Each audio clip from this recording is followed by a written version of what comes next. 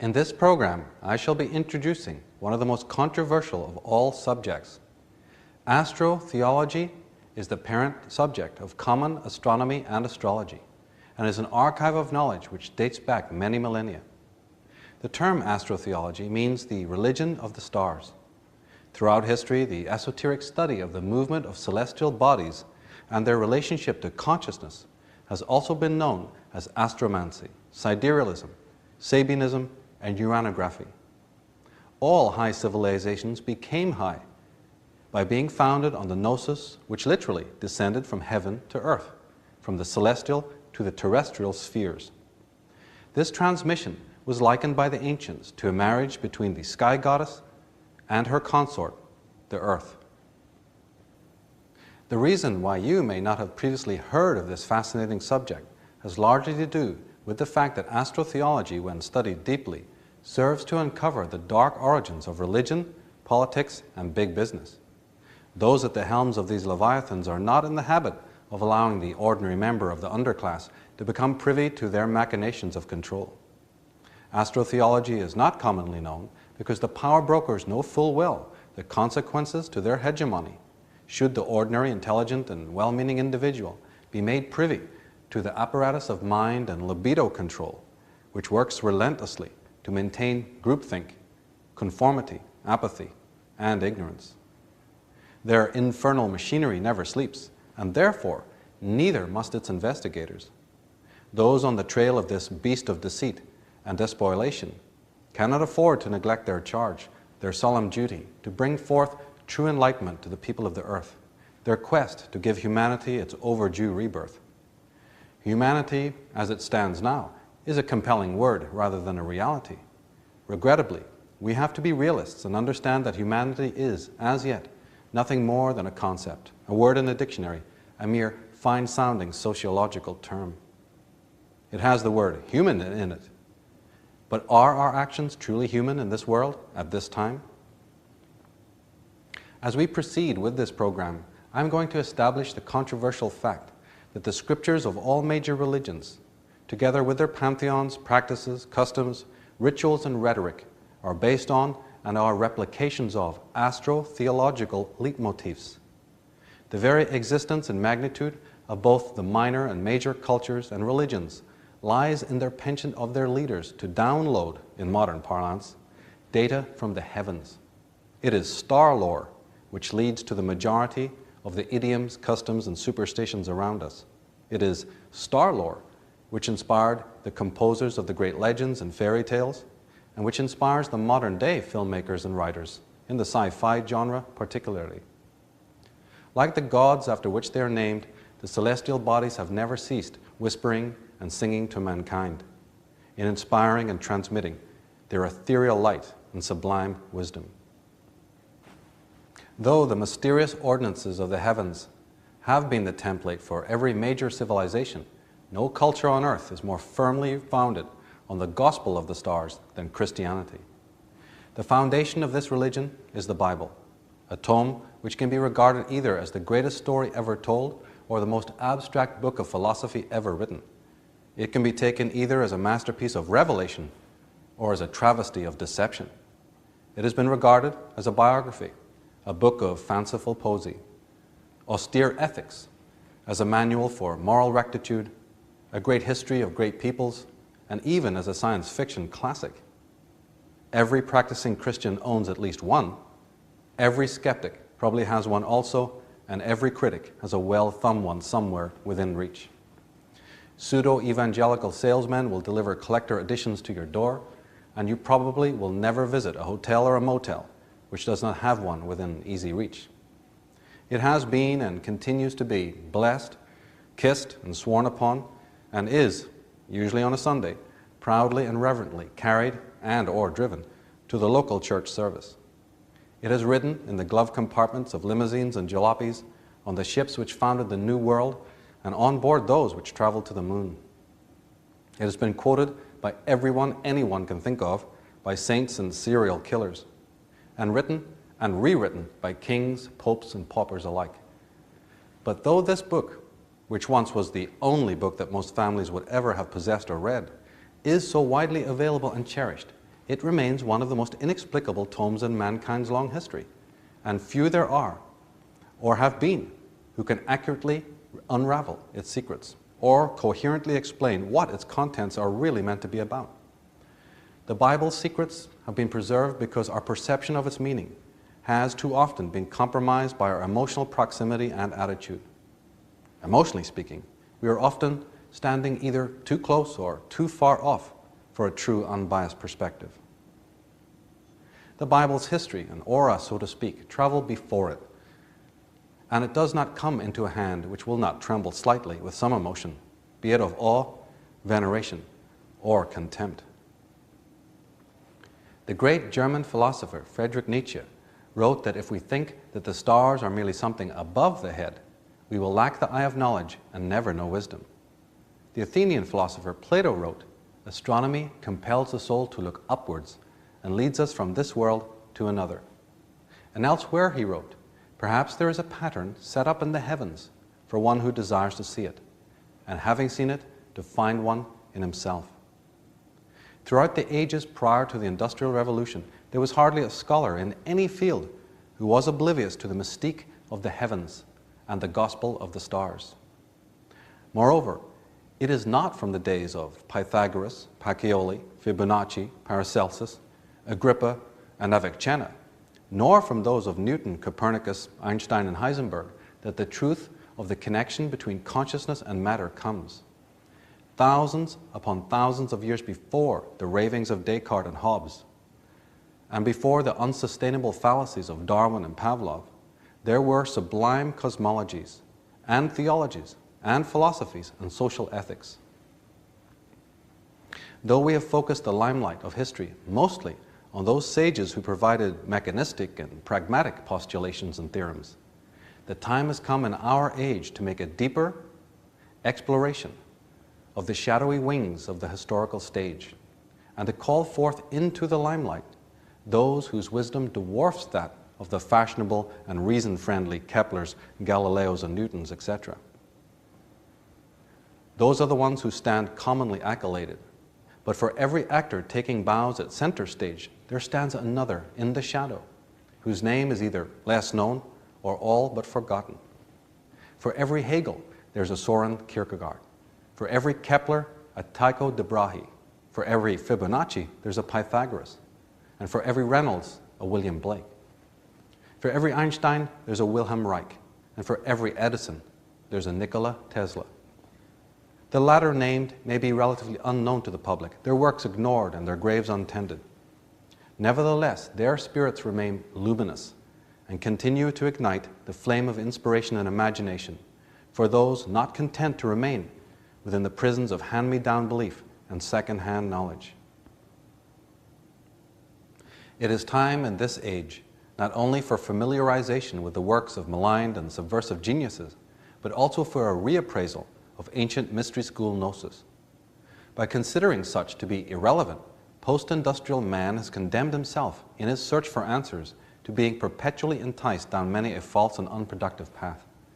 Our present age bears the scars, so to speak, of our mental and emotional detours, our genuflection before wrong altars and wrong lecterns. In our utter hubris, we believe that the ancients were rabidly superstitious and otherworldly. Yet it is our world that is infested with idol worship and materialism, the likes of which would deeply grieve our ancient forebears, who would question our sanity while observing our prostration before possessions, flags, governments, and all the other worthless objects of worship that command our allegiance. They would see that we are suffering from a coma of souls and would be shocked to find how their precious bequeathments to posterity have suffered under our hands. It is said that civilizations rise and fall, but civilizations are not born or made or formed from bricks and mortar, but from minds and hearts, aspiration and ardor, vision and moral vigilance. It is when these are lacking that a civilization begins to crumble, as ours appears now to be crumbling. The truth is that the ancients were more existentially present in this world than we are, and were certainly more aligned with nature. Human consciousness was an extension of the Merkaba of the planet and of the vital and omniscient universe. The ancients communed with the flora and the fauna as easily and directly as we do with one another. The very word pharaoh comes from the Greek words pharos nous, meaning enlightened mind or mind on fire. The dynastic leaders of ancient Egypt were enlightened or semi-enlightened beings. They ruled over a people who in 25,000 years remained where they were on the Nile Valley without seeking to conquer the territories inhabited by their neighbors. The Celtic and Gaelic Druids would not permit themselves the luxury of cutting any living thing with a sharpened edge. Dare we indulge in comparing this kind of leadership and ethics with those prevalent in today's ecocidal climate? The ancient astrologers were not those who indulged in mere fortune-telling, but in delineating and explicating the connections between the noumenal and phenomenal dimensions, between matter and mind. This relationship is what we commonly call life. And only when we know what the true connections are can it be said that we are actually living. Now, the later prohibitions against astrology came from a need to dislocate our symbolic and symbiotic connections with the organic and the natural. Their prohibition against idol worship was meant to create psychic imbalance, to compel man to use his frontal lobes and left brain and suppress the use of his emotional body, his imagination, and holotropic right brain. Factually, the scientists are now coming to reluctantly understand what the ancients had been saying for millennia. Materialism is now becoming a thing of the past in science, and due to the discovery of the quantum universe, even the men of science have to accept the unsustainability of the paradigms that they've coveted for so long and by which they have tyrannized humanity. Thought has been found to be non-localized. The brain has been found to be a veritable hologram. Non-linear thinking does make for a heavier brain and more synapses. Intelligence has been found to be somatic and emotional as well as intellectual. Junk DNA has been found to be not junk, and the dead space between atoms has been found to be very much alive. The quantum universe operates by the same laws as consciousness. Fractal mathematics reveals that there is an intelligence behind the apparent chaos of the universe after all. And we have it proven that thought is indeed fate, and that one's character is their destiny. So it only remains a matter of when, and not if, it will be rediscovered that the story of our lives is indeed written in the heavens, and that what is above is also below. This fact was academic to the ancients. Understanding that the dynamics within the psyche could be made manifest and read by a horoscope of celestial relationships and alignments was no more bizarre to our mystic forebearers than it is for us to nowadays accept that the behavior and character of a person is based on their DNA within their microscopic cells, and no more preposterous than having one's finger move at the end of a hand without wires, batteries, or direct electrical current. Astrologically, our sun is slowly moving backwards through the zodiac in a cycle that takes 25,520 years to complete. The sun is now heading towards the sign of Aquarius and will arrive there in about 600 years. When it enters this sign, the so-called age of Aquarius will begin. One of the main deities assigned to Aquarius was Janus. Janus gives us the word January. He was the god with two faces, one looking to the future and one looking to the past. The message of Janus, the patron of prophets, is that the future is always in our hands. But we cannot afford to forget or be negligent towards the bequeathments of our ancestors. They did not learn by trial and error. Their minds were connected to the living matrix of the universe. They were in contact with the living oracle, and therefore they did things right the first time around. The present millennium is the time when we come full circle, and in endings we will find the chance for new beginnings. There can be no new world without the destruction of the old world, though. And those days will soon be upon us. Some say they've already begun. The time has come for us to find within us the strength and wisdom that is our legacy from ancient times. This program is a humble attempt to assist in that glorious reawakening.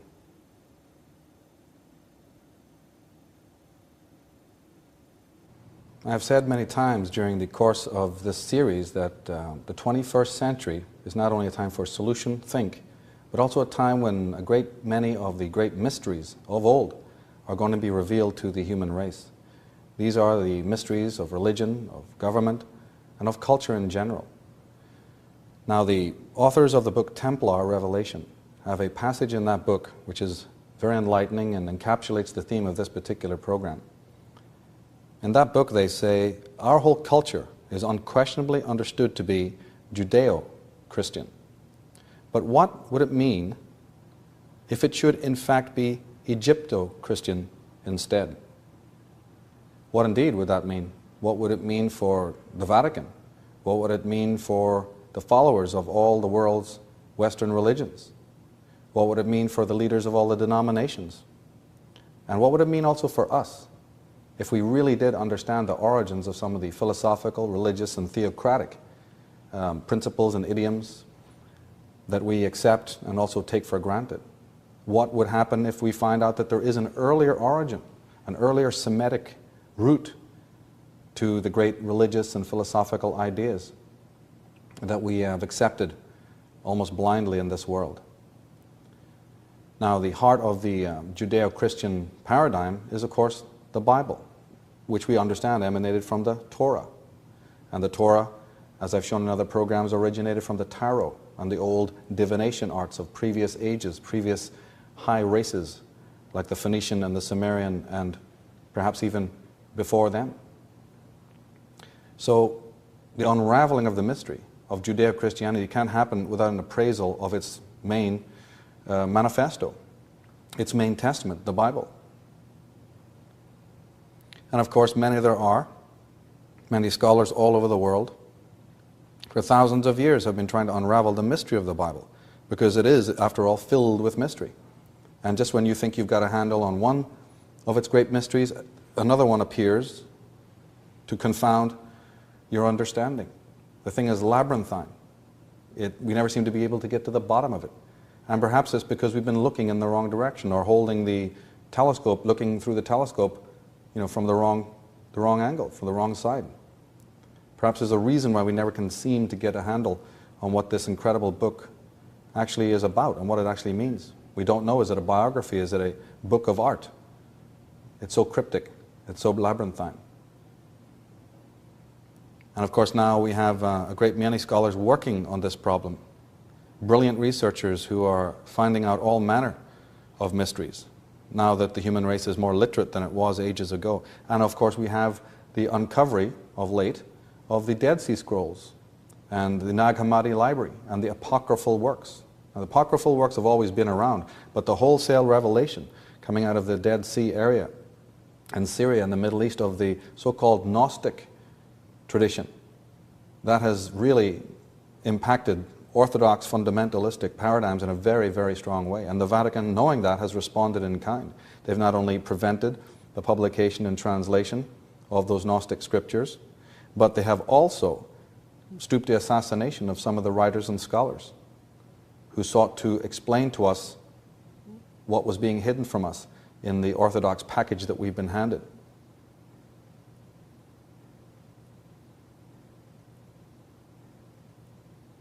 Now, everyone has heard of astrology. A lot of people, of course, have heard of astronomy, but very few people in this world have ever heard of astro-theology. In fact, after watching this program, should you mention it to anyone that you know, chances are they'll never have heard of that term. And we advocate that that is not by chance. And when we go to study the ancient cultures of Europe and the ancient world, we certainly do understand that there was a great deal of emphasis not only on astrology, but on omens and superstitions in general. The culture is replete with it. So as the statement in Pickett and Prince's book emphasizes, what happens if our culture is Egyptian-based? Well, the one thing that we know, to cut a long story short, the one thing we know about the Egyptians is their fascination and love with the stars and the heavens. Now, the word astro-theology means exactly what it says, the religion of the heavens or the religion of the stars.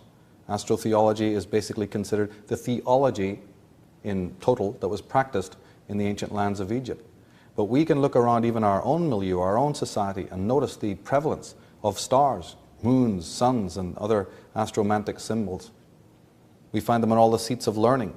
We even give children stars for matriculation. We even refer to our children as pupils, emphasizing that they're now pupils of the sun, like the sun is the pupil of the sky, the eye of Ra, the old Egyptian god of the sun. We find almost all the flags of the world covered in stars. We find it on money, on heraldry. We find that there's hardly a movie corporation or a newspaper that doesn't make reference to the star or the sun. They cover state and government centers and the civic centers, and the military and the police will find it emblazoned on their buildings and in their uniforms and costumes. We also understand that many games that we play, things we again take for granted, represent the movement of the zodiac. For instance, when you go to circus and you ride the Big Dipper, how many realize that this is a motif that harkens back in its own way to the zodiac and the turning of the celestial sphere? How many realize that when you're playing the game roulette and many other games in a casino, that the spinning of the roulette wheel with its little demarcations, like the zodiac, and then the little white ball that you throw into it, the white ball representing the sun, of course, and the idea that it's a game of chance. Well, the zodiac, the idea of fortune, Lady Fortune, and fate, the idea of your fates, and the whole idea of divination, being able to read your destiny and read your fate. This is picked up in another way in the game of roulette, when you're chancing your luck. When we have a birthday, how many people realize to this day where that particular idiom came from? What do we have? We have a round cake, which we cut into geometrical segments, and then put a little candle with a light on it, like the stars, for each day of your life. And the zodiac is exactly that, a round template or table with geometrical compartments which represent all the days of your life. We are trapped, as it were, inside the circle of the zodiac. And we commemorate this. The ancients knew how to commemorate this. The rolling of dice is connected to the squaring of the circle. And in fact, we may not be aware of this, but in all the ancient temples of the world, including the Christian temples, divination was used in the rolling of dice. They called those dice the Urim and the Thummim. And the high priest would go into the holy place to roll the dice in order to divine what the gods had in store or what the gods wanted to happen. There's many facts that have been hidden from us. The idea of playing drafts or playing the game of chess and the black and white squares. The black and the white was known to always represent diurnal time, the turning of night and day. White for day and night is for the black is for the night, because the movement of the planets have this infinite and eternal movement, in like when you blink your eyes, night and dark, light and dark, happening incessantly with the movement of the sun and the planets. We have this strange phenomenon that the ancients thought was miraculous, incredible. We just don't even notice it today. And they tried to commemorate this in the game of chess, in the 64 squares and the various pieces that represented the constellations. Freemasons understand the mysteries of these. Secret societies often have been the ones who have been the great archivists. Religions have not been the people who've archived anything. They've been responsible only for confusing all of this gnosis. But the secret societies and the mystery cults were the ones who preserved a lot of this knowledge. And the Freemasons understand also that within the playing cards, that's the regular 52 playing cards, the secret of the Great Pyramid, the building of the pyramid, the geometry and the numerology and the architectural principles are actually encoded in the 52 playing cards. That's the mystery of those incredible cards. Because the Egyptians weren't left-brain people. They didn't write things down in stacks and stacks of books in order to explain to us in that kind of way. They had other ways of communicating to us that we think are just simpleton now, because we have become so dependent on left-brain thought and left-brain cognition and masculine modes of thought. And the Egyptians weren't like that. They used the whole brain. And there's a whole different kind of communication that comes with that. So in a little child's game, like rolling the dice or playing cards, incredible mysteries can be actually contained. And what has always interested me, of course, is not only the playing cards have descended from these ancient times, but the mystery of the tarot. The tarot, which is a very ancient document used for divination, has its ancestry in Egypt. Dominoes, chess, drafts, all board games, if you study them correctly, are not only there to teach us how to unify consciousness. That's what the ultimate idea was. Of course, we've reduced it to mere fun and games and competitiveness. The whole agenda is very different now. But even hopscotch, the idea of jumping with 1 foot and then 2 feet along this numbered path is connected to the old concept of the tree of life. It's connected to what is known as the Kabbalistic tree of life.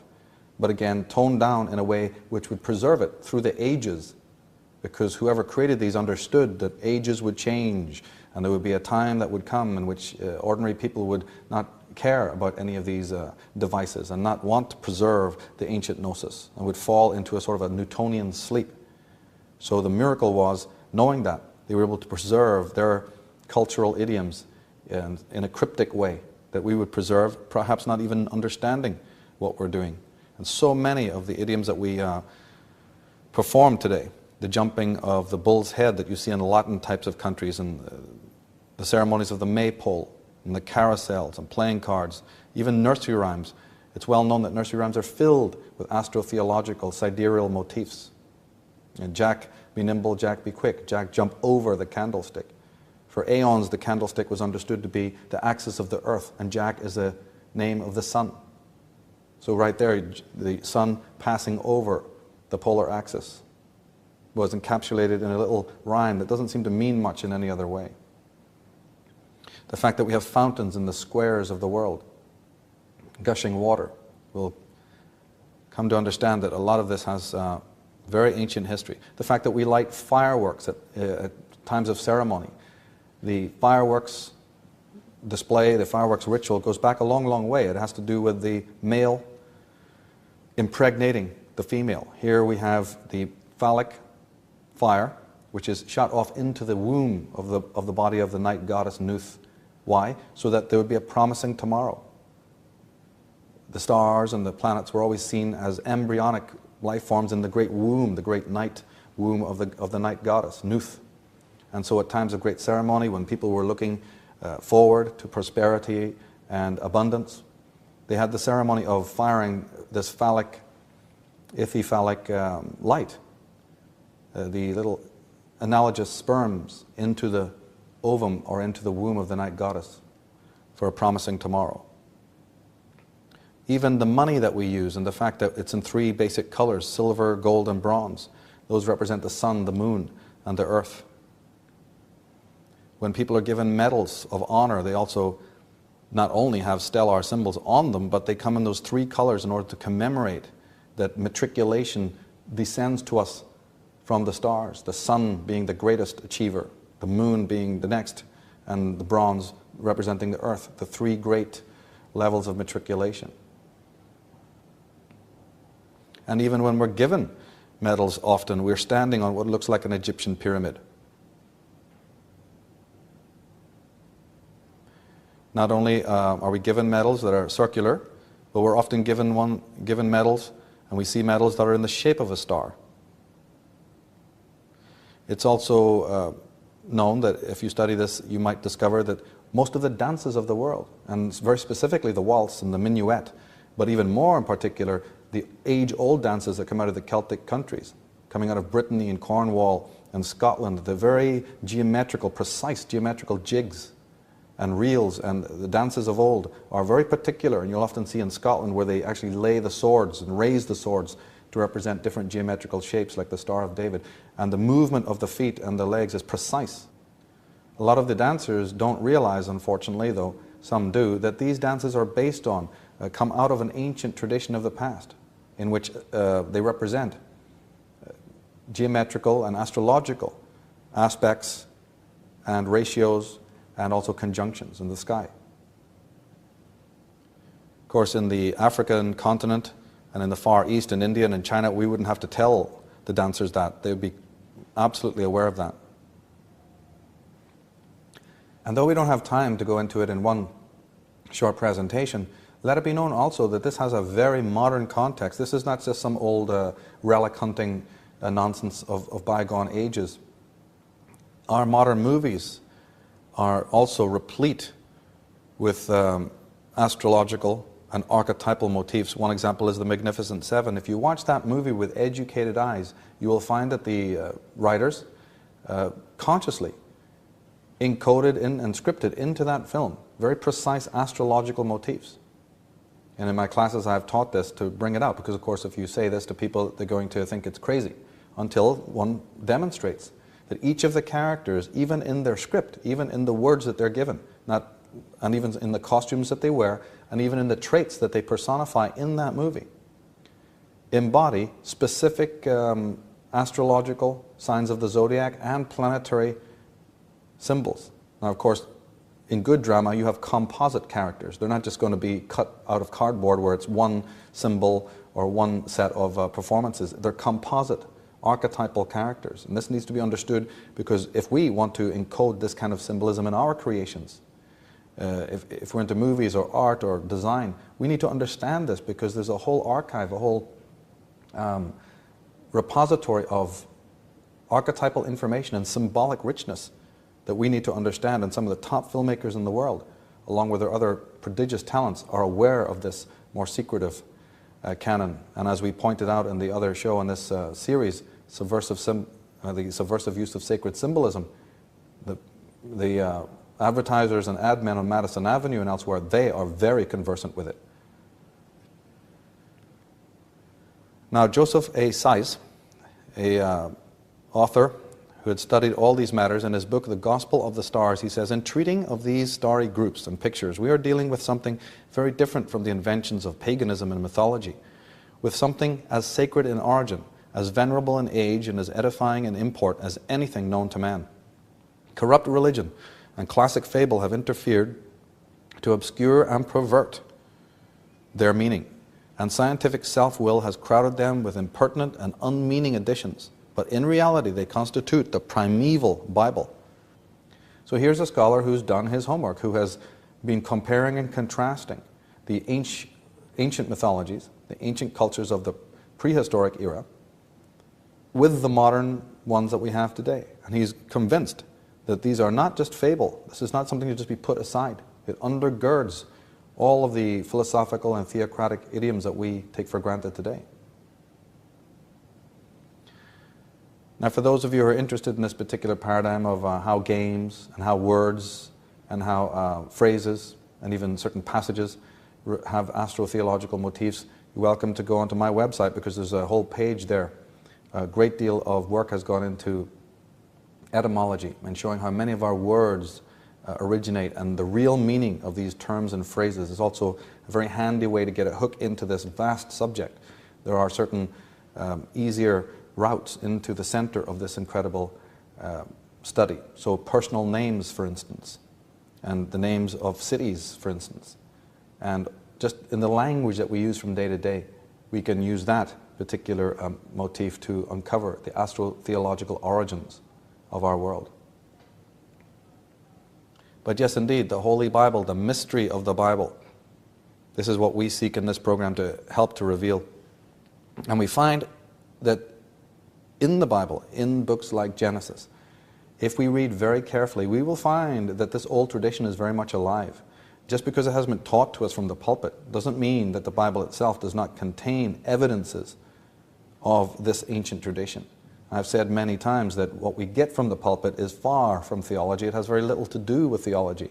You can't expect the tradition of Judeo-Christianity and those patriarchs who set about to slaughter and murder whole cultures, who put whole nations to the sword, who burned the witches, who massacred the Gnostics, who set about colonizing the entire world and erasing all of these individuals from the face of the earth. You'd hardly then imagine that they're going to want it, that gnosis, that the very things that they were teaching, to also remain intact. There was going to be an act of suppression involving the knowledge, since after all, that was what they were trying to suppress in the first place. And yet, even with that, if you're careful and studious, and if you know where to look, you will even find within the Bible that which they could not hide, or that which they allowed in. For instance, in Genesis 1 we read, "And God said, let there be lights in the firmament of the heavens to divide the day from the night, and let them be for signs and for seasons and for days and for years." There's one that your local pastor is going to skip over pretty easily. Let the signs in the heavens be used for signs and for the seasons. Let there be a zodiac. In Job 38, God asks the prophet Job, "Canst you bind the sweet influences of the Pleiades, or loose the bands of Orion? Canst thou lead Arcturus and his sons? Knowest thou the ordinances of heaven?" Knowest thou the ordinance of heaven? He's literally saying, do you know how your way around the stars in the heavens and all the things that they mean? Are you aware of how to chart that? And he's not speaking in some astronomical sense. This is astrology that is being referred to here. And yet the prophet, in order to be a prophet, is questioned. He's assumed to have this great knowledge.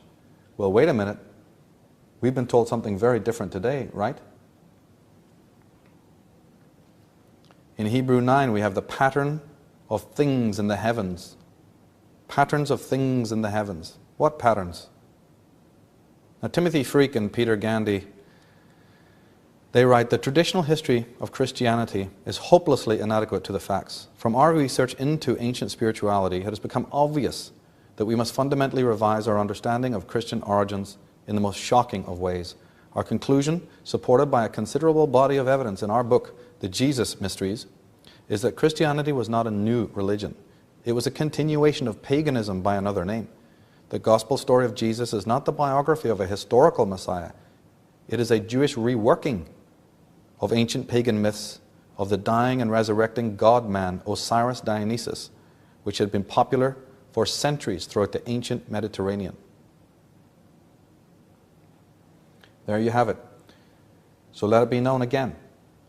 In order to have ancient mysteries revealed, in order to make sense of our world, it's going to be something of a painful experience.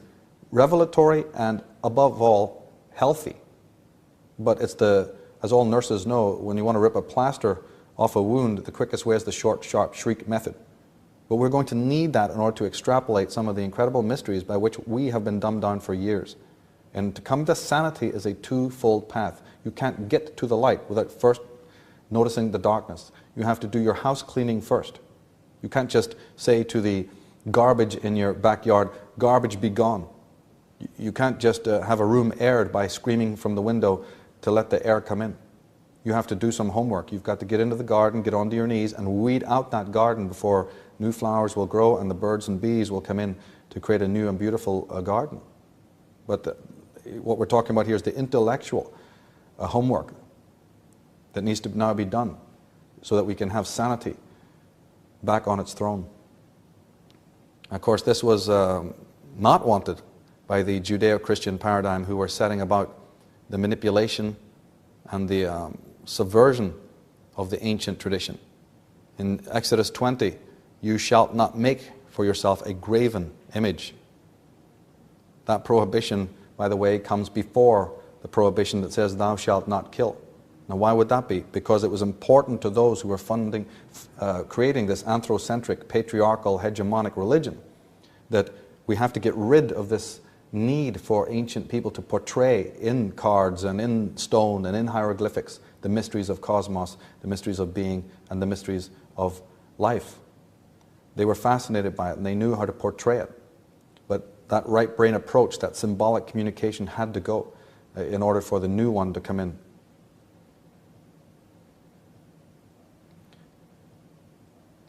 So let us just understand at this point that what we call Judeo-Christianity has antiquity.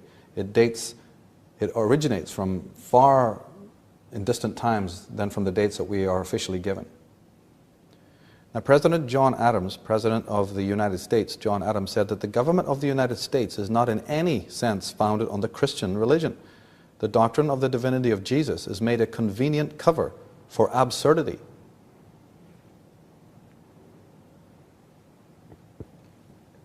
President James Madison said, "What influence, in fact, have Christian ecclesiastical establishments had on civil society? In many instances, they have been upholding the thrones of political tyranny. In no instance have they been seen as the guardians of the liberties of the people. Rulers who wish to subvert the public liberty have found in the clergy convenient auxiliaries. A just government, instituted to secure and perpetuate liberty, does not need the clergy. Well, wait a minute, that's a heavy piece of information. Here we are still to this day laboring over whether state and church and state should be united or whether they should be apart. And yet the founding fathers of the United States of America were under no doubt about it whatsoever. How come we haven't been hearing about this? We're hearing that this is not only the worst of theological tyrannies, but the worst of political tyrannies.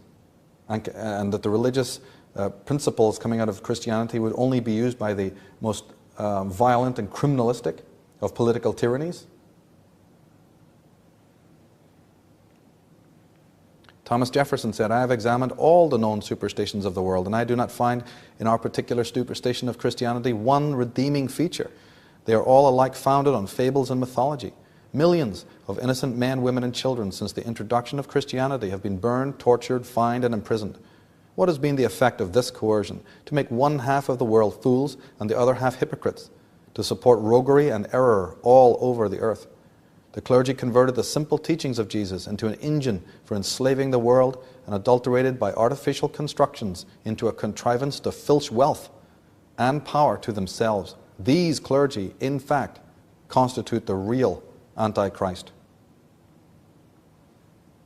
In his letter to John Adams in 1823, Jefferson said, "The day will come when the mystical generation of Jesus, by the Supreme Being, as his father in the womb of a virgin, will be classified with the fable of the generation of Minerva in the brain of Jupiter." So he's saying, fine, have it. Worship it if you want. But one of these days, at least we'll acknowledge that it will be a fable like the Greek fables are considered. We love the Greek fables. We understand the beauty of those stories. We understand that there's a tremendous moral story also written there. But we don't take it as being the end-all and be-all. We understand that it is a story, a fable. How come we don't understand that with our own predominant religion? Because we don't want to, because it serves a certain purpose. One of the greatest philosophers and humanitarians the world has ever known, Thomas Paine, he said it this way: "I do not believe in the creed professed by the Jewish church, by the Roman church, by the Greek church, by the Turkish church, by the Protestant church, nor by any church that I know of. Each of those churches accuse the other of unbelief, and for my own part, I disbelieve them all." Dean Millman, in his book The History of Christianity, said, "By the invincible power of traditional subservience, the inertia of the general mind, enhanced by the gullibility of ignorance, the masses have slipped under the force of a victimization that is both pitiable and tragic. The forces of religion have thus exerted their rulership over a vast segment of humanity and virtually provided the masses with their conventional ideas and concepts as to the meaning of the world ordeal."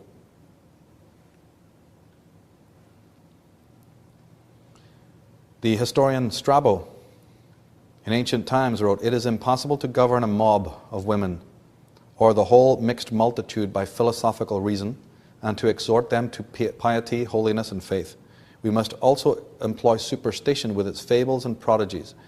From the thunder, the abyss, the trident, the torches, the serpents, the thyrsi of the gods are fables, as is all ancient theology, but the legislator introduces these things as bugbears to those who are children in understanding." That's my whole point. Children in understanding. Okay, let's accept it, let's admit it. We're infantile in our understanding, psychologically, theocratically, mystically, spiritually. Let's accept that. A child can grow. It's not the end of the world. A child can grow up and mature, but in order to mature, we have to put away the childish things. Now, collectively speaking, this is imminent.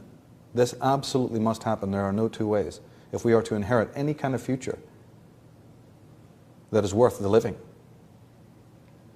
One of America's greatest scholars, in any sense of the word, and particularly in astro-theological studies, was the mighty researcher and writer Alvin Boyd Kuhn, and he wrote that the supreme charge against Christianity is that it has caused the obsession of untold millions of minds with a series of fatuous beliefs which have motivated centuries of human actions perpetrating a body of follies, fanaticisms, cruelties, and inhumanities unmatched in all history. And the instructive difference between Christianity and, let's say, Greek philosophy is now seen in startling clarity as the difference between surrender of the mind in Christianity to a series of wild and chimerical fancies in no wise based on any correspondence with truth and reality.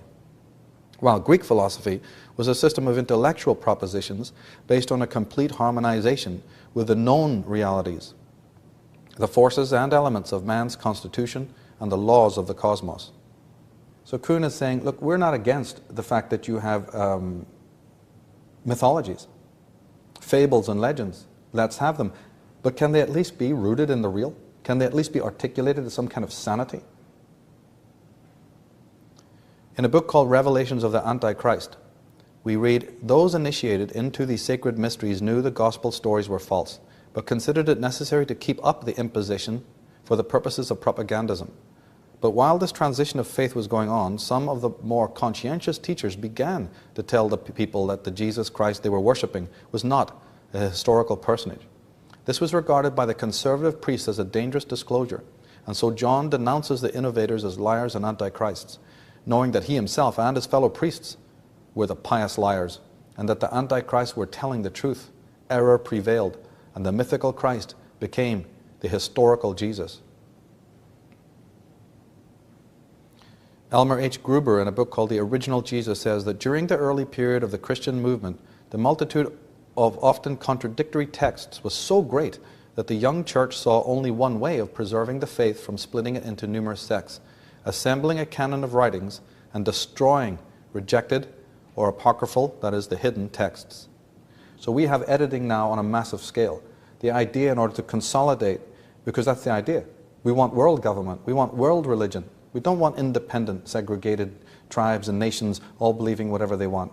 No, we can't have that. We have one God now, and we want everyone to worship one God. So we'll just try to homogenize the whole problem. And anything that remains discordant, we'll just ban it and throw it away and burn it. And then we'll create a PR process to sell the creation that we make out of all of that.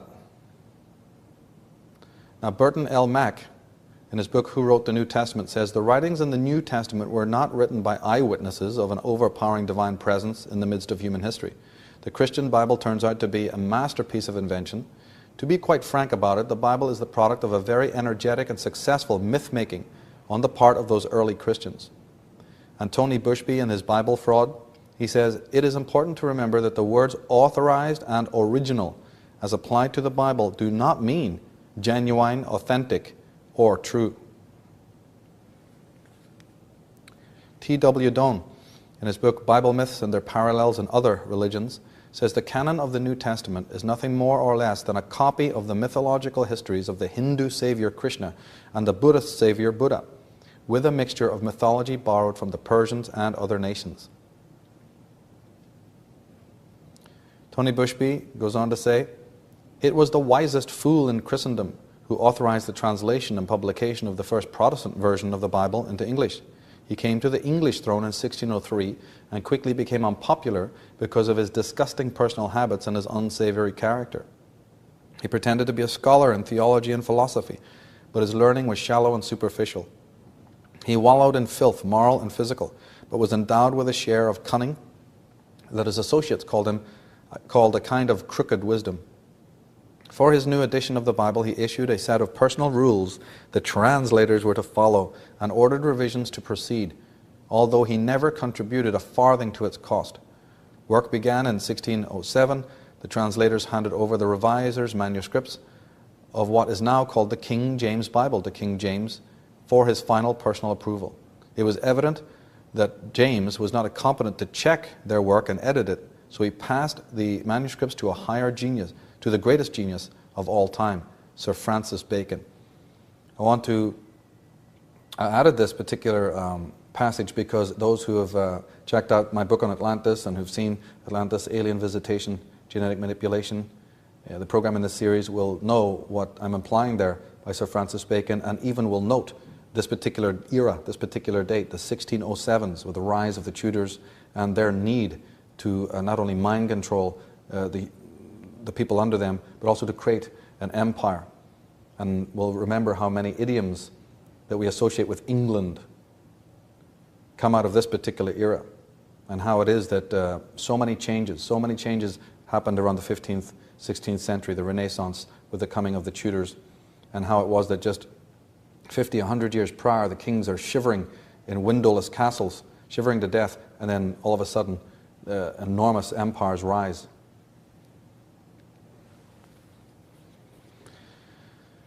Now we have an important document, an important period in Christianity. At the time of Emperor Constantine, we have a thing called the Donation of Constantine, which was the stamp of approval on Christianity. Now, Emperor Constantine lived between 208 to 337 AD. After his vision, he had a vision, and after that he went on to issue the Edict of Milan in 313 AD, which legalized Christianity throughout the empire. Okay, so you've got to legalize it. Shortly thereafter, it became the fastest spreading religion. Arthur Kemp, the historian, says that Constantine's conversion to Christianity is still shrouded in mystery and led to the most famous forgery in European history, that which became known as the Donation of Constantine. This document purports to be a signed document by Constantine, and its principal feature is to grant the Bishop of Rome, that's the Pope, temporal authority over the city of Rome and the entire Roman Empire. Not only is this important for this particular show, this particular program, but again, I want to note, look at this from the thesis that we were relating in Atlantis, Alien Visitation and Genetic Manipulation. We see another important tie-in here, that the Pope, that's the religious authority, gets his power originally from the monarch, from the king. Now, who were the kings? Where did their bloodline originate? That then, in the earliest part of this millennium, this early part of the last millennium, in the first centuries AD, we should have the king, the monarch authority, giving the rights to the Pope to create this official religion. That's a very important anecdote. Kemp goes on to say, although there are many glaring factual errors in the text of the document, which by themselves show the document to be a forgery, the Donation of Constantine was accepted as genuine until the 15th century and was used by the Catholic Church to claim political power in not only the Roman Empire, but also, ultimately, in all nominally Christian lands. Eventually, the Donation of Constantine was rejected as false, but by then the Church had established itself in almost all of Europe. Its power is founded on a forgery. Kemp goes on to say, the books now contained in the Old Testament were largely oral before 300 BC, although some had been written down by the Jewish rabbis. Through contact with the Jews in Ptolemaic Egypt, King Ptolemy II, Philadelphus, is credited with ordering the translation of the Jewish religious books into Greek. The Christian version of the Old Testament was only established as a comprehensive work by the scribe Origen around 250 AD, and up until that time only loose translations of the Ptolemaic Greek work formed the basis of Christian teaching. Kemp goes on to say that in 768 AD, Charlemagne started a 32-year-long campaign of what can only be described as genocidal evangelism against the Saxons under his control in Western Germany. The campaign started with the cutting down of the Saxons' most sacred tree, literally their version of the world tree. In 1772, at Quierzy, he issued a proclamation that he would kill every Saxon who refused to accept Jesus Christ, and from that time on he kept a special detachment of Christian priests who doubled as executioners. And in every Saxon village in which they stopped, these priests could execute anybody who refused to be baptized. Then in 782 at Verdun, Charlemagne carried out the act for which he is the most notoriously associated.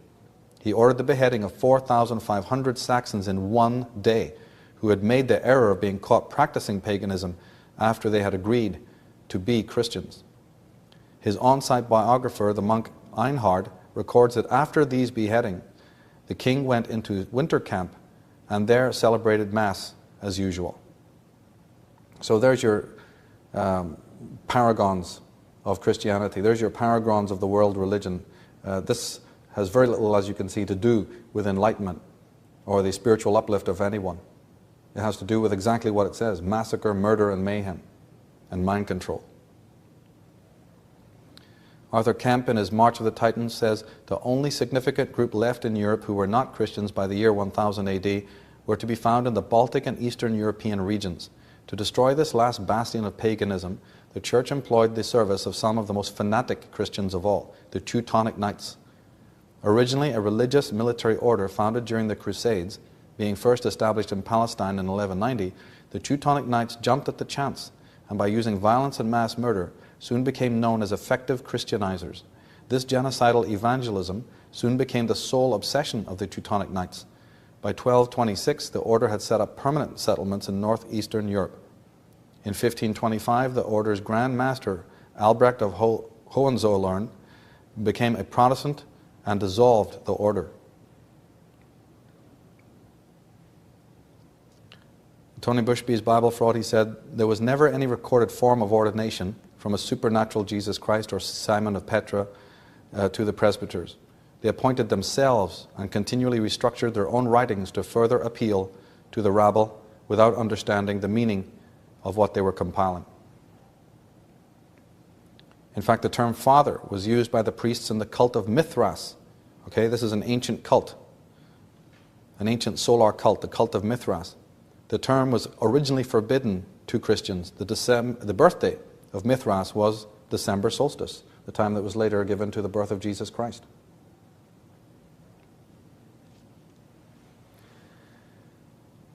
Now, one of the most important revealers of this kind of information that I'd like to introduce to you at this time, and to whom this program is definitely dedicated, as are others in this series of Origins and Oracles, is Jordan Maxwell, who spent his whole life researching and uncovering this kind of information so that humanity might again see the true light of reason and might win in this intellectual, spiritual war against the adversaries that seek our ruination.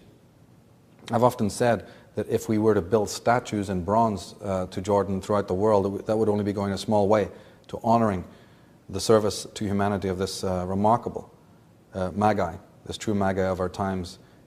Those who are familiar with Jordan's work know absolutely that he alone deserves the term the most controversial speaker in the world. One of the most important things that he has brought out in his work is that there are connections, there are occult secrets. There is an occult origin of religion, business, and government.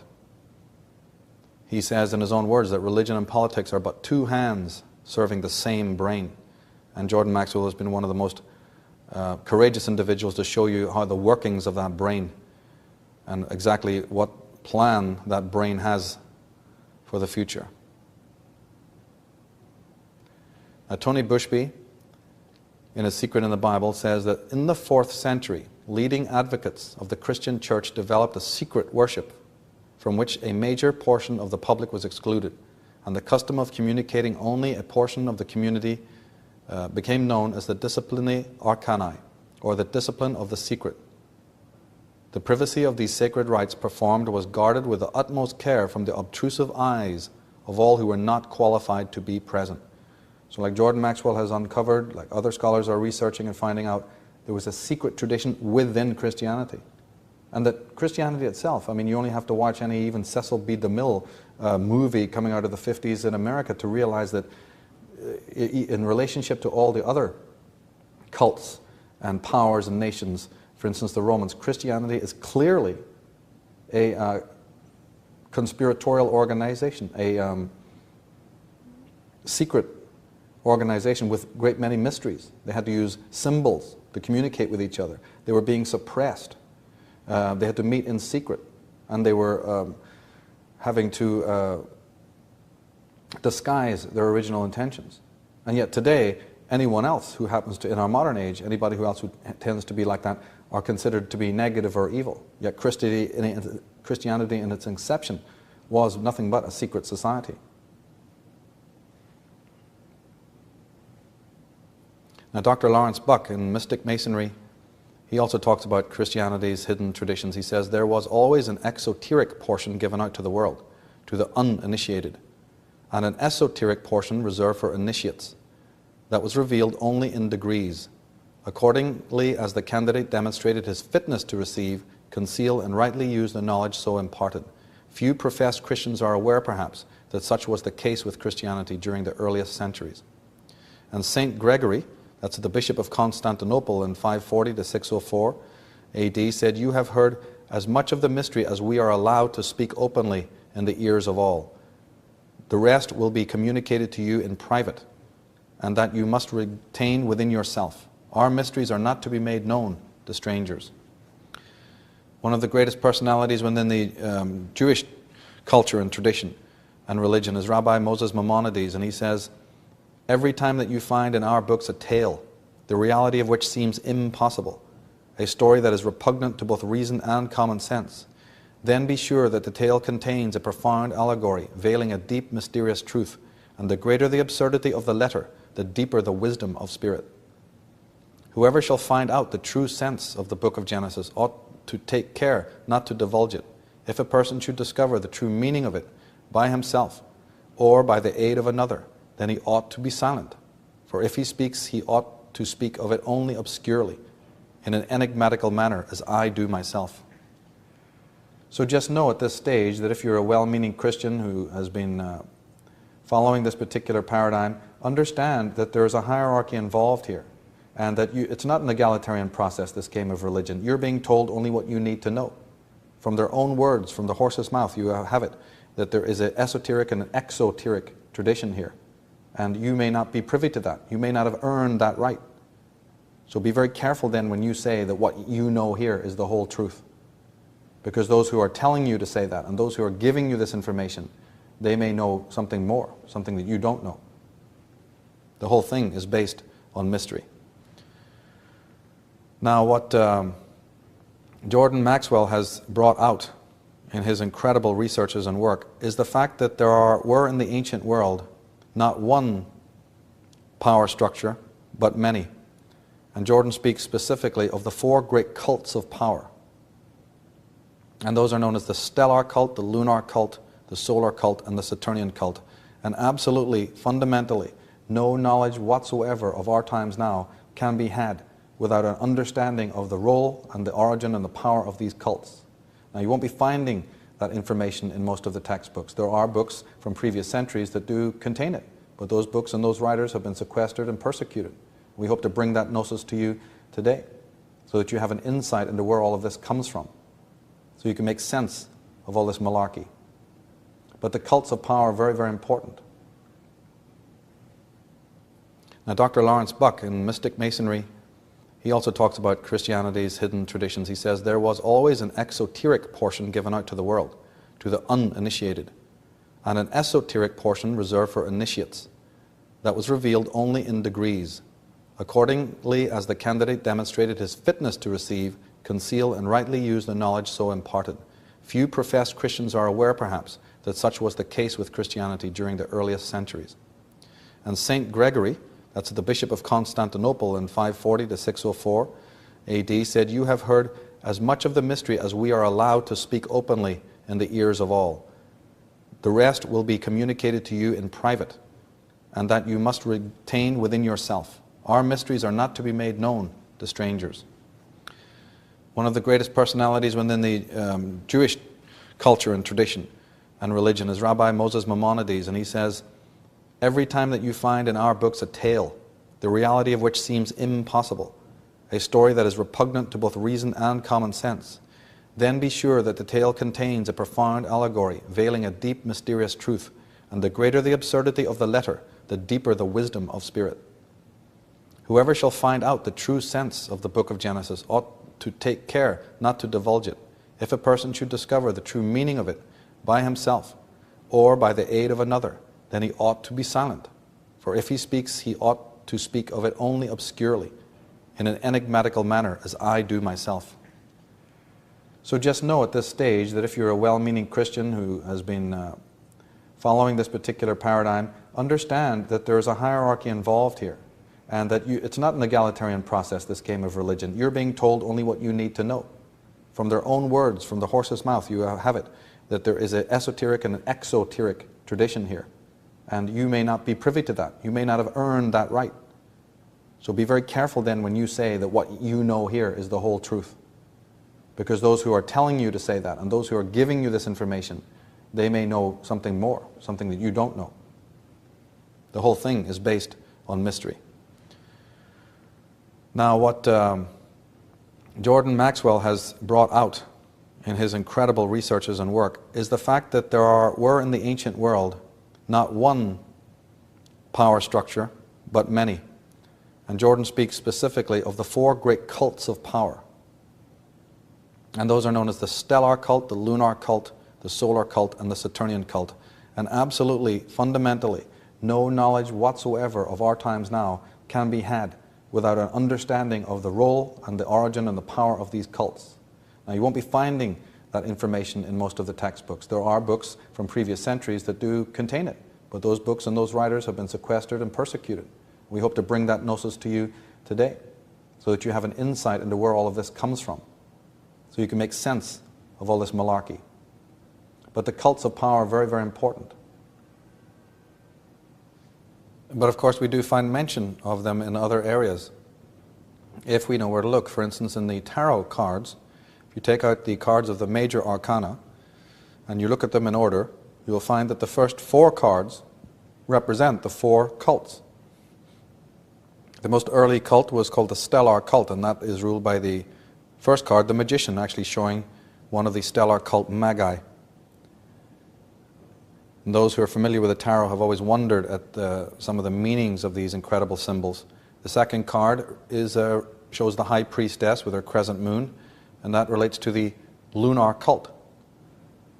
The 5th card, if you go a little bit further on, a few down, you'll find that the Hierophant, or the Pope there, is a reference to the Saturnian cult, the card number 5. And card number 4, the one before that, is a reference to the Emperor or the solar cult. So we have the creators of the tarot, we have the creators of one of these most powerful divination tools, actually commemorating the cults of antiquity. The first cult was the one that lasted the longest, and some people estimate that it lasted for almost 25,000 years. It's a very ancient cult, and it was known as the stellar cult.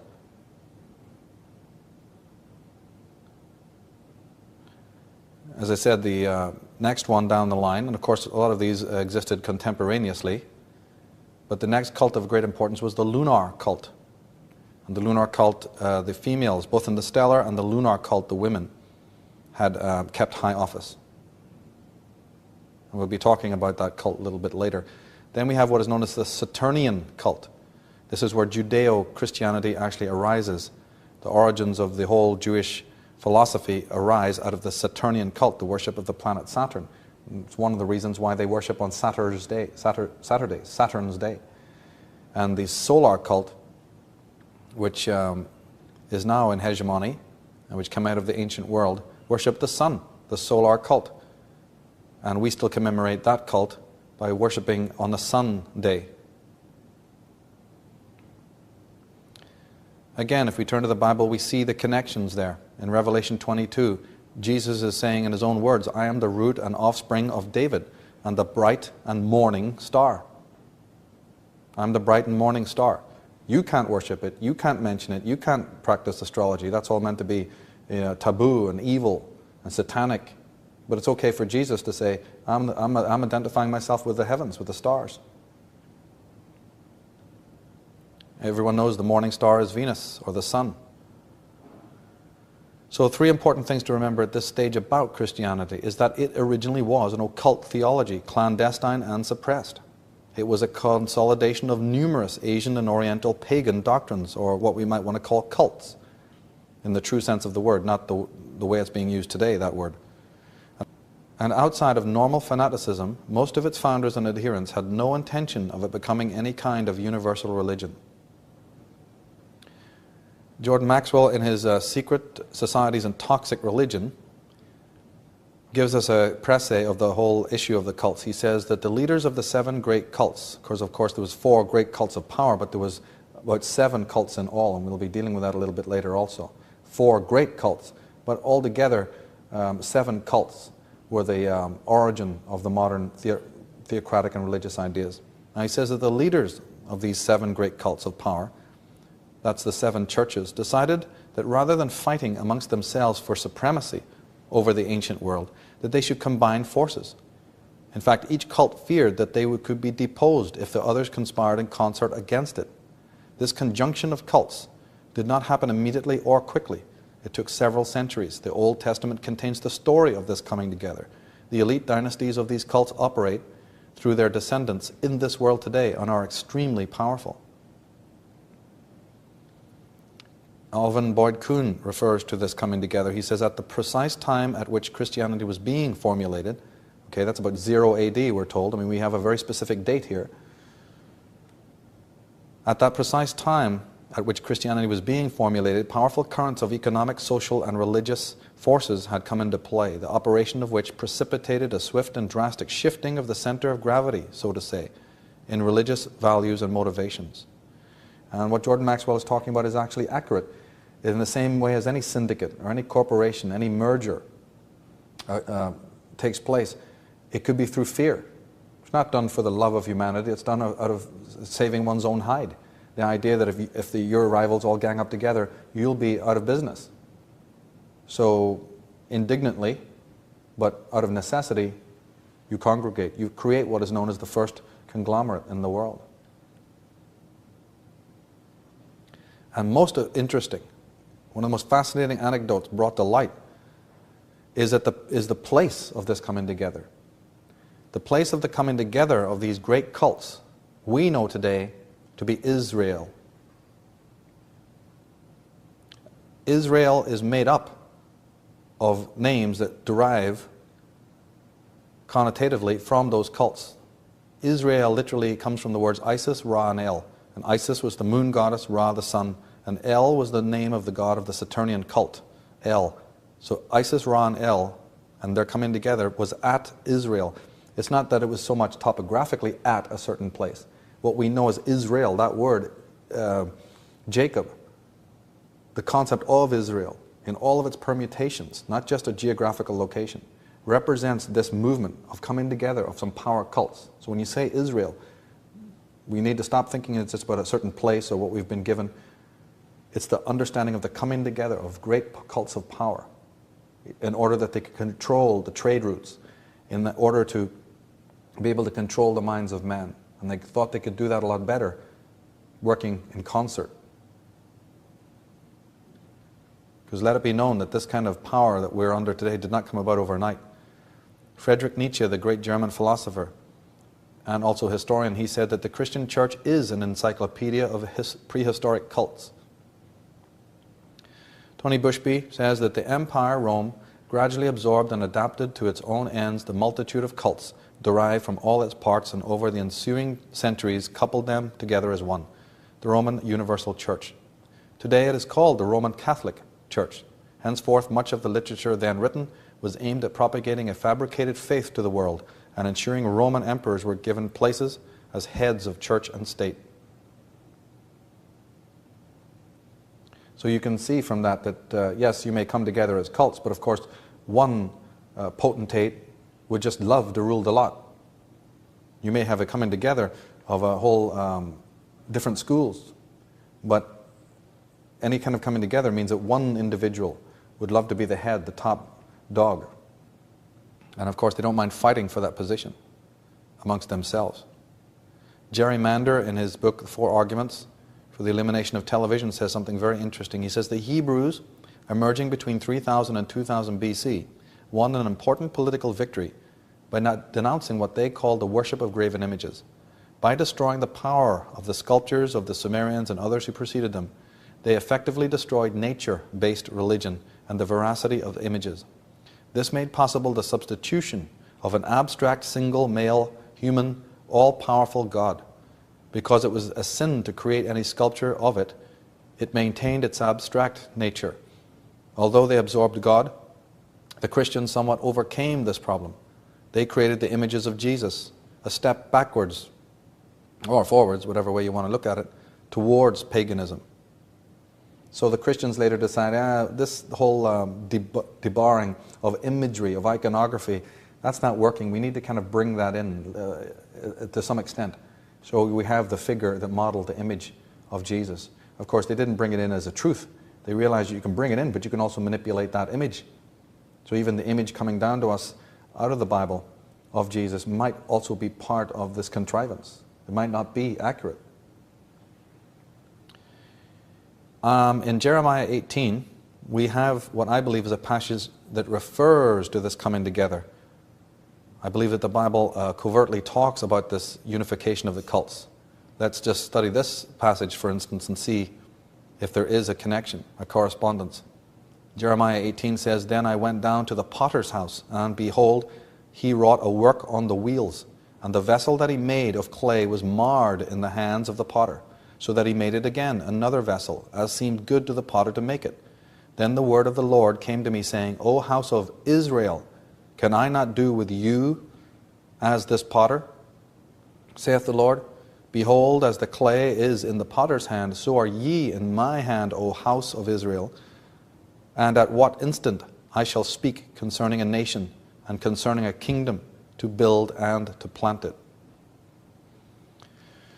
Now, Madame Helena Petrovna Blavatsky, one of the world's finest and most literary beings, writers, and a major occultist, the creator of the Theosophical Society, in her volume, The Secret Doctrine, Volume 3, she says that every scholar must be aware that there are two distinct styles, two schools, so to speak, plainly traceable in the Hebrew Scriptures, the Elohistic and the Jehovistic. The portions belonging to these respectively are so blended together, so completely mixed up by later hands, that often all external characteristics are lost. Yet it is known that the two schools were antagonistic. Tony Bushby says, everything supernatural the presbyters wrote about their developing God could be traced to earlier religious beliefs. And Jordan Maxwell reminds us that there are at least 26 translations of the Bible itself in modern days. One can get an annotated Bible with footnotes featuring 26 different translations of each passage and verse. Today you can go and get it. You can go and get a companion Bible in which each passage can be translated in 26 different ways. Jordan Maxwell says in his presentation, The Dark Side of Jordan Maxwell, he says the authorized version of the Bible was called so because it was the only one that the people were allowed to read. He says it's authorized all right because you better not be caught reading any other one. King James has written it, he's published it, you better read it. It's authorized under pain of death.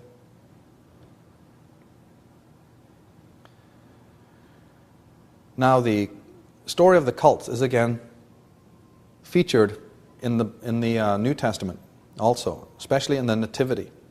In the Nativity, we hear the story about the birth of Jesus Christ. We find that he's visited by three wise men who bring with them three gifts of gold, frankincense, and myrrh. What we have to understand is that this is a propaganda story relating to the cults.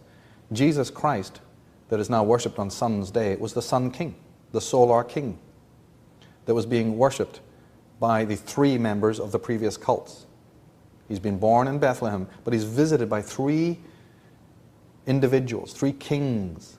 This is a story representing the homage being paid to him by the three cults who've been ruling before. And as a point of homage, they bring with them the symbols of the sun: gold, frankincense, and myrrh. Gold is obvious, it's gold, like the sun.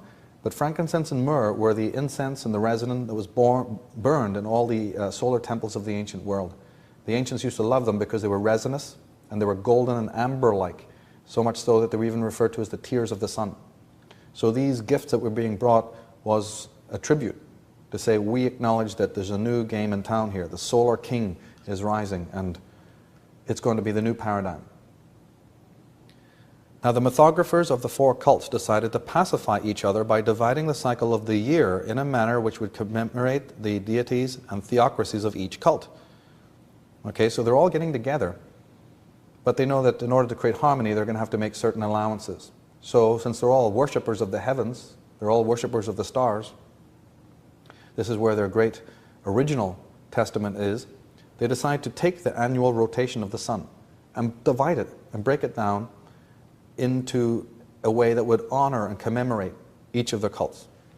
So the year itself, that's the biggest rotation, was assigned to the solar cult. whose king is the sun.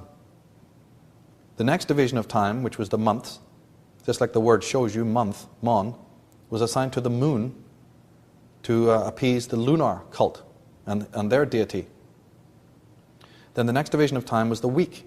And the week, of course, is made up of 7 days for the 7 planets, because the stellar cult worshipped the planets and the 7 great gods that were the 7 planets. So they get the week. That's why a week isn't just 3 days, 10 days, 15 days, 14 days, 6 days. It's 7 days. Now, each cult would have additional feast days assigned to them, of course, some which would closely coincide, others which were more specific. In fact, the hands of a clock also represent these cults and their division of time. That's right. Not only on a wristwatch do you have the 12 demarcated zones, but you have 3 hands on a clock. The hour hand for Horus, the sun, the min hand for minute, which was the ancient name of the moon, min, and the quick ticking hand, which is either for Mercury, the fastest god, or for the earth, for terrestrial time. The 3 hands of time. I want to emphasize again at this point that there was another little division on a timeline. It's very important to realize that if we create a timeline from, say, 25,000 years BC up until the period of the Ptolemies in Egypt, that's Alexandrian period, the last of the dynasties, what we call Egypt lasted that long. It starts 25,000 years ago and comes up to the time of the invasion of the Greeks. Something incredible must have been happening in that time, because we have to realize that that's a very long, expansive time. In fact, if you take every other age that came later, and I'm talking about the Alexandrian period, I'm talking about the Christian period, or the Grecian period, the Hellenistic period, the Romanesque period, the Renaissance, the Christian period that came then. We move into the neoclassical period, and then we have the modern age. Take it all. Multiply it by 3, and still the period that we know of Egypt was longer. But just for this moment in time, realize that there was another important division between these 4 great cults of power. As I said earlier, the stellar and the lunar cult had women as equals, and often women were the dominant rulers of the clans and the nations, and were in senior positions, mystically, religiously, and also politically. Whereas in the Saturnian and solar cult, and this is a key point to remember, the role of women was substantially diminished. We're going to see a little bit more of that later. Now, the male gods of Egypt and the pharaoh himself were ambassadors of the feminine goddess Numenon. Okay, Numenon just means presence or spiritual energy, something rare and otherworldly. So the male gods, and even the pharaoh himself, were merely ambassadors of that presence. The goddess was called by various names by different cults, of course. But Hermes, Thoth, Anubis, Horus, they were all agents of balance and justice. And that was a principle known as Mayat, always symbolized by a feather or by the great scales of justice. The Egyptian historian and revisionist Mustafa Gadala, in his masterpiece Historical Deception, says that the Egyptian women were entrusted with the civilization. The woman or princess, and not the male, was the legal heir to the throne, and the man she chose to marry would become the ruling pharaoh. Again, I want to point out that the word pharaoh means pharos nous. It comes from 2 Greek words. There's many, many meanings of this word, but it originated from the Greek pharos, meaning fire, and nous, meaning intelligence or mind. So it means fiery mind or enlightened mind, mind on fire. These were semi-enlightened or fully enlightened beings that were ruling their states. Unlike the stellar and lunar cults, which were ecocentric, egalitarian, and inclusive, the solar and Saturnian cults were anthrocentric, hierarchical, and exclusive. Due to their rescripting of the cosmological canon, the omnipresent goddess was made subservient to the all-powerful male god. The goddess figure was relegated to the role of consort or emanation. In many cases, the goddess was denigrated entirely into the temptress, the femme fatale, la belle dans sans merci, as they say in French, the seducer and waylayer of the male heroes. I mean, it goes to such an extreme that we have in the Bible that Adam is the father of all mankind. Eve, the female, if we can get our minds around this concept, of course, which is saying something. But the idea is that Eve comes from the male, Adam, not the other way around. So twisted and convoluted this story is. Well, then equally radical must be the act of revision. Equally dramatic and courageous must we be in order to countermand this level of debauchery of an old and ancient and sacred canon. The master magician from the Victorian era, Aleister Crowley, in his book Liber 777, says that for some reason best known to themselves, the translators of the Bible have carefully crowded out of existence and smothered up every reference to the fact that deity is both masculine and feminine. They have translated the feminine plural by masculine singular in the case of the word Elohim. That's right, the word God originally, Elohim, one of the earliest names for God, was plural. It meant both male and female in Hebrew. But that's all right, we can flaunt that rule as well. You bring in a new game and that one can be destroyed also. Now this changeover, this paradigm shift from the stellar to the solar has more meaning and significance than just a mere historical anecdote. It also has consequences for the psychology of human beings. We don't have time to elaborate in detail, but certain scholars are discovering that this movement, this changeover from the ecocentric matrifocal paradigm into the anthrocentric one, the hegemonic one, changed the way human beings thought. Literally, we moved from a right brain type of cognition into a left brain mode of cognition. We became more rational, we became more aggressive and acquisitive in our thinking. We started to think of ourselves as being separate from nature. It had a schizoid effect on our own consciousness. And this also needs to be taken into consideration in this study. Eric Newman, in his book on the moon and matriarchal consciousness, says, the comparative passivity of matriarchal consciousness is not due to any incapacity for action, but rather to an awareness of subjection to a process in which it can do nothing, but can only let happen. It is an inner possession, realized and assimilated by the personality, but not easily discussed, for the inner experience behind it is scarcely capable of adequate verbal expression. For this reason, a plain and simple masculine consciousness finds the knowledge of matriarchal consciousness unverifiable, willful, and par excellence mystic. It isn't mystic. It's very practical. It's the most practical thing on earth. But to the viewing objective mind, that which appears to be passive, that which appears to be rooted in the being as opposed to the doing, is considered incomprehensible. Because this whole acquisitive mind think, this new way of approaching life and approaching reality as being separate from the natural order, cannot understand the feminine approach. If you suppress the feminine in yourself, you leave yourself open to being controlled.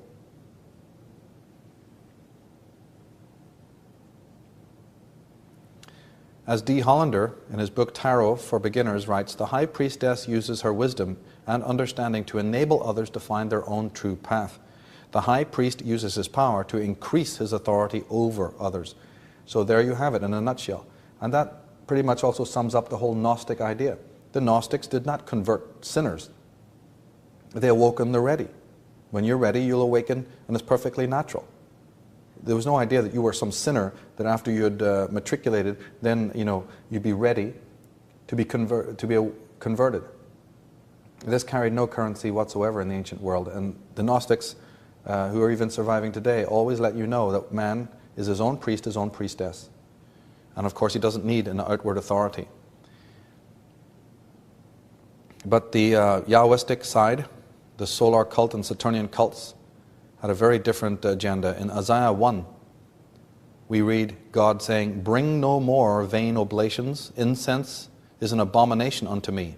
The new moons and Sabbaths, the calling of assemblies, I cannot away with them. It is iniquity, even the solemn meeting. Your new moons and your appointed feasts my soul hateth. They are trouble unto me. I am weary to bear them. Come now and let us reason together, saith the Lord. Perhaps one of the greatest scholars that mankind has ever played host to was the Egyptologist from Scotland, Gerald Massey. In his volumes on the subject of astro-theology and the origin of all religions, he says, the retouching by the Greeks, like that of the Semites, tended to efface the figures or falsify the meaning of the mythos, and the astronomical facts are of 1,000-fold more important than all the petty embellishments of irresponsible fancy. Perhaps the worst perversion of the true mythos made by the Greeks was their treatment of the polar dragon. Now that's a loaded statement and it means an awful lot. But right now just let us remember that the stellar cult and the lunar cult had as one of their great symbols the dragon or the serpent. And that one of the reasons why later animals and creatures became demonic was also part of this process of conversion. Now, we said that there were 7 cults, 4 that were very powerful, but that leaves at least 3 other ones. We don't have time to touch on all the cults and their history. We can only give an overview. But in brief, the other cults were the volcano cult, or cult of fire. It's a very important cult of the ancient world.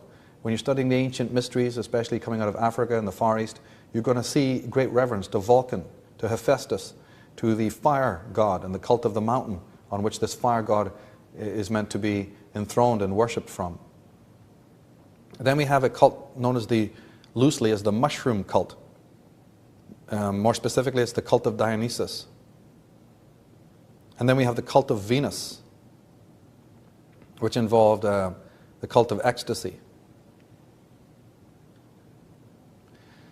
One of the most important of the other cults, and researchers are often led to believe, rightly so, that this cult is extremely powerful in the ancient world, was the cult of Dionysus, or that the Greeks called Dionysus. Then we have the mushroom cult, and the story of the mushroom cult was brought out by one of the translators of the Dead Sea Scrolls, who actually met his death, possibly because of what he found out. The great Christian scholar, translator, and antiquarian John Allegro. He discovered that there was much mention in the ancient Dead Sea Scrolls of this mushroom cult and its significance in the world. He discovered that little traditions that we have, like wearing the little beret on our heads as a hat, comes from the time of the mushroom cult. And even the fact that in the ancient world turbans are worn and lots of different hats are to commemorate this very, very powerful religious theocracy of the ancient world. And now there's a few books on this subject. But even the fact that churches have these strange domes on the top comes from a specific time and the worship of the mushroom. And of course, where there's mushrooms, there's herbs. And where there's herbs, there's herbology. And the whole study of healing and homeopathy and what have you, in a positive and also in a negative way. And it might come as a shock to most of you to realize that the modern day pharmaceutical monopolies actually originate out of this cult of the mushroom. This mushroom cult and its understanding of pharmacology and mind-altering drugs, as Jordan Maxwell and others have brought out, a lot of the pharmaceutical mendicants of the modern world, as by their symbolism they will betray to you, come out of this very powerful cult. Now the cult of Dionysus are in fact, or the descendants of this cult of Dionysus are the main controllers of the modern media and of the modern rock and roll business and the music business in general. So let me be clear about what I'm saying here. The music business, especially the rock and roll business, and a lot of the media, that's the magazine design, the great media conglomerates of the world, the television companies, and also the film companies, they're a hierarchy. They're organized in a hierarchical way, and they're controlled at the top by an elite group who are bloodline linked to a very ancient and powerful cult. Once we understand this and begin studying this particular concept, we will understand what we're seeing when we watch a lot of the symbolism and imagery and the corporate logos that these individuals use. It's not by chance that they use what they do. If you've seen the program in this series, The Subversive Use of Sacred Symbolism, you'll know what I mean by all of this. Now, Dionysus and the cult of Dionysus are expert at being able to choose and put before us certain icons who embody, whether they realize it or not, the powers of the god of Dionysus. This cult is very adept at being able to select certain individuals who personify and allow us to worship them in the same way. And those individuals will help us awaken certain chakras. Those individuals will personify excessiveness and sexual licentiousness and liberation. And we will follow them. And this is an old cult, going back to Roman times and even before.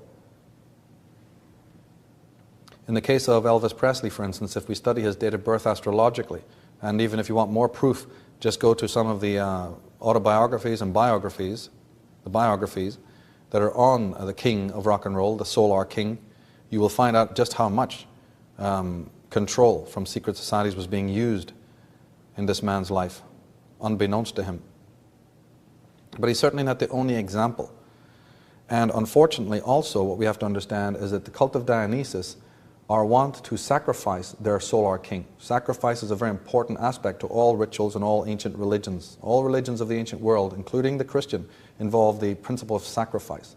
The sun rises in the morning from the horizon, rises to its peak, and then descends into the underworld where it has to face the shadows that it inherited while it was blazing. The stronger a light shines, the deeper and darker the shadow that it casts. And in this great cycle is understood by these cults. The sun must go into the underworld in order to face its own demons and to traverse the underworld. These are all occult principles. And therefore, that also means that the Sun King might be sacrificed. And if we study the dates of a lot of assassinations in this world and get into that whole theory, we're going to find an incredible story unfolding there. It's very important for us to be able to decode some of the symbolism that certain bands, certain groups, and certain media cartels are using.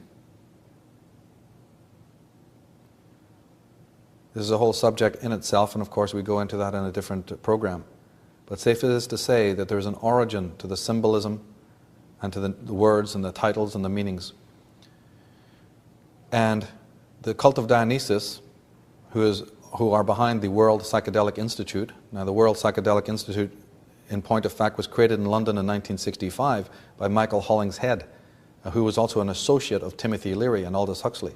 One might be interested to read The Saucerful of Secrets, which is a biography of the band Pink Floyd and how that band had to resist this kind of takeover, but that they were approached, and a lot of these bands are sequestered or approached after the point of their creation, or some bands and some figures within the musical business are promoted from day one. They literally are bloodline created to the unofficial families of these cults. And they're put out on the world stage for a reason. Many of the pop icons are born to elites, but are raised in unofficial families, and then when the time is right, they are put before the world via the media. And we're given the rags to riches girl or boy next door story. However, they may have blood ties to royal dynasties. Some know this and some do not. So some of the people who may be bloodline connected to these royal dynasties or these old ancient cults may not be aware of it. Some are privy to it, others may not be privy to it. Depends on the individual. And I'm not saying that every single figure out there is a member of this cult. It's, of course, a whole issue. It's quite problematic to be able to discern. It's a study. Like any other study, one must decode. And in order to decode it, you must have familiarity with these cults and how they work. You must know what their code words are, their catchphrases, their symbols. They will tell you who they are, but you have to be able to decode the symbolism. Why is it that Madonna's first video was made in Venice? Why are so many videos and films set in Venice? Why does she wear the crucifix? What do some of the lyrics mean? One of the other important cults was the cult of Venus. The ancient cults worship Venus a lot. The names of the place Venice and Vienna, certain cities of the world are actually named after Venus. On the prow of the old navigator ships in the ancient world, the great navigators of the high seas used to have the Stella Maris, or the ladies, the head, the prow. They would have the figure of the female, because navigators worshipped the stars and thought of Venus as their guiding star. And ships were always referred to as her or she. And they're shaped in the form of the Vesica Pisces, which relates to the female. And they float on the waters, which also represent the female. There's a lot of symbolism involved in shipping and navigation. And the tutelary deity that all seamen of the ancient world worshipped was the star Venus. And there's a cult of Venus operating in the world. The James Bond films, for instance, as I was mentioning in Atlantis, Alien Visitation and Genetic Manipulation, the 007s go back to the Tudor dynasty. It's not just a work of fiction here. In fact, in the James Bond movies, one of the most important motifs in that is the use of code words like M and Q. And you'll notice that when the protagonist, the James Bond figure, comes in to get his orders, he very specifically comes from a hall into a small chamber where the female sits behind the desk. And then from that small chamber, he goes into another larger chamber through a secret door or passage that leads to a bigger chamber with a male sitting behind the door. This replicates the interior of the Great Pyramid. And the pyramid, of course, is very sacred to Freemasons and Illuminati. There's a message in these films, secret codes that are being given to us to replicate something from the ancient world that we are not educated to be able to see. But there's a method involved in that, in those series of movies and in many, many others. A lot of the pornographic magazines contain symbolism that shows their origins, relating back to the cult of Venus and this incredible favoritism towards the blonde, down from the earliest times of Hollywood right up to the present day, the cult of the blonde. And of course, those who've done their homework in this fascinating subject understand that the cult of Venus and the cult of Dionysus are involved in not only the dissemination of pornography, but also involved very heavily in white slave trafficking and opium dealing and satanic ritual abuse and child prostitution and what have you. This is slowly coming to light, but this is an old story going back many thousands of years. It's also very important to realize that none of this is covert. These individuals will always put the symbols in front of you if you know how to track it. Even certain movies are made to reveal the agenda and to let you know who's making what and who's doing what. Movies like The Eye of the Devil and The Green Door and Eyes Wide Shut and many, many other movies from different genres contain motifs that, if you know how to decode them, are very significant. And the patron, these individuals that we're talking about, a lot of these cults, are also patronized. They have to have finances.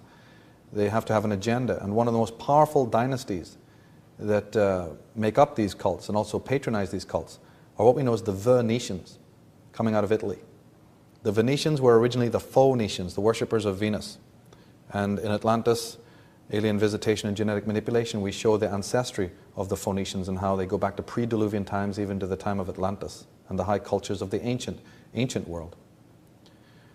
But the Phoenicians becomes the Venetians of Italy, the Longhi and the Guelphs and other very wealthy families, their descendants are still occupying the world today. But of course, the Venetians, after their conflict with the powers of the Roman Catholic Church, made a move from Venice and settled in Holland and eventually came to England.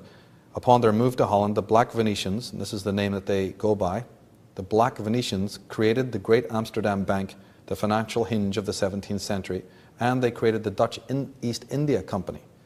They also controlled the finances of many royal dynasties like the Stuarts. They are actually the promoters of Martin Luther, of Protestantism, Puritanism, the Jesuits, the Club of Rome, the later Freemasons, and most secret societies. Through the House of Hanover, that's the House of Orange, they came to England and have been dominating there. They've been the dominating power since William III of Orange. This is William III of Orange, known in Ireland as King Billy, the destroyer of the Stuart dynasties. And after him came George Ludwig I, all of the House of Hanover. But the House of Hanover originates from the Venetian line, through the Habsburgs, through the Hohenzollerns, all the way back to Venice and beyond. Queen Victoria, in her time, was the head of the Black Guelphs, called black because their deeds were so black. Literally the queen, the empress of the world. And the Windsor family of today, the modern royals ruling out of England, the Windsors is a name concocted for them today primarily because King George, the father, of the Queen of England couldn't barely speak a word of English. And yet here they are declaring war on Germany, and they're a German family reigning from London. So as part of the propaganda, the name Windsor was concocted for them. But just realize that their actual names are Saxe-Coburg, Battenberg, later changed to Mountbatten, Bourse-Lyon, and Guelph, with Guelph being the most important name. If you're into studying this, please note the name Guelph, G-U-E-L-P-H. That's the connection back to Venice. There's two great students of this, along with Jordan Maxwell. One is the statesman from America, Lyndon LaRouche, who's done some fine work on this in his book, Dope Incorporated. This is the book that put him 2 years in the federal stockade for what he knew. And also the works of Dr. John Coleman, who wrote The Committee of 300 and Diplomacy by Deception, and also One World Order. Dr. John Coleman, an insider who reveals the origin of these cults.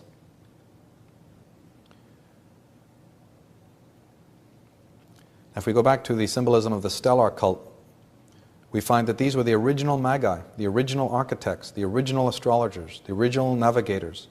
In my work on this subject, I have pointed out many times that these are the originators of the high geometry, all of the great buildings, monuments, temple structures of the world. They're also the creators of our divination arts, principally, and also a lot of the folk tales and fairy stories, and also the idea of teaching great mysteries in the way of a parable or an allegory is also part of their legacy. There are those who watch their flocks by night. In the Bible, we hear that term, watching the flocks by night. Well, the shepherds who watch their flocks by night are nothing but the magi, astrologers who watch their flocks by night, the heavenly flocks, the stars. In the tarot, as I said, the first card of the tarot, which shows a magician, is a throwback to the stellar cult. That little symbol that you see above the head of the magician and that you also see in card number 8 represents the zodiac. It's called the lemniscate. In Celtic tradition, one of the earliest poets of Ireland, the precursor to Merlin, was called Abergahain, or in English you pronounce it Amergin. And he says, "Who but I knows the ages of the moon, the resting place of the sun?" Again, clearly demonstrating that they were stellar cult. Now the primary symbol of the stellar cult, as I said a little earlier, was the serpent, which you see being worn by the pharaohs. It's often called the uraeus or the agathodaimon. Agathodaimon just meaning the winged serpent or the guardian angel. It's where we get the word Holy Spirit from, agathodaimon or agathodaimon. And of course, the ancient antagonism in the Christian hegemony of the evil serpent, and that the solar king has to come out and defeat the dragon or the serpent. I mean, where did these motifs come from? Do we ever stop and think, what on earth is that all about, and where did that symbol come from? And of the many symbols and motifs that you can have, what is this whole thing about having to slay a dragon? Well, it's propaganda again. It's pulpit propaganda. One cult supplanting another. One cult taking the power from another cult, appropriating the wisdom and the technologies and the methodologies of a previous cult. We have the old rivalries between, even in Egypt, in the latter days of Egypt, the old stellar king Set becomes the antagonist of the later sun god Horus. In order to show you the conflict, they say that they're twins. They're all born in the same family, but they're antagonists. We have to read between the lines and see what's being said here. In Irish mythology, we hear about St. Patrick going up to the high mountain and then coming down and saying, "Behold, I've cast out the serpents from the land." And of course, the reference here, as we clearly demonstrated in Atlantis, alien visitation, and genetic manipulation, is again that the serpents is not a physical snakes. This is another piece of propaganda. St. Patrick represents the solar cult, who's coming to take over, and the serpents being the previous Celtic races there, who worship the stars and the earth and the waters, they are now history. They're being suppressed, so they're being cast out. The serpent race is being cast out. But we have mentioned in the Bible to the serpents and the wisdom of the serpents when Jesus remonstrates with his own disciples and says, "Be ye as wise as serpents." Yes, that's right. Be as wise as the serpents. What serpents? Well, he's referring to the fact that if only you were as wise as those great astrologers, navigators, and geomancers of old, the serpent race. If only you 12 were as wise as they, then I'd be happy. Because the Christ is aware of the power and wisdom of the stellar cult, the original Magi. In Celtic Ireland, we have tremendous emphasis on the serpent motif, even in Christian era. On many flags, we still see the dragon of the stellar cult being commemorated. They're all throwbacks. In Tara, the very capital city, Tara, in Gaelic means, it comes from the word Drumcain, meaning the hill of the serpents, because the kings were serpent race and they sat on the hill of the serpents. We find that there's a Judaic tribe called the Nashon, for which King David was a member. But we find that this word means serpent. The word Nashon means serpent. And that's where we get the modern word nation. N-A-T-I-O-N means serpent. So just remember that when you hear people talking about the great nation states, understand that that is a word that has a very ancient history, thousands of years old, going back to the original Nashons. From the earliest days of Acadia and Sumeria and Babylon, we see the serpent and the serpent gods. In Egypt, the winged serpents.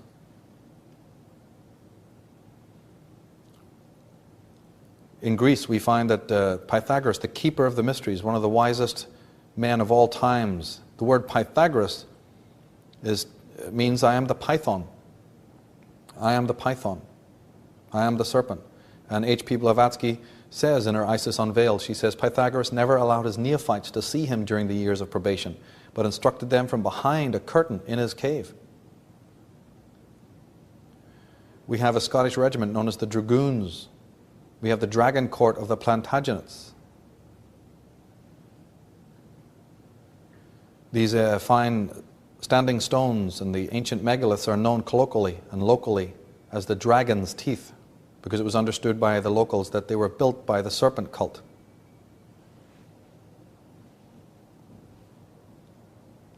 In the United States, at the Ohio Mound, it betrays the same illusion that the ancients were a stellar cult who worshipped the constellations and who are responsible for the great earthworks. The Avebury serpent, practically 8 miles long. In Christianity, we often hear about the cherubim and the seraphim, but what we don't hear about is the meaning of those two words. If you decode and go back to an old concordance and look up the words seraphim and cherubim, it will mean fiery serpent or blazing serpent. So the angels are serpents. And many words again. In etymology, a fascinating subject. We find that the earliest name for the serpent was Cain, or Canaan. So the land of Canaan, that's right, the land of the Akkadians, the land where it all began, the Holy Land is known before the Hebrews get there as the land of Canaan, the Canaanites who were murdered and suppressed. The evil ones who worshipped idols. No, just the serpent cult whose time is to be murdered and massacred now because the solar cult has arrived, or the Saturnian cult is in town. And the word Cohen, ask any Jewish person what the word Cohen means, and they will tell you that it means serpent priest. The word Cain or the word Khan, like in James Khan. In the Far East we have Chan, but Chan means serpent. In the Middle East we have Khan, K-H-A-N, like we would say Mr., it's a title for a male, Khan. The word Khan refers to the serpent. In Ireland you have the boy's name, Kieran. You have the female or the girl's name, Karen. And Karn, the word for death, but actually really means the serpent. So in Egypt, every time you see a god with the stars about their head or with a headdress of stars, just realize what is being mentioned here. This is a member of the stellar cult. They're implying that there is a cult of power and gods to be worshipped. We don't have to look very far for this motif. The Statue of Liberty is a stellar cult icon that goes back to Seshet, the old Egyptian goddess. It was just shown exactly like that, with star in her 7 rays in her crown. The subject of astrology comes down to us from the stellar cult. They are the ones who brought us the study of astronomy and astrology. They understood that the sun rose at the vernal equinox, rose to its highest position at the summer solstice, and then fell into winter at the autumn equinox. And that particular arch was revered, and it was called the Northern Arch. And to commemorate it, and because the stellar cult were great builders, they would build arches in all the cities of the world. And still today, when we build an arch or we create an arch, that comes from the commemoration of an astrological motif, the Northern Arch, the sun passing over the zodiac. And that's why in the middle of arches you have the keystone, which usually has a date on it, because the date is to do with zodiacal degrees that the sun passes through. And the stellar cult's main deity, or one of the earliest deities, was Nuth, the heavenly mother, the goddess of the night sky, the primordial Madonna. They were fixated on this idea of the earth being the terrestrial father, the red king that you see in chess, but the stellar mother, or white queen. You have Guinevere and you have Arthur. Guinevere literally means white queen. That's all it means, and it's a reference to Isis. But Isis is a reference to the moon, the white queen up there in the heavens. And the red king is, guess who? The sun. So thrones were put beside each other, red and white, male and female, Leo and Cancer. They were fixated on the idea of bringing heaven to earth. They didn't see a separation between the terrestrial and the celestial. And so when they would build their monuments, their castles, their temples, their universities, their cities, it was absolutely fundamental that none of that building could ever begin without honoring the stars and then even encoding into these structures symbols of the stars, which is why if you go to the Arc of Triumph or you go to most of the universities of the world and study them, actually look at the walls and the stained glass windows and the floors and the mosaics of even quite modern buildings. And not to mention the city layouts, you will see stars and emblems of the heavens. This is an old practice. We know from just looking and studying the ancients that they were fascinated with the stars and the heavens. They were fascinated with geometry, the measurement of the earth and the measurement of the stars. In fact, the word geometry means that, the measurement of the goddess Gaia, or the earth. So they understood that in order to honor their gods, they should pay attention to them, that there was movements in the heavens, that there was mathematical forms of communication, and that you weren't a proper disciple of your God unless you paid attention to the nuances and subtleties that were happening around you in the heavens. This is where astrology was born. Demeter, the Greek god, literally means the same thing, the earth, measuring the earth. We get words like matter and matrix and mother and mathematics and marriage and mate, all coming out of the word Maat, which was the most ancient of the goddesses, the goddess of balance and the goddess of measurement of the Egyptians. As I said, Freemasons and secret societies keep these mysteries. The very Freemasonic symbol is a mere simulacra. The symbol of the compass and the rule is a geometric version of the Egyptian Nuth and Jeb, the earth god Jeb, copulating, merging with the sky goddess Nuth. Freemasonry originates from the stellar cult. They are the present keepers of the mysteries of the stellar cult. The stellar cult's philosophy can be summed up very simply. No difference between psychic energy and physical energy. Incomprehensible. Yes, they knew what two was. If you put down two stones, they'd understand there's two things there. But they had no understanding of what we know as duality. There was no word for duality. There was only one thing to be studied. There was no separation between macrocosm and microcosm. Everything was unified. Everything was a holarchy. They tried to show this in the way they lived. They tried to commemorate this in the building of Stonehenge and in the villages that were circular. And of course, we all know about the intense and detailed geometry that went into some of these monuments and Cyclopean ruins. That's a whole study in itself. But even again in modern context, cities are based on the zodiac. Here's the center of Paris with 12 radiating streets. And Paris is not the only example. Though we may have the solar cult attempting it at later stages, the solar cult in their buildings are borrowing or appropriating the geometrical standards and skills of an earlier cult. Yes, we do have those skills today, but where did they come from? The seven wonders of the world and many more wonders besides are originate in a certain cult of ancient times, not just centered in Egypt.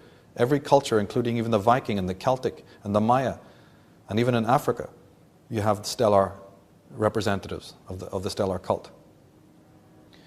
When we hear the simple term city hall, do we realize that that comes from somewhere? The word city comes from cetus, which is the word in Latin for the female vagina or the female opening. And the word hall is a derivation of the Latin phallus, which is the male member, the phallic. So city hall literally is again the coming together of the male and the female. Remember we were talking about terrestrial and celestial. These cities were made like a circle, and then you would have a obelisk in the center, or a fountain in the center, or a clock tower in order to transmit terrestrial events and symbolism to earth. And then the city hall, which was the center of all civic society, would be called the cetus and the hall, the phallic and the male and the female coming together. City hall. Jerusalem lies at the center of all medieval maps. The most sacred place is this most holy city, and was the supposed site of Jesus' own burial, the church of the Holy Sepulchre. So again, all holy places, whether they're of the ancient world or the new one, embody certain motifs. And I have to emphasize that this is not something of the ancient past. Cities of the modern world are done this way. In Ireland we have the oldest temple site in the world, so thousands of years before the pyramid. We have a place in Ireland called Brugnaboyne, or in English it's Newgrange, and it sits on the river known as the Boan. That's why it's called the Brugnaboyne. Boan was the cow goddess, and the river Boan was her river. So there's the whole idea of the female again, that near the river is this most ancient of tombs. But what's remarkable about this tomb is its geometry. It was built and fashioned by the stellar cult. It's a complete enigma. It was built without cement. And what's more astounding is that on the 21st, 22nd, and 23rd of December, that's the winter solstice, the sun rises on the horizon, and then like something out of Indiana Jones, literally creeps across and touches a very small window in Newgrange above the door of this immense tomb.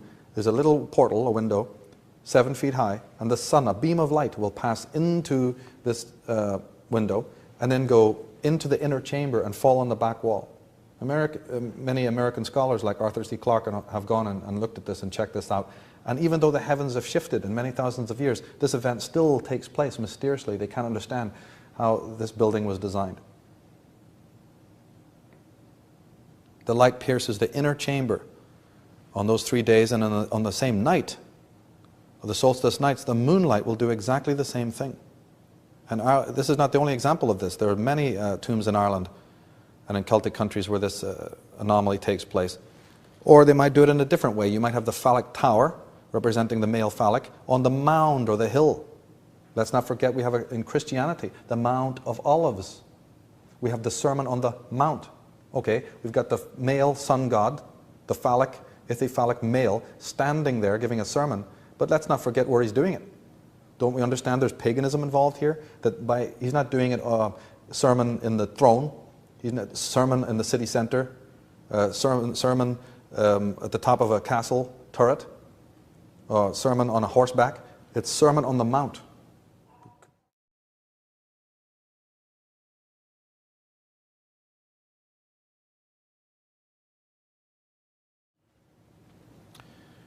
Another feature that harkens back to the stellar cult specifically is the idea that the interior of churches have the dome. The celestial dome, or the domos, representing the night sky and the heavens. But again, the idea that not just in city centers, but different parts of the famous cities, we always have the clock tower. Now this clock dial is usually so far up in the sky that you can't even see it to tell what time it is, so it's an architectural motif alone, and that is to represent the same idea we've been talking about. And that's why the spires are like this. They're shaped like that, because it's transmitting celestial energy down to the terrestrial, because the ancient creators of cities understood this, that there is a symbiosis between the heavenly and the earth. Just as in a human being's life, his fate is connected to some zodiac out there, so the whole of the fate of mankind, the fate of those who live on earth in the communities of the world also is written in the heavens. We see these architectural masterpieces, and we know subconsciously, we're attracted to it, we know it's beautiful, but we have consciously forgot why. And as I said, this is again to be understood as not something of remote history. This is something of the modern age today. David Oveson, an American writer, in his book The Secret Architecture of Our Nation's Capital, has discovered that in Washington, D.C., for instance, there are 23 complete zodiacs in Washington, in the architecture, secreted into the architecture there. And there's over 1,000 other zodiacal and planetary symbols. And there's 4 zodiacs in London. London is also divided into 28 boroughs representing the lunations of the moon. There's not a single building in England of any importance that's not built over some Celtic site of the previous stellar and lunar cult. Those who've studied this subject know that. But Oveson and other researchers are now discovering that the secret societies like the Freemasons, for whatever purposes, have designed the cities meticulously to not only align with certain constellations, but to commemorate certain stars like the star Sirius and Draco and Alpha Draconis and the Pole Star and the Bear, Ursa Major, so on. However, we've got to realize that there was mistakes were also made in this transposition. Cyril Fagan, in his book Astrological Origins, says that in their desire to appear highly intellectual, scientific and mathematical, the Greeks, probably about the time of Alexander the Great, adopted the solar nomenclature, thereby turning ancient zodiacal symbolism topsy-turvy and making it sheer nonsense.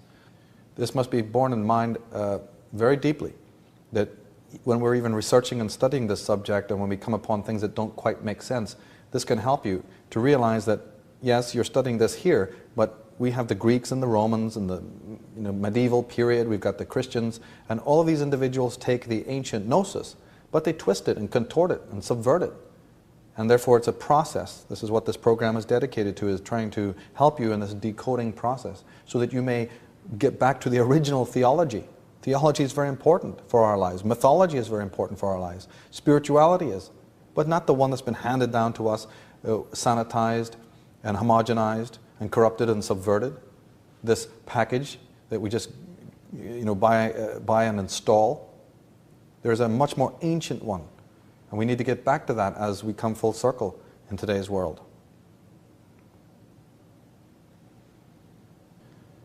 I've already made mention in the early part of this program about the fact that the Bible still does contain many enigmatic phrases and passages that allude to what we were talking about in terms of the ancient cults. Now, in John 14, we also read one of these most enigmatic passages. It says, "In my Father's house are many mansions. If it were not so, I would have told you. I go to prepare a place for you. And if I go and prepare a place for you, I will come again and receive you unto myself, that where I am, there ye may be also." Now, Jordan Maxwell has pointed out in his work that this term, like many passages in the Bible, have just blatantly misinterpreted. I mean, obviously we should realize that it's impossible to have many mansions in a house. But you could have many rooms in a house. You could have many compartments of a house. You could have many houses in the sky, like in the zodiac. Could the mansion be the heavens, the dome of the heavens, the great theater of the mysteries? And within that theater, that great mansion, there could be many houses. Well, that's, in our belief, what that passage actually refers to. It refers to the zodiac and the houses there. It refers to the girdle of Isis, the girdle of the goddess Nuth. We understand that the 12 tribes of Israel, there's the number 12, is another allusion to the zodiac. And the Hebrews had a wall, great and high, and had 12 gates. And at the gates 12 angels, and names were written thereon, which are the names of the 12 tribes of the children of Israel. And anyone who knows anything about Hebrew astrology or the tribes of Israel know that all the symbols of the tribes of Israel were the astrological signs.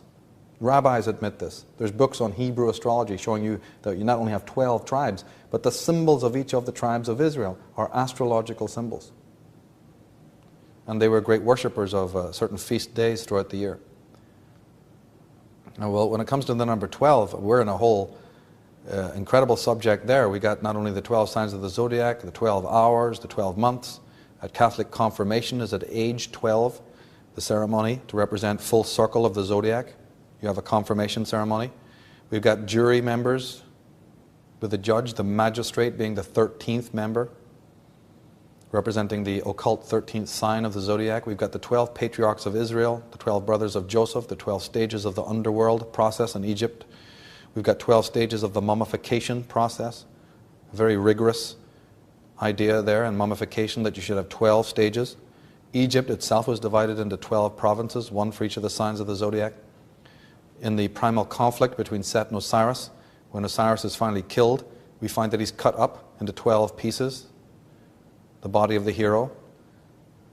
12 stones is what Moses erects for the tribes. Arthur had 12 knights. Balder in Scandinavian mythology had 12 judges. Odysseus had 12 companions. Romulus, 12 shepherds. Roland in French, a troubadour tradition, had 12 peers. Jacob had 12 sons. Hrolf in the Danish myths had 12 berserkers.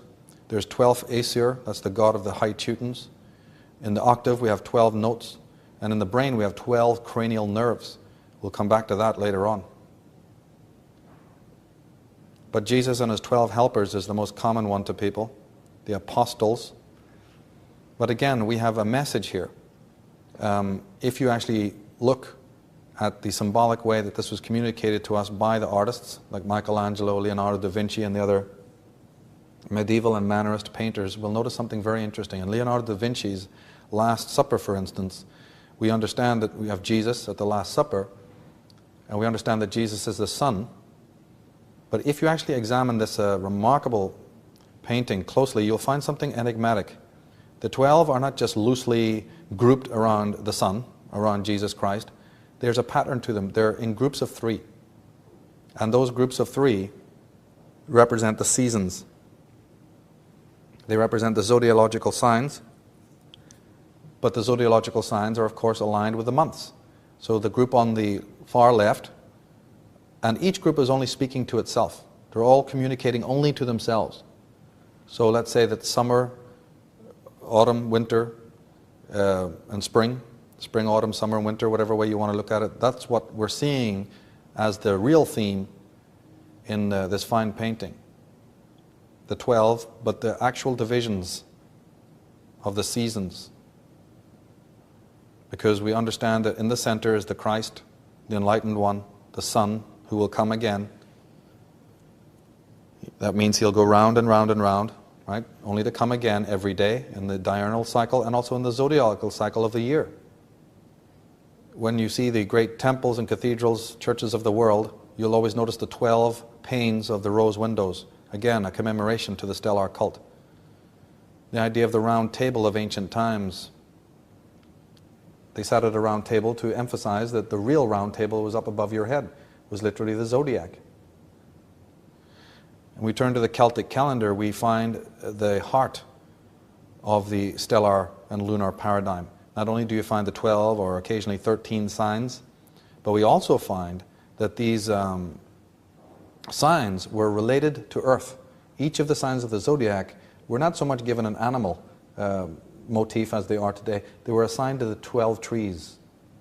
So the idea of the tree of life being a very important motif and also connecting to the earth. The worship of the trees was an original zodiac. When we study the Celtic seasonal cycle, we find the great feast days, which were later transfigured or transposed into some of the modern holidays. If you've read any of the fine books on this subject or researched this subject, Robert Graves and Caitlin Matthews, lots of books out there on the subject, you'll start to understand a couple of things, and that is that the calendar was changed. It was altered from a stellar to a solar-centric one. We have different stories going on. The calendar year's opening date was artificially also changed. That the saints' days were merely superimposed upon more ancient sidereal festivals. And the most important one is that there was a supplantation of the feminine principle. There was the masculinization of the deities and the iconic symbols. That last one there is an entire subject in itself that I deal with more elaborately in the other program in this series called Divination and the Goddess Tradition. This whole idea of the masculinization and slow subversion of the feminine principle, which in turn has horrific ramifications for human consciousness and for gender relations and so on. Now, David Duncan, in his book The Calendar, says that from the beginning, the Roman calendar was a powerful political tool that governed religious holidays, festivals, market days, and constantly changing schedules of days when it was legal to conduct judicial and official business in the courts and governments. The inaccurate calendar played havoc not only with the farmers and sailors, but also with the population becoming more dependent than ever on trade, commerce, law, and civil administration in a rapidly growing empire that desperately needed a standard system of measuring time. So what David Duncan is telling us is that we were not just given a set of time, a calendar, which is of course needed. We were given this hybrid, this concoction that was so off the wall that the ancient people found it very confusing. Scholars like Joseph Campbell have always mentioned anyway that the very language of the Bible is a mercantile language. He brought that out. Many have noticed this. Because yes, there was a paradigm shift when the Saturnian and the solar cult are becoming dominant. It's less and less and less to do about your empowerment and religion and true worship of God. No, it's got more to do with subjugation. Of course the calendar had to be changed because we're not meant to be worshiping nature. We're not meant to be worshiping and believing in the real. We're meant to be dumbed down and in total servitude. And one of the best ways to do that was to subvert time and to subvert the calendar. But evidences of the stellar cult are to be found on all the flags of the world. Children always remark, why are these stars on these flags? Even from childhood you notice that. Yes, well, why indeed? Why would the flags of nations have this motif so prevalent all over the world, the stars? Even the European Union's flag has 12 stars representing the zodiac. We've got rising suns, we've got crescent moons, we've got stars. Well, the reason is what we're telling you here, that the whole idea is that when you realize that all the modern establishments and institutes and paradigms come out of the stellar and solar and lunar cult, now we can understand why we see these motifs. The California flag of America. Everyone thinks it shows the grizzly bear and the red star, and yet it does not. This is yet another cryptic device. What it refers to is the bear, yes, but it's the bear up there. The red star is the pole star around which moves Ursa Major, the bear. What you're actually seeing on the California flag is nothing less than an astro-theological motif disguised to look like something else. Now the Egyptians, unlike us today, did not open their year at December 21st or January 1st, or even where astrologers are wont to think of the beginning of the zodiac, which is Aries. No, their year opened in the sign of Virgo, which in those days, because of processional movement of the heavens, was around July 20th, 25th. This is when the Nile started to rise and the flood waters began to rise. That was around about the period when Sirius, the star, was high in the sky, around the July 20th and 25th, the season.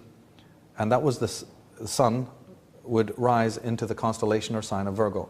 And of Virgo is, of course, the sign of the Virgin, which has always been depicted for ancient times as the female goddess or the female queen, the beautiful virgin, Virgo. Well, of course, naturally, if the year for the Egyptians opened in Virgo, then like ours, we have 12 seasons, 12 months to go through until the year closes. And the year will close, logically, in the sign before Virgo. And the sign before Virgo, just pick up a coffee table book on astrology or log onto the internet and look up, and you'll see that the sign that comes before Virgo is Leo the lion. Leo the lion was then the closing of the year. So that is why you have a sphinx, because it is the head of the Virgin and the tail of a lion, meaning in one symbol. And this is the way the ancients did things, so beautifully, so figuratively. The idea is that the head of the female looks out to the horizon, her gaze follows the whole earth, which is circular, and comes back to the body of the lion. It is simply a symbol of the zodiac. It's a symbol of the zodiac in sandstone, standing 66 feet high. And all it is to tell you is that we were astrologers. We were the Magi. So the first sign of the zodiac, Virgo. the sign of the Virgin. The last sign of the zodiac, Leo. Put them together and you've got the Sphinx. Virgo was the female, the virgin, holding the sheaf of wheat. Now the sun entered the sign of Virgo around July 25th. Upon entering this female sign, the ancient cosmologists said that the sun, that's the Son of God, the heavens, was born again, born of a virgin. That's where that term comes from. The Christian idea of being born of a virgin, one of the meanings of it, there are many. But in the stellar cult, it was the idea that the Son of God was now being born in the sign of the Virgin, or of a virgin. When the Sphinx was constructed, its visage even faced that part of the horizon where the constellations of Leo and Virgo rose at nightfall. So this face, the eyes were looking to the horizon, but at night, Virgo and Leo would rise right in front of the eyes of the Sphinx. Now because the beginning of this zodiacal belt was in Virgo, the zodiac was called the girdle of Isis, the virgin goddess. She was the prototype of Mary. The son of Isis was Horus. Mary's son was Jesus. Horus was the basis of the Christ myth. His name meant light or sun, and that's where we get the word horizon, or the zone of Horus. And we also get hours from his name.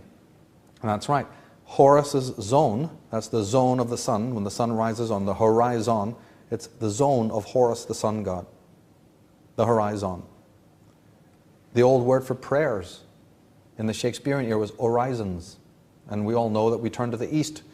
Cultures still do this. You turn to the east to say your prayers, your orisons. Why do you turn to the east? Because the sun is going to rise there. You worship the sun. It's a solar cult. And Horus, you just have to turn two of the letters around and you get hours, H-O-U-R-S. Because they used to say, to take the time, where is Horus now? Where is the golden falcon now? Meaning, what hour of the day is it? What Horus of the day is it? We even tell our children to be as good as gold, meaning be as good as the golden one, Horus. You are a youngster. A child is known as a young star. Like Horus was the youngster of Isis and Osiris. So just remember, when you hear that term, born of a virgin, think astrology. But again, we're being told this. You only have to look at the symbolism. Once you've opened your right brain, you're using your whole mind, you've learned some pattern recognition, you'll find that nothing's being concealed from you. Mother Mary with the sun above her head and the crescent moon under her feet. We have it in the corporate logos of today, Columbia Pictures. The Virgin with the sun gleaming behind her back, or holding the great torch. Literally, the sun in Virgo. What you're seeing in that logo is nothing more than an astrological motif. And if you've seen the subversive use of sacred symbolism, we go into this very much and show how so many corporate logos date from this, or come from this idea of the movement of the sun through the constellations. The original Madonna, born of a virgin. The solar cult get hold of this, and they move things around. Horus suddenly becomes more aligned with the sun, yes, but more aligned with, say, Aries.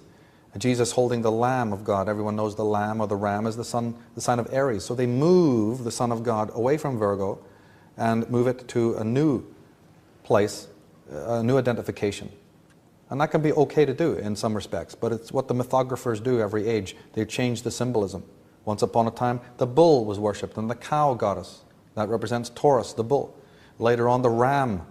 Egypt's filled with the ram symbols because that's Aries. As the sun moves, the mythologies change. So the pyramid and the Sphinx and many of the other tombs and temples, structures, are patently astronomical and astrological. And even when you render or see the Sphinx rendered, you'll notice that it also has wings, or it might have claws, or it might have scales. It has the head of a woman, it has the tail of a dragon or a lion. Again, that just represents the four corners, the four coming together, the wings and the claws and the body of a lion, the cardinal points of the zodiac. Now, to make astronomy and astrology possible, that is to have a science or an art of astrology or astronomy, there are three basic celestial cycles or movements that must be taken into account. The first is the rotation of the Earth around the Sun. Okay, so that's a rotation we're talking about. There's three different kinds of rotation that make the science of astrology possible. There's the movement of the Earth around the Sun. Then we have the rotation of the Earth on its own axis. Okay, that's another movement, of circular movement. On its own axis, the Earth will revolve. Then we have the slow wobble of the axis of the Earth as it turns. So we've got the movement of the Earth as it turns, but it doesn't just turn perfectly tholiiform, perfectly straight. It wobbles, and you'll notice this if you have a spinning top or a gyroscope. You'll notice that it has a wobble effect on the axis. Now these three celestial motions were known in the ancient world and are absolutely central. And they were commemorated in many logos and symbols, especially those you see on churches and ancient motifs. Now, due to the wobble of the axis of the Earth, the sun, moon, planets, and constellations appear to move backwards through the 12 signs. The sun takes 2,160 years to traverse one sign of 30 degrees, moving 1 degree every 72 years. The entire cycle lasts 25,920 years. This round is known by astrologers and astronomers as the precession of the equinoxes. So this is getting a little deeper into the subject of astrology. There are 12 signs of the zodiac, and the sun moves backwards through them. Of course, when it moves backwards, we see from our Earth as if the constellations are moving the other direction, okay? So it's just a matter of parallax view and perspective. But the sun, every day, in fact, every morning that you go out and the sun rises, same thing every year. Every year at the vernal equinox, when the sun rises in the spring, the ancients realized that it's moving slightly eastward every time, just a few degrees or minutes of arc. It does not rise every morning or every year in the same place on the horizon. Charted over time, they realized that to go through a sign of 30 degrees, right, all signs of the zodiac are 30 degrees, for the sun to rise at the different spots in just one sign takes 2,160 years. That's 72 years to move 1 degree. So it moves 1 degree in the average lifespan of a man. This is very important to occultists, the idea that lifespan of the human is connected to this movement of the sun. But to go through all the 12 signs of the zodiac takes 25,920 years. That's called the Great Cycle, or the Platonic Cycle. There's different names for it. And generally, astrologers and astronomers know this, and they call it the precession of the equinoxes. But we want to show you how important that is to the unveiling of the mysteries of religion. Now, we have a thing called the horoscope of the Earth. I'm sure a lot of you have gone and had your astrology chart done. It's a fascinating thing to have happen. Now, we look at our chart and the astrologer will tell us, oh, this is your rising sign, and this is your sun sign, and so on. Well, the Earth itself has a chart. You couldn't have astrology without the Earth. I mean, we're all in the Earth. But how many have ever thought of the fact that the Earth itself has a chart? It has a rising sign. Now, in your chart, what the astrologers who are more exoteric may not have told you is that there is a descendant. If you have an ascendant, that's a rising sign, you also have a descendant, which is equally, if not more important, than your ascendant sign. So just bear this in mind. But when you go to the bigger level and you think of the Earth, we have the rising sign of the Earth, and we also have the descending sign. Now, the astrological ascendant is presently in the last few degrees of the sign of Pisces. Okay, so the Earth's sign is Pisces. Therefore, the descendant is in exactly the opposite sign of Virgo. That's because the ascendant and the descendant are on a straight line. They face each other perfectly in an opposite situation. So the position of the descendant is as important for the chart of the Earth as the ascendant is. We cannot understand the times we are living in or those to come unless we are familiar with the permutations of these astrological oppositions. And these oppositions are very important to the ancient world.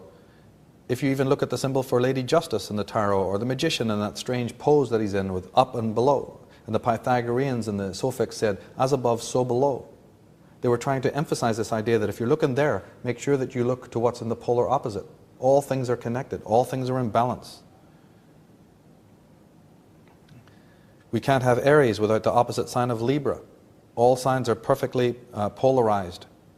It's very interesting to notice these oppositions in astrology. In the tarot cards, we have card 3 and 4, Venus and Mars, the goddess and the god, the male and the female. And so it is on the astrological level. And as I said, as the sun moves eastward, backwards through the sign, it appears that the constellations are moving in the other direction. Now the tarot, one of the great secrets, we don't have time to get into it in this presentation, but I do in other presentations and in other talks and on the website and in various books and so on. I have always pointed to the fascination of the tarot. One of its most remarkable mysteries that's connected with the tarot is that the 22 major arcana are literally demarcations of that movement, that processional movement we've just been talking about. Each of the cards actually represent little Polaroids, if you will, or photographs of each of those ages. It must be some incredible cult that can encapsulate in one card all the happenings of 2,160 years. But that's exactly what was done. So all the way back from the age of Virgo, Libra, in fact all the way around, each of the cards represents an age of procession, a processional age. Now again, we are in the age of Pisces, or we're at the very end of Pisces. The Sun right now is at the very last degrees of Pisces, ready to move into the sign of Aquarius. That's where we are historically. In the age of Virgo, the pyramid was constructed. This is why in the present age of Pisces, its mirror opposite, antiquarian scholars and speculative laymen have been so interested in uncovering its secrets. Just giving you another anecdote here to show you how important this is in our daily life. It's not just the humble little personal chart that you get. Astrology has many other permutations. In the age of Virgo, that's why the Sphinx is there, by the way, representing Virgo. But what's a few hundred yards away from it is this pyramid. The pyramid and the Sphinx were constructed in what we know as the age of Libra and Virgo. That's many thousands of years ago. If each sign is 2,160 years, then you just count back 6 or 7 signs, and you'll find that you're in the age of Virgo and Libra. And it was ordered to commemorate this that they put a Sphinx there saying, here we are, the age of Virgo. But Virgo, as we've just seen, is the opposite of the sign of Pisces in which we're now living.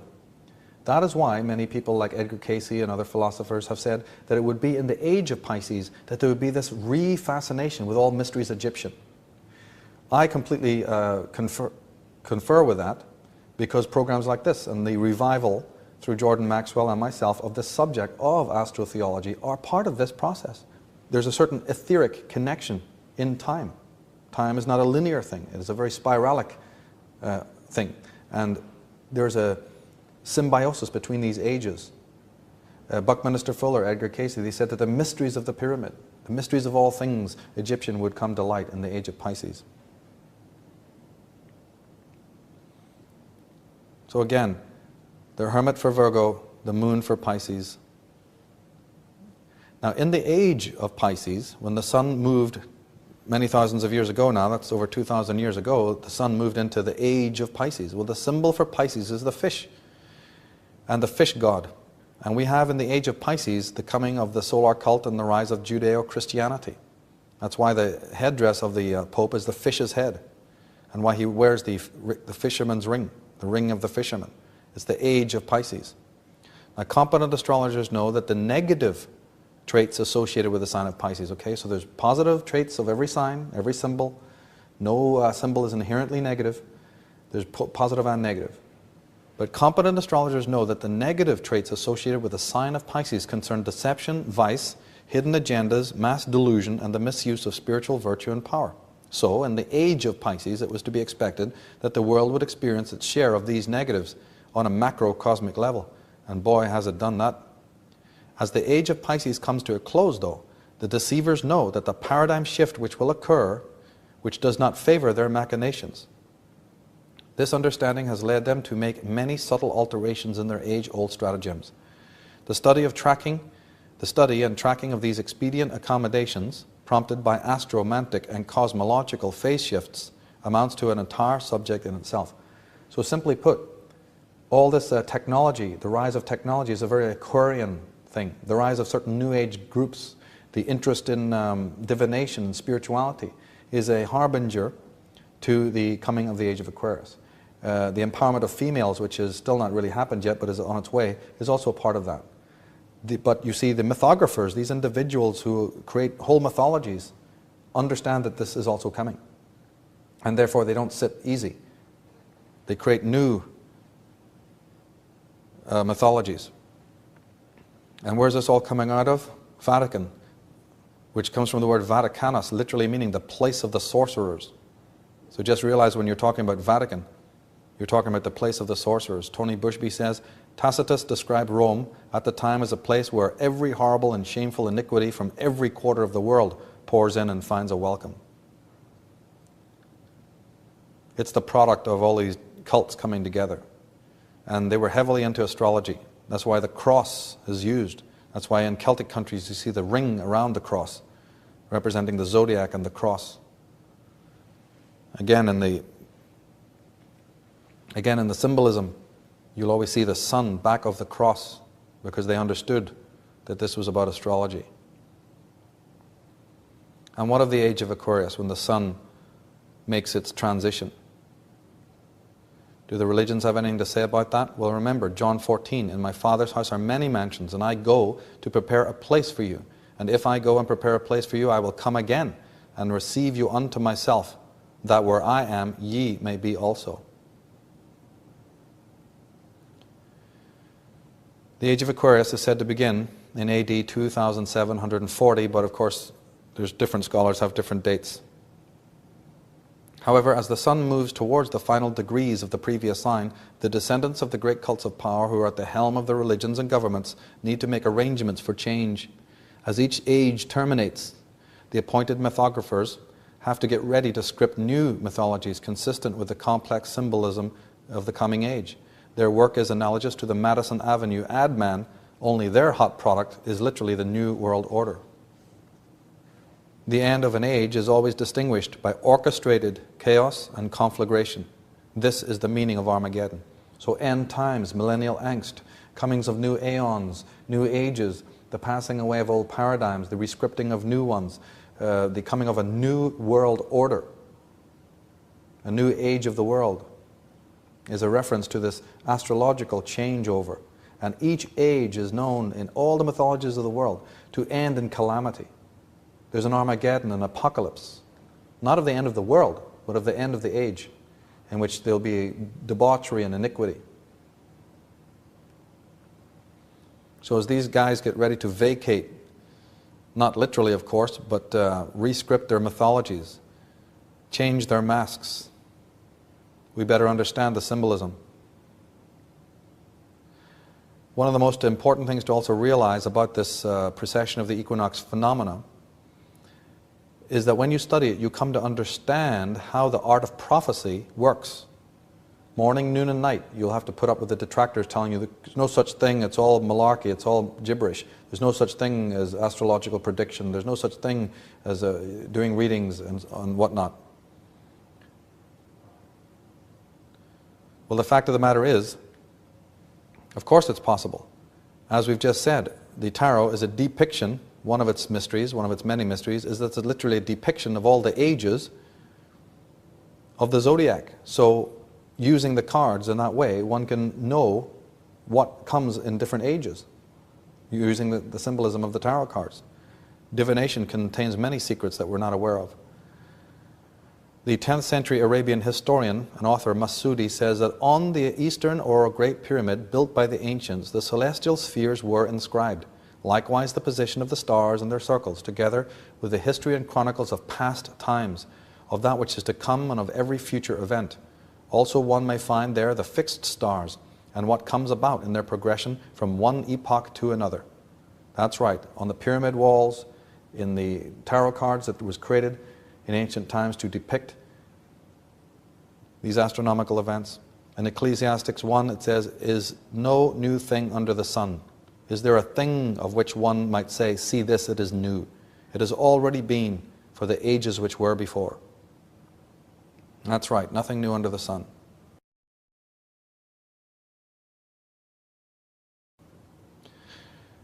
Not only is the Bible the center of Judeo-Christianity, but of course we have the cross, the crucifix, the story of Calvary. Well, Madame Helena Blavatsky says the crucifix was an instrument of torture and utterly common among Romans, as it was unknown among Semitic nations. It is certainly not the Christian cross that John had in mind when speaking of the signet of the living God. That's right, it wasn't the cross of Calvary, of torture that John had in mind. We're going to find out what cross he had in mind when he was thinking of symbolizing Christianity. Tony Bushby says of it, the symbol of the cross originated as part of an ancient Egyptian initiatory rite and eventually found its way into Christianity. The church stated that in its history there is no proof of the use of the cross until much later than the 6th century. It is recorded in Christian archives that the general use of the crucifix was ratified at the 6th Ecumenical Council in 680 AD. The council decreed that the figure of a man fastened to a cross now be adopted, and the new church logo was later confirmed by Emperor Hadrian I. About a century later, the first pictures of Jesus Christ standing against a cross slowly start to appear. So we're talking about 700-800 years after the rise of Christianity, the cross suddenly becomes the central motif. Bishop Coleno, he said that of the several varieties of cross still in vogue as national and ecclesiastical emblems, there is not amongst them the existence of which may not be traced to the remotest antiquity. They were the common property of the Eastern nations. So there's nothing unique about the cross in Christianity. Tony Bushby, in his Bible Fraud, he says, there was no verification of a landmark or significant crucifixion of a person called Jesus Christ in the writings of such highly regarded contemporary historians as Philo, Tacitus, Pliny, Suetonius, Epictetus, Cluvius, Rufus, Quintus, Curtius Rufus, Josephus, Plutarch, and the Roman consul Publius Petronius. None, no mention. Stephen Knapp, in his book Proofs of a Vedic Culture's Global Existence, he says, it was not until the 6th Synod of Constantinople that it was decided that the symbol of Christianity would be represented from that time on as a man crucified on a cross. In fact, the earliest instances of any artwork that illustrates Jesus on a cross can be traced back only to the 8th or 9th century. So how biographical is that? That they have to wait 800 years before they go, oh, let's use a cross. But of course the ancient world knew all about it and have been using it for generations. Its origin, again, is the zodiac. We have two phenomena, two other cycles of importance in the heavens, without which you couldn't have astrology or astronomy, and these are known as the ecliptic and the celestial equator. There is a trajectory of the sun around the earth. Okay, we mentioned that. There is the trajectory of the sun around the earth. That is a band of about 17 degrees wide, on which are the major constellations. That is the zodiac. Now this belt itself crosses another belt called the celestial equator. When the sun annually reaches the junction point of this cross, we have the spring and autumn equinoxes. Now for those of you who are coming to this for the first time and have no background in astrology or astronomy, simply take a globe, or take even two globes. Take the one that has the axis bent, like a globe of the planet Earth. And then imagine another globe that's not the Earth, but just a perfect sphere, right? They're one in one hand, one in the other. A perfect sphere, like a crystal ball, and then the other one, a globe. If you have one in your house, pick it up and look at it. The axis goes this way. And of course, if the axis of the Earth goes that way, then the equator of the Earth is at a slight slant of 25 degrees, right? 23 point something degrees or whatever it is.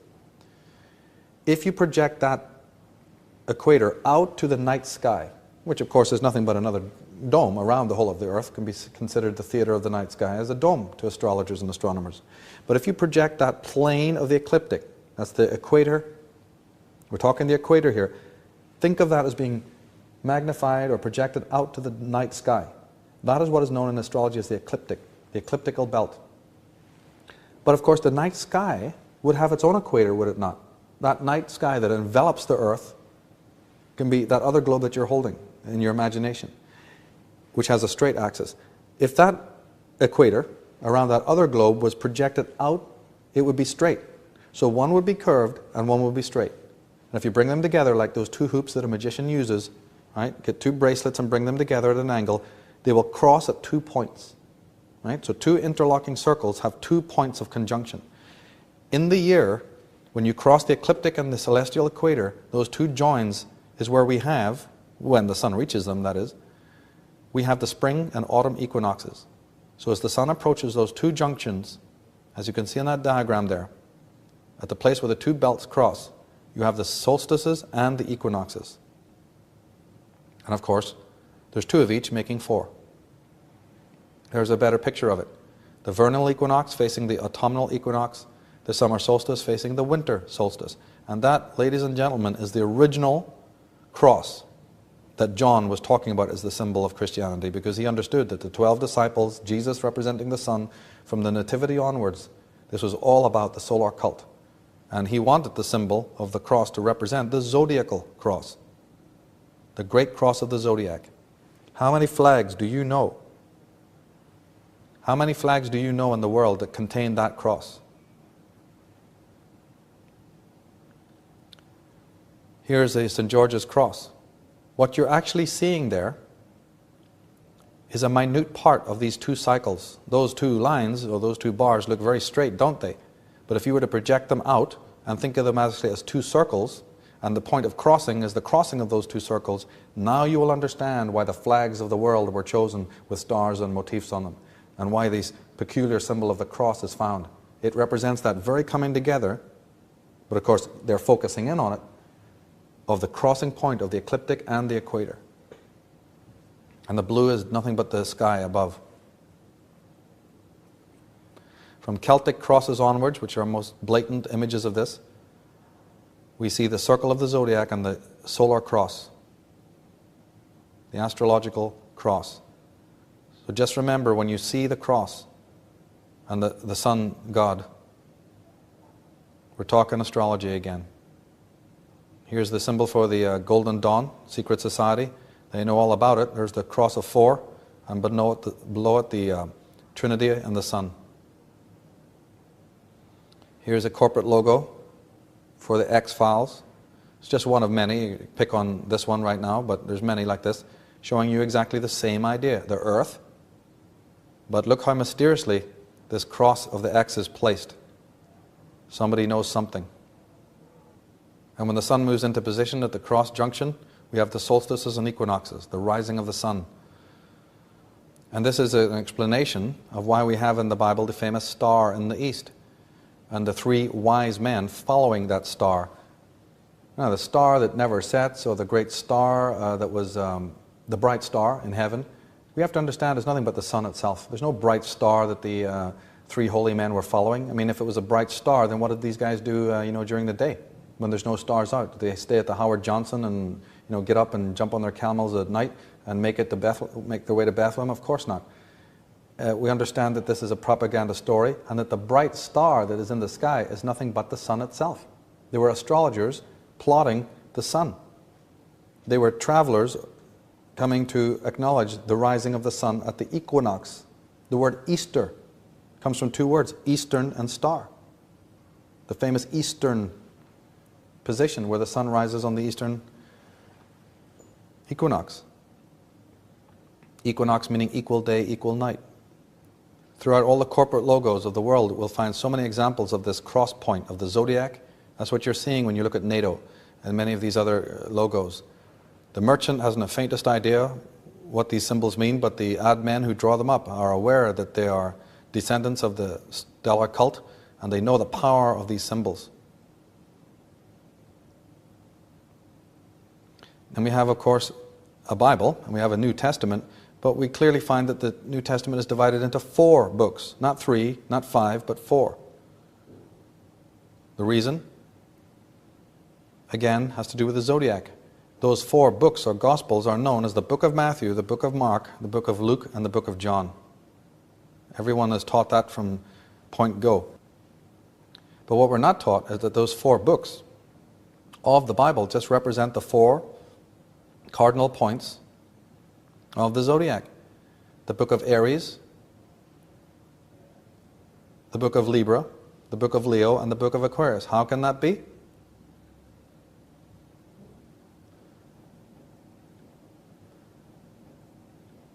He says that it was not and is still not possible to ascertain when and how those early Gospels came into being. Neither original manuscripts, not early references to such manuscripts existed. And even approximate dating is uncertain. Now, Ernest Busenbach, in his book Symbols, Sex, and the Stars, says that not only do the Gospel writers fail to offer appropriate evidence to substantiate their claims upon the grounds of reasonable probability, but their numerous discrepancies, contradictions, and omissions, their readiness to accept as facts rumors and legends which they have heard at third and fourth hand, their obvious role as reformers, their desire to promote these doctrines, and their apparent willingness to even invent stories to promote these doctrines is proof that instead of being objective historians, they were decidedly propagandists. Indeed, if any subject other than religion were involved, is it extremely doubtful whether any body of thoughtful men would take their writings of such men seriously.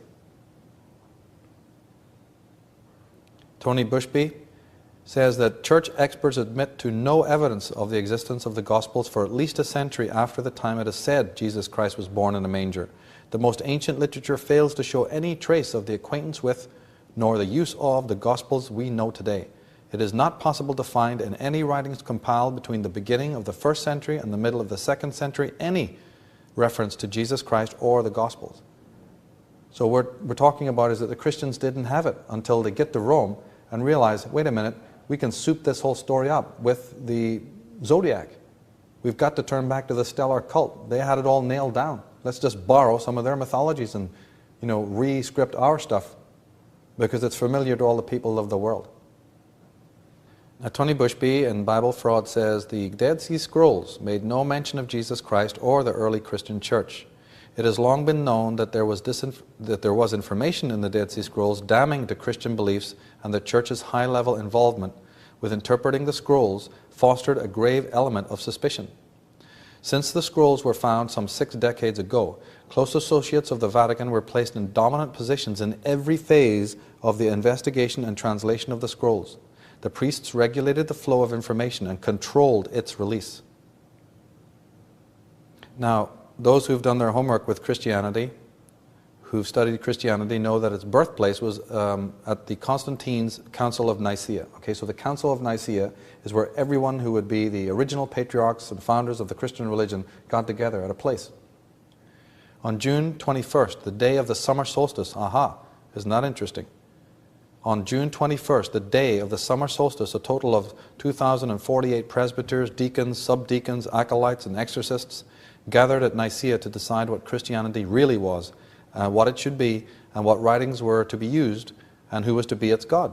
The Emperor Constantine presided over the council.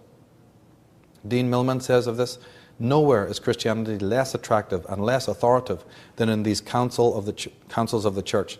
The degeneracy is rapid from the Council of Nicaea in 325 AD to the first of Ephesus in 431 AD, where each party came determined to use every means of haste, maneuver, court, influence, bribery to crush its adversary.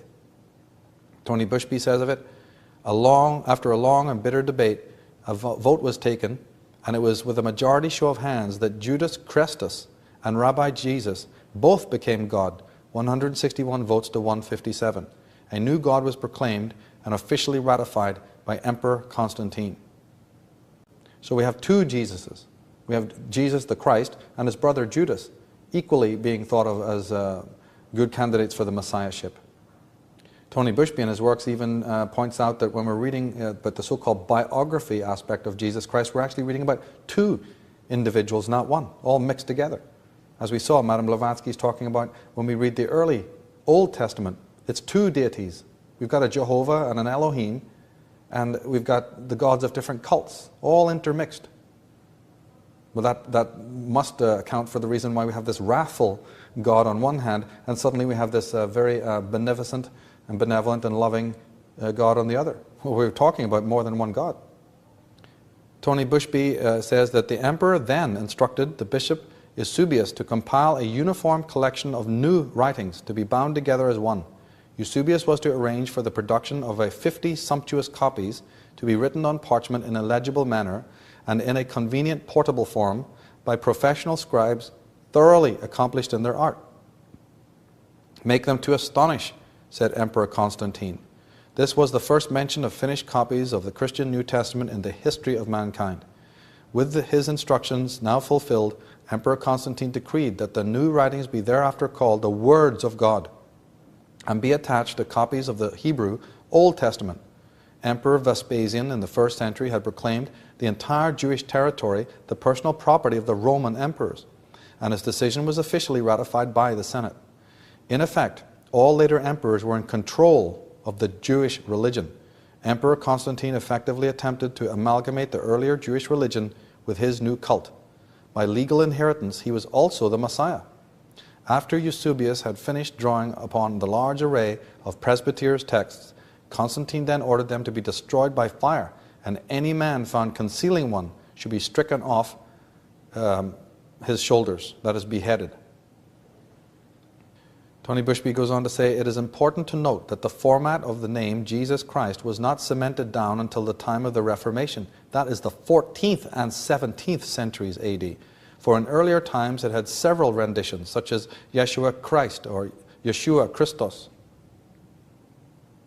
Now we saw a little earlier that the ecliptic and the celestial equator make the 4 cardinal points of the zodiac, which was the primeval Christian cross and also the pagan cross before that. But also in astrology and astronomy, there are 4 cardinal stars, 4 ancient stars that are of the most greatest importance. And they also make a cross in the heavens. They are Aldebaran, which means in Islamic, it's a Persian word that means the eye of the bull. That's in Taurus. We have Regulus, the great red eye of the lion. We have Antares in Scorpio. And we have Fomalhaut, that's one of the fishes, in Aquarius. And these 4 great stars are the precursor, the origin of the 4 sons of Horus. Horus, the god of the old world, had 4 sons. And as we've noticed, many corporate logos. There's cars that go by the name of Forester, but of course if you really examine the word Forester, it actually says 4-star. There they are, the sons of Horus. There's Osiris sitting on his throne, the sun god, attended by his 4 sons, representing the cardinal points and also representing the 4 stars. So Osiris is the sun, just like Christ is the sun at the Last Supper, and the 4 cardinal points are there. The ecliptic and celestial equator intersect at 2 hypothetical points. When the sun arrives annually at these cross points, we have the spring and autumnal equinoxes. When the sun moves 90 degrees, that's 3 months from each of these, we have the 2 solstices. This is a very important point to remember. There it is again. The 12 signs of the zodiac, the earth in the middle, the sun that moves slowly along the belt of the 12 signs, and the 4 cardinal points. When the sun reaches the summer solstice in the sign of Cancer and the winter solstice, it's in the opposite sign of Capricorn. These are at the highest and lowest annual declinations of the sun, and that's why on maps we see the tropics of Cancer and the tropic of Capricorn. All that means is that when you look on a globe, you'll see 2 meridians. One is called the Tropic of Cancer, and the other one is called the Tropic of Capricorn. Capricorn is in the south, and the Tropic of Cancer is north of the equator. All they are is the highest rising point of the sun. The sun moves to the highest point of its arc during the year in Cancer. And it moves to its lowest point in the late Sagittarius, moving into Capricorn. And that's why you have the solstices at those points. Solstice just meaning sun standing still.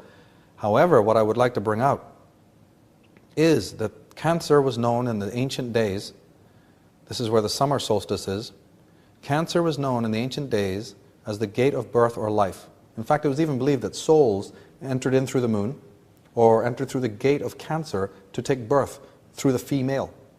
Because, of course, Cancer is the female water sign. And Capricorn was known as the gate of mortality or the gate of death. So facing Cancer is Capricorn, which is where the souls were meant to leave the terrestrial sphere after their sojourn, what we call life. The tropics of Cancer and the Tropic of Capricorn. And this is one of the reasons, again, in a practical context, that cities like Vatican City, like London, like Washington, use this circular motif in the plaiazes, these beautiful architectural edifices, but you'll always see the gate of the north and the gate of the south. Pall Mall in London is a perfect example of this zodiological motif. Cancer is also very interesting because that's where the bear is. And the movement of the bear through the whole annual cycle makes the symbol of the swastika. You take the little bear and you position it at 4 points and it will make the symbol of, we know as the swastika. We know that America is born in July 4th. That's the sign of Cancer. That's why its symbol is the bear of the California flag. It's to commemorate Cancer and the northerly sign. Cancer is also very interesting because being the northerly sign, it sits beside Leo, which is also a northerly sign. Leo is always been signified by the lion, the red lion, the ruddy lion. And the sign of Cancer, which was lunar, ruled by the moon, the most ancient symbol of Cancer was the unicorn, the pale white unicorn. So if you're a Cancer, you know that your symbol is the crab. But long before it was the crab, the symbol of the unicorn was the symbol. And that's why you see on royal heraldry, the royal families are all very aware of this. They design their cities this way, they put their throne rooms this way, and even their heraldry shows you the red lion of Leo right beside the unicorn of Cancer, the pale white moon.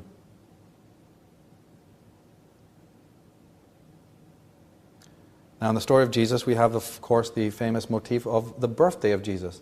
It's well brought out. It's a famous story, Nativity, that the Son of God is a historical personage, they try to tell us, and that he has a birthday, the Nativity.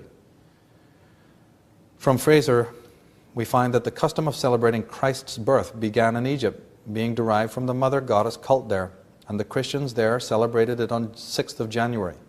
Okay, so the original date of birth of the sun god from ancient times was January 6th. By the 4th century, it had become generally established in the East. The Western Church had never recognized the 6th of January as the true date, and in time, its decision was accepted by the Eastern Church. At Antioch, this change was not introduced until 375 AD. Now, the reason why the Fathers transferred the celebration of the 6th of January to the 25th of December was this. It was the custom of the heathen to celebrate on the same 25th of December the birthday of the sun, at which they kindled lights in token of festivity. In these solemnities and festivities, the Christians also took part. Accordingly, when the doctors of the church perceived that the Christians had a leaning to this festival, they took counsel and resolved that the true nativity should be solemnized on that day and the festival of the Epiphany on the 6th of January. Accordingly, along with this custom, the practice has prevailed, the kindling of fires until the 6th. Alexander Del Mar, in his fine book, Middle Ages Revisited, says, Sir Isaac Newton, in his Prophecies of Daniel, showed that not only the solar festivals, but all the other principal ones observed by the early church were Roman festivals fitted with new names. There's nothing holy about the Holy Roman Empire. There's nothing holy about Constantine. And sadly, there's nothing holy about modern Christianity that came right out of that. Now, Melito of Sardis, the 2nd century theologian, said that King of Heaven, Prince of Creation, Son of the Eastern Sky, who appeared both to the dead in Hades and to the mortals upon earth, he, the only true Helios, arose for us out of the highest summits of heaven. So wait a minute, I thought that Jesus rose out of the highest summits of heaven. No, Helios did, the King of Heaven, the Son. Here's a passage. They are all thine. All those who come to thee, great and small, they belong to thee. They who live upon the earth, they all reach thee. Thou art their master. There is none outside thee. Sounds like a lovely biblical passage, doesn't it? But guess what? That's from the Louvre stele, an Egyptian hymn to the sun god of the Egyptians, Osiris. So we've heard about the rising of the sun from the equinox of the spring up through Cancer, the northern sign, and then as it subsides down towards the fall months. That's why it's called fall, because the sun is falling into the cold winter months for another sojourn. That is called the underworld cycle. And as the solar cult became powerful, they wanted to re-script the mythology and make these southern signs be given over to or attributed to the darker powers, to the more, what they had as the satanic energy or the evil ones. And of course, that included the women, because remember I said in the solar cult and Saturnian cult, the women were always considered auxiliaries of the negative power. And we see this when we look at the zodiac idea of the sun, the great hero, losing his rays and shrinking and being found impotent and weak and falling into the female signs of Libra and Virgo and Libra. This is clearly shown in the story of Delilah. The word Delilah comes from Layla, which means night, and D in the ancient languages of the world meant Daleth. In Hebrew it's Daleth and Delta. So D meant the doorway. So Delilah just simply means the door of the night. We don't have time to explore it all here, but if you get into mythology, you'll realize that the sun receding into the fall months, losing his hair, is the idea of the sun's rays being lost, and the old sun, old father time, losing his potency and his power and being weakened, or having his eyes put out, being blinded. It's another motif that you'll see a lot of mythology. And of course, always somewhere there's some evil female bringing it all about. This is a story which would have been nonsense to the stellar and lunar cult, but carried a lot of weight later on. So Libra, the sign of the female where the sun goes into the underworld. In fact, if you are a Libra, you'll know that your symbol is that little one on the right. It is a straight bar, and then there's a loop. Well, that little loop there is the sun, half above and half below the meridian of the western horizon.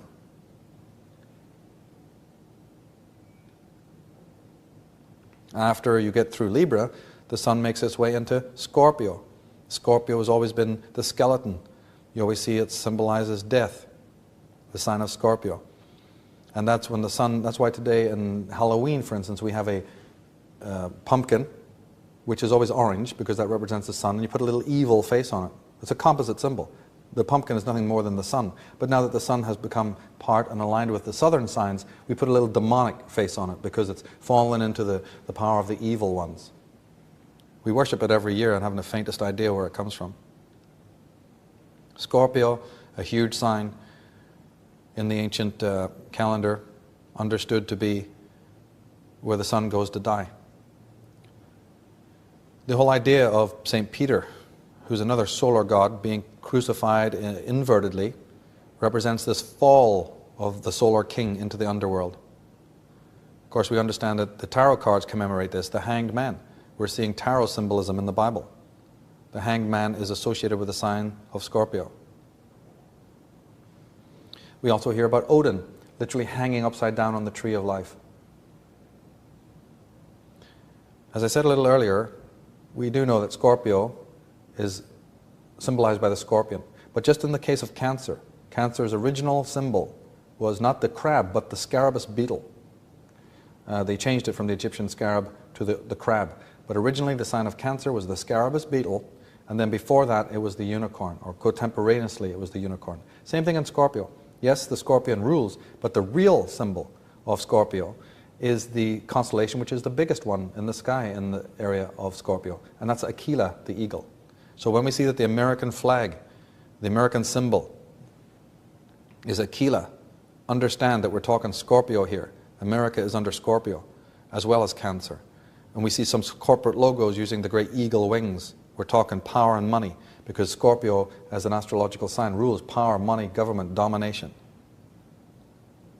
Of course, we go into this much more thoroughly in the subversive use of sacred symbolism in the media, the other program in this series. And the number 13, which is always associated with Scorpio, the tarot card, number 13, rules the sign of Scorpio, is found on the dollar bill in numerous times. The 13 arrows, the 13 berries, the 13 leaves, the 13 stripes, the 13 stars, the 13 levels of the pyramid. It has many reasons for this, but one of them is to represent the sign of Scorpio, which is the eagle, Aquila. Just as you go past Scorpio, you come to Sagittarius, or you come to the place between the signs, and you're very close. When you're in Sagittarius, you're very close to what is known as galactic center. Galactic center, the center of the galaxy. The center of the galaxy is in the constellation of Sagittarius, and that is in fact why you have the archer. The archer pulling his bow, that arrow of Sagittarius was meant to face galactic center like a man shooting at a target. That's why the symbol of Sagittarius was chosen. Originally he wasn't a horse, it was a dragon. He was half man, half dragon. Later the image was softened into a horse, the centaur. And the symbol for the center of the galaxy, for galactic center, was known from time immemorial as the Black Sun. And on Bracken House here in London, many other buildings, as a secret society symbol primarily, you'll see the symbol of the Black Sun. And when you see that symbol, realize that it is referring to the center of the galaxy, not the physical sun. In the tarot card number 14 that refers to Sagittarius, we'll see something interesting. The figure there has her foot in water and one foot on earth. So the card that represents Sagittarius, the sign of Sagittarius, shows a figure with one foot in water and one foot on earth. Now this is, again, symbolic communication. The water sign, Scorpio, is a water sign. So the angel is literally having her one foot in the water sign of Scorpio and on the fire sign, the earth sign of Capricorn.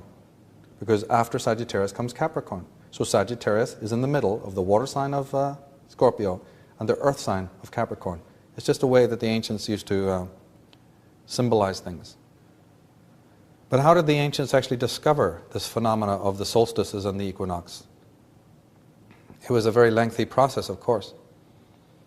The ancients used to notice on their sundials that the shadow did something strange as the sun approached these southerly signs. As the sun descended down towards Capricorn, past the celestial equator, past the celestial center, the galactic center, and as it passed into the sign of Capricorn, it would stop. It came to a point around about December 21st, and then it would stop dead in the sky. The ancients noticed this, and for 3 days they noticed that the sun would not move. But on the third day, that's about the 23rd, it would start to move again and resume its northerly course. And for those 3 days were sort of like dark days, or the dead days, and that's why we have the term solstice, because it means solstice, sun standing still. The ancients noticed this. That's why we have Jesus saying, for 3 days I will die and rise again.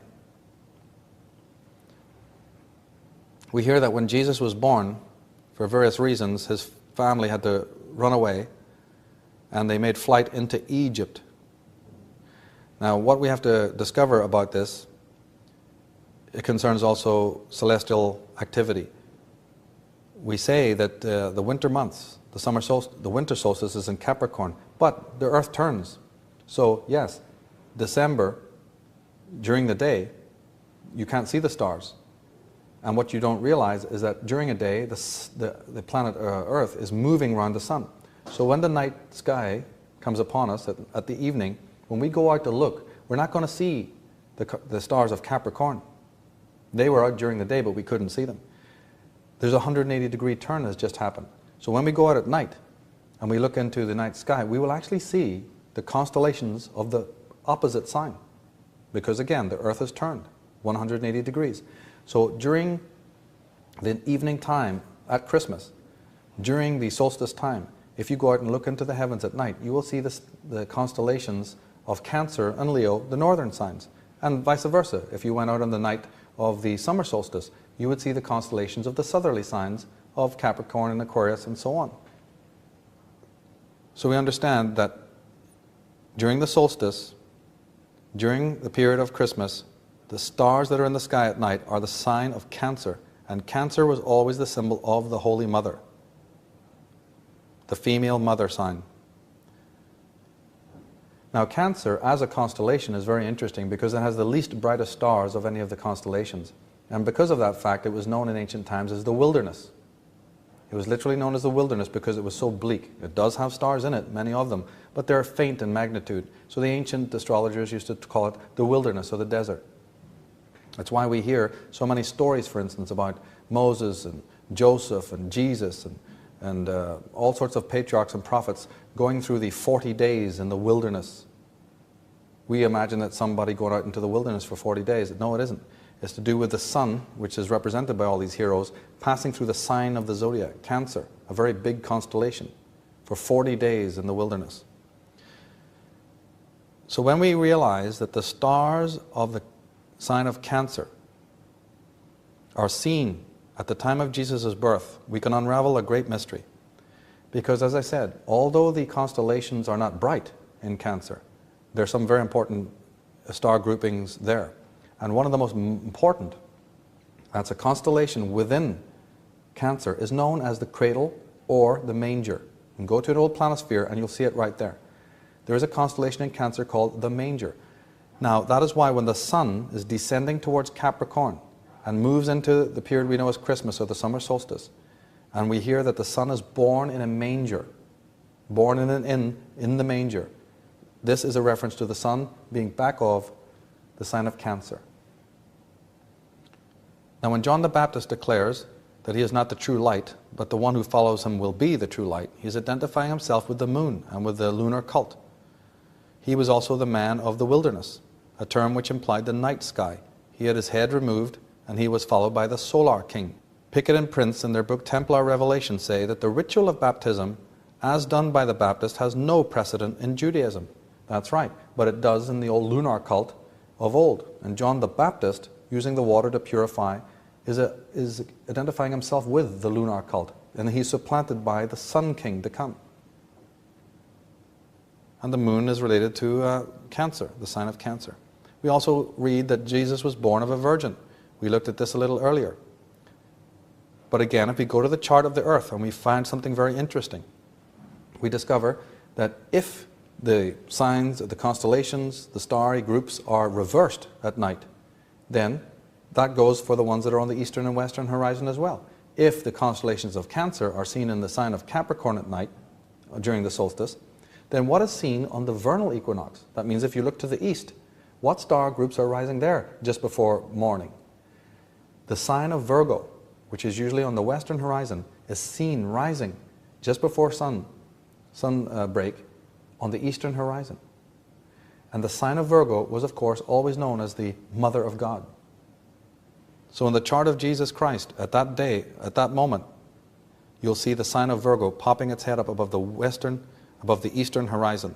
So it was said that the son who is born in a manger is born of a virgin, because literally Virgo is overlooking the solstice point. As I said, the following of the bright star in heaven merely referred to the sun that was being followed to the point of the solstice. We also hear at the birth of Jesus that there arrive not only 3 shepherds, but 3 wise men. Well, this can be explained again in the same way, using the same astro-theological reasoning, the same astro-theological device.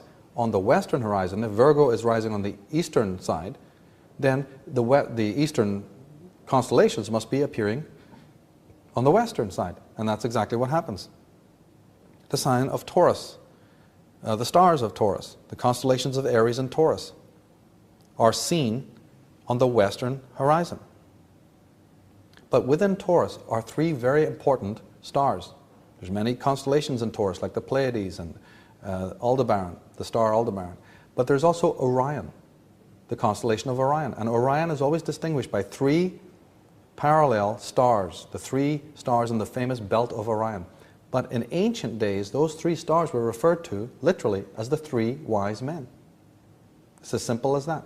So the 3 wise men who visit Jesus in the manger in Bethlehem are the 3 stars overlooking the western equinox, but again, overlooking the manger or the cradle of the solstice point. The 3 wise men are seen in ancient Sumeria in Babylon. Here's a picture of the sun god in his tabernacle, in his precinct. In front of the precinct, we see the solar disk. There's the sun, the bright star, and in front of it the 3 little wise men. The 3 shepherds are the 3 wise men. And the king is holding the ring and the rod, the ancient symbols of royalty. There's nothing new in Christianity. And as I said earlier, the shepherds who watch their flock by night is a clear symbol of the shepherds, because the crook of the shepherd, it refers to the pharaonic crook that the pharaoh is seen worshipping. And the pharaoh is the head of the stellar cult, the head of the magi. So when you hear of these humble shepherds just happen to be watching their flocks by night, you can bracket that and realize it's about astrologers watching the heavens by night. But coded language was being used.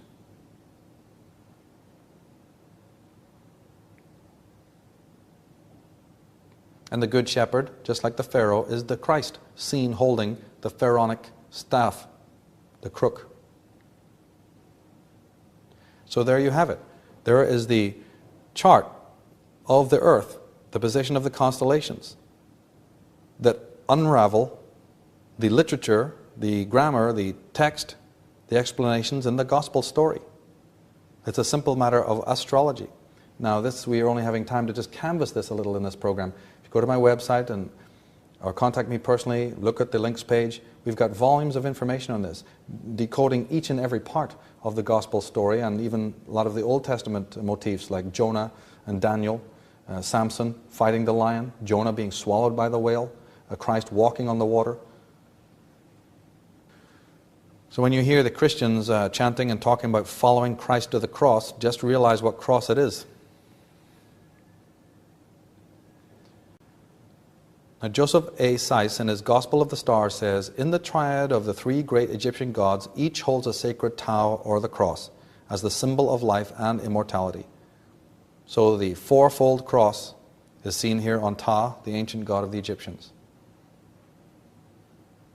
And when you hear of Jesus dying on the cross, realize that it's the cross of winter upon which he is dying, to be reborn again after 3 days. Luke 23. Now when the centurion saw what had taken place, he praised God, saying, certainly this man was innocent. Centurion is a coded message. It refers to Ares, the warrior. When the Ares, as the sun is dying, the centurion sees what is happening. He understands that God is dying, but that he's innocent. The entombment of Jesus into the cave or into the tomb is also referring to the southern signs. When the sun falls into the dark signs of winter, it's just a symbol of entombment. You find this in the story of Lazarus. You find this in the story of Osiris. And all the Christ saviors of the world go into the dark place for a sojourn, from which they will rise again. And on the third day I shall rise again, said the Christ. The third day can be looked at as the 3 signs from Capricorn to Aries. The 3 signs from the depth of winter to the spring. Okay? Capricorn, Aquarius, Pisces. We're thinking of 3 days, 3 seasons, 3 periods of time. And importantly, we know that Cancer is the mother of God, but you see in all the Renaissance paintings, you often see the 2 mothers of Christ. This is a very common motif in ancient art. The 2 Marys at the foot of the cross. Well, the 2 Marys are Mary, the mother of God, and Mary Magdalene, but we have a Martha and a Miriam turning up. In the Old Testament, we have the 2 primordial females of Eve and Lilith. In Greek mythology, we have the syzygy in the form of Demeter and Persephone. But guess where they come from? They come from the old Egyptian Isis and Nephthys. They come from Ta'urt, the original mother goddess of 25,000 years before. There you can see the picture of the hippopotamus god in the center of the zodiac, the planisphere. The earliest depiction of the mother goddess was the hippopotamus. And the name of that deity was Ta'urt, from which we get the word tarot. We also get from Ta'urt the word church, charuch. When the hard T's are softened to CH's, Taruch becomes charuch. So the Holy Mother Church. Christians talk about Holy Mother Church. They dress in flowing robes of the female because they know what we're not supposed to know, is that this is a throwback to the ancient goddess cults of the ancient world.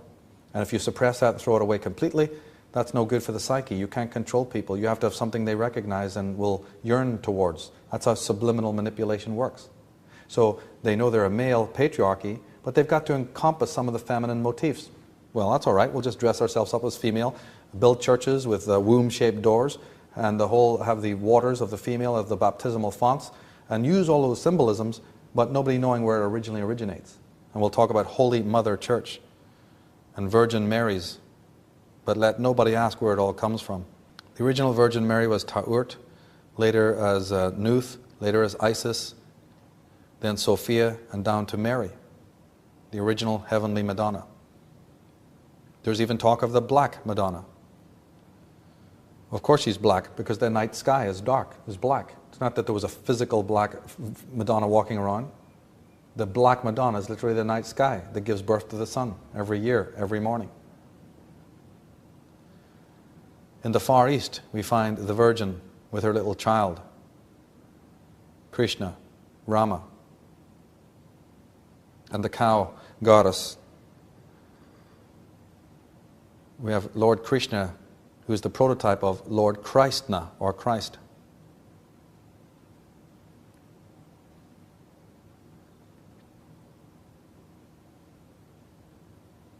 We have in the later Arthurian legends Lady Nimue and her son Lancelot, the great solar king, the solar knight, and the Lady of the Lake. The inscription for Jesus, IHS, which is used on churches and by Christians, actually is nothing to do with Jesus. It comes from Bacchus. In the ancient languages, IHS simply stood for the word Bacchus. There's a tie-in to Orpheus. We think that Orpheus is a Grecian motif that came later than Jesus, but that's not true. Orpheus is a primordial deity. Orphe, Ophion, OPH, represents the serpent. And of course, there's a whole underworld story relating to the great god Orpheus. And Dionysus, there's a tie-in with Jesus and the cult of Dionysus.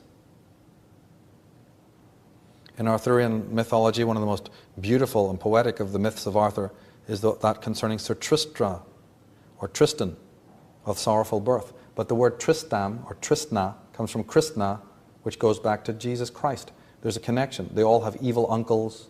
They all have followers. They all have a sorrowful birth. There's many motifs that they have in common. There's a tie-in with Jesus and the cult of Zoroaster in Persia, and also the Persians Mithras and Ahura Mazda. Tony Bushby says that the similarities between Christianity and Mithraism in the 5th century were so striking that St. Augustine grudgingly confessed the priests of Mithra worshipped the same deity as he did. But in Egypt, we always find Aten and Ra, the sun gods. We find out from Kersey Graves' great book, the world's 16 crucified saviors, a highly suppressed book, to say the least. Kersey Graves was a scholar, and he found out that there was in the world at least 16 crucified saviors. All died on crosses, all were born from a virgin, and all came to bring light to the world.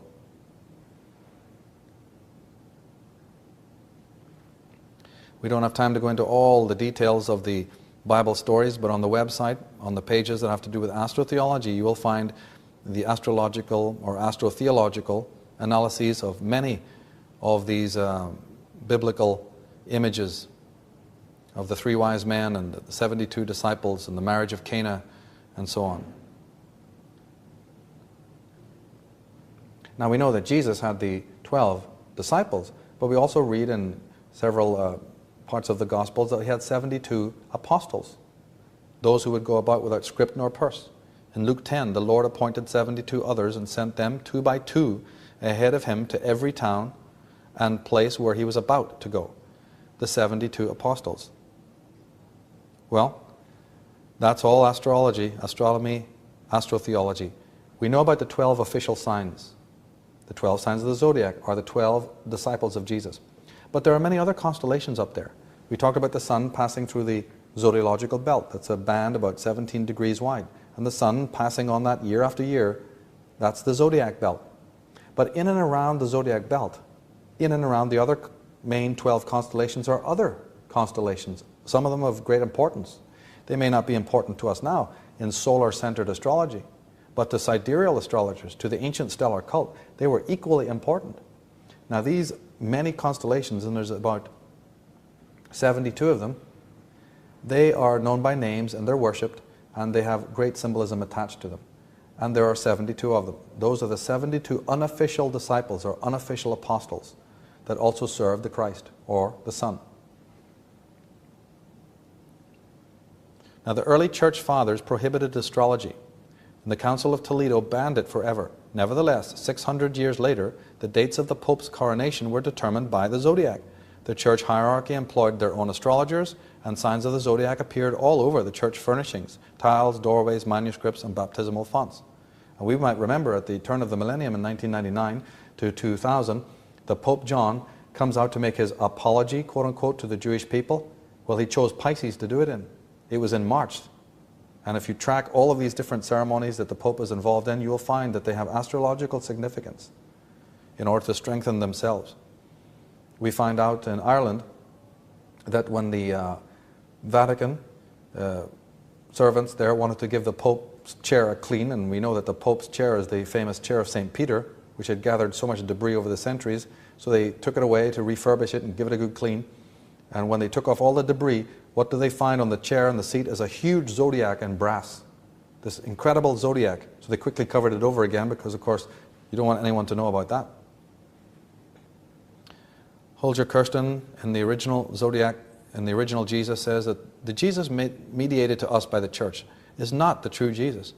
That is an artificial construction, assembled from true and false fragments of his biography, from authentic and invalid statements, and based on a great deal of inventiveness on the part of the Christian writers. He says that the religious teaching presented in Paul's epistles is fundamentally different from what research has recognized as being authentic sayings of Jesus. What we know as Christianity today is not the teaching contained in those authentic sayings. It is the theology disseminated by Paul and the doctors of his epistles. That's right, with the Romans paying the bills. Burton L. Mack, in Who Wrote the New Testament, says the writings in the New Testament were not written by eyewitnesses of an overpowering divine presence in the midst of human history. The Christian Bible turns out to be a masterpiece of invention. To be quite frank about it, the Bible is a product of very energetic and successful myth-making on the part of those early Christians.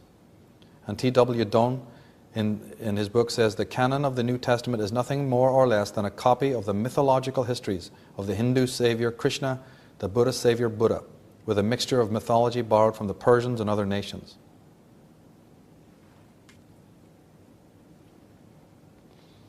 Now we know the birth of Jesus we've looked at, but we also hear a very specific detail. Christ dies at age 33. Well, the answer to that is again concerning the precession of the equinoxes. The sun passes backward through the zodiac, remember, and moves through each of the 30 degrees in approximately 1 month of 30 days. So, on a daily routine, it takes 30 days to move through one sign. It comes into a sign at the first degree and is completely out of the sign by the 33rd degree. That is why Jesus, the Son of God, was said to have died at 33. It is also why there are 33 degrees within Masonry. Freemasons are the descendants of the stellar cult. So we have Jesus, our Father who art in heaven, referring himself to the sun, to Venus, to the morning star. The sun is 3 degrees in the sky. A sign is 30 degrees. In order to move 30 degrees, but to completely leave it, it's about 33 degrees. Let us understand also that when the sun god falls, he falls into the female signs. And although the Christians did a lot of heavy-duty work to denigrate that, the idea was that the son is born in the Virgin, and he dies and goes back to the Virgin, to the mother. That is the night sky. Forever he is encompassed in the body, the womb of the night sky. So at this stage of our program, it is not outside the bounds of reason, after what we've been showing, that we have to understand that the Gospels are not a biography. The Bible was and is nothing more, nothing less than an astro-theological story, a sidereal myth. I believe that the writers of the Bible knew that. They had no intention of ever presenting it as anything else. And they would have been astounded that modern generations would actually think that it was a biography. Because if you were actually trying to create a biography, you would have done a much better job than the one that we have coming down to us. Even with all the machinations and throwing away and burning of other books, you still would have made it look more officially like a biography if that had been your intention. But the allegorists of the ancient world knew that everyone knows that this is a fable, a story. They would have not been able to even comprehend how this literally would have been taken so literally, and that the real, pure, beautiful, intriguing and mysterious meaning of it would just have been thrown out with the trash. This can be confirmed because if one substitutes the words zodiac and constellations for the following terms, the scriptures will begin to reveal their secret meanings. What terms? You can take a lot of them. Tabernacle, New Jerusalem, Nazareth, Bethlehem, Hall of Judges, Kingdom of God, Tent of God, Flocks by night, Aeons or ages, Seasons, Oracles, Citadel. So he or she entered into the tabernacle. We have the 7 churches, the Mount of Olives, Mount of Glory, City of David, Celestial City, heaven, throne of the elect, abode of the Most High, the labyrinth, the most holy place, mercy seat.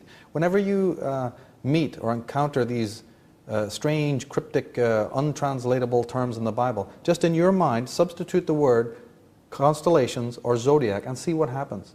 You might be amazed. Now, the dramatis personae of the Old Testament are not biographical characters. Abraham, Jacob, Moses, Solomon, David, Samson, Joseph, Daniel, Jesus, and all the other patriarchs originally symbolized alignments and conjunctions between the planets and the luminaries. Their many wives, their sons and daughters simply represent degrees and minutes of zodiacal arc. So that's right. When we read about these patriarchs and their wives and their many sons and daughters, let us understand that this is another coding system. Everybody's running around trying to find how to break the code of the Bible, and yet these most important codes nobody pays the slightest attention to. These patriarchs, nobody's ever found any history of them, that they ever even existed. And we're not going to be able to decode this Bible until we understand how it works. So when you hear about Abraham coming unto the Pharaoh, or Moses appearing to the Pharaoh or any king, I'm just giving you one example here, the kings of the world were always represented by the sun or by Jupiter. The rabbis and the Semitic people really preferred Saturn, as we saw. So when the Saturnian patriarch, Moses, David, Abraham, Solomon, comes to the Pharaoh, as an example, we're talking about a conjunction of some kind, an aspect between the planets Saturn and Jupiter. The amount of daughters and sons they have are minutes and degrees of arc. So this whole thing can be decoded. There are scholars who are working on this right now to decode the whole of the Old Testament.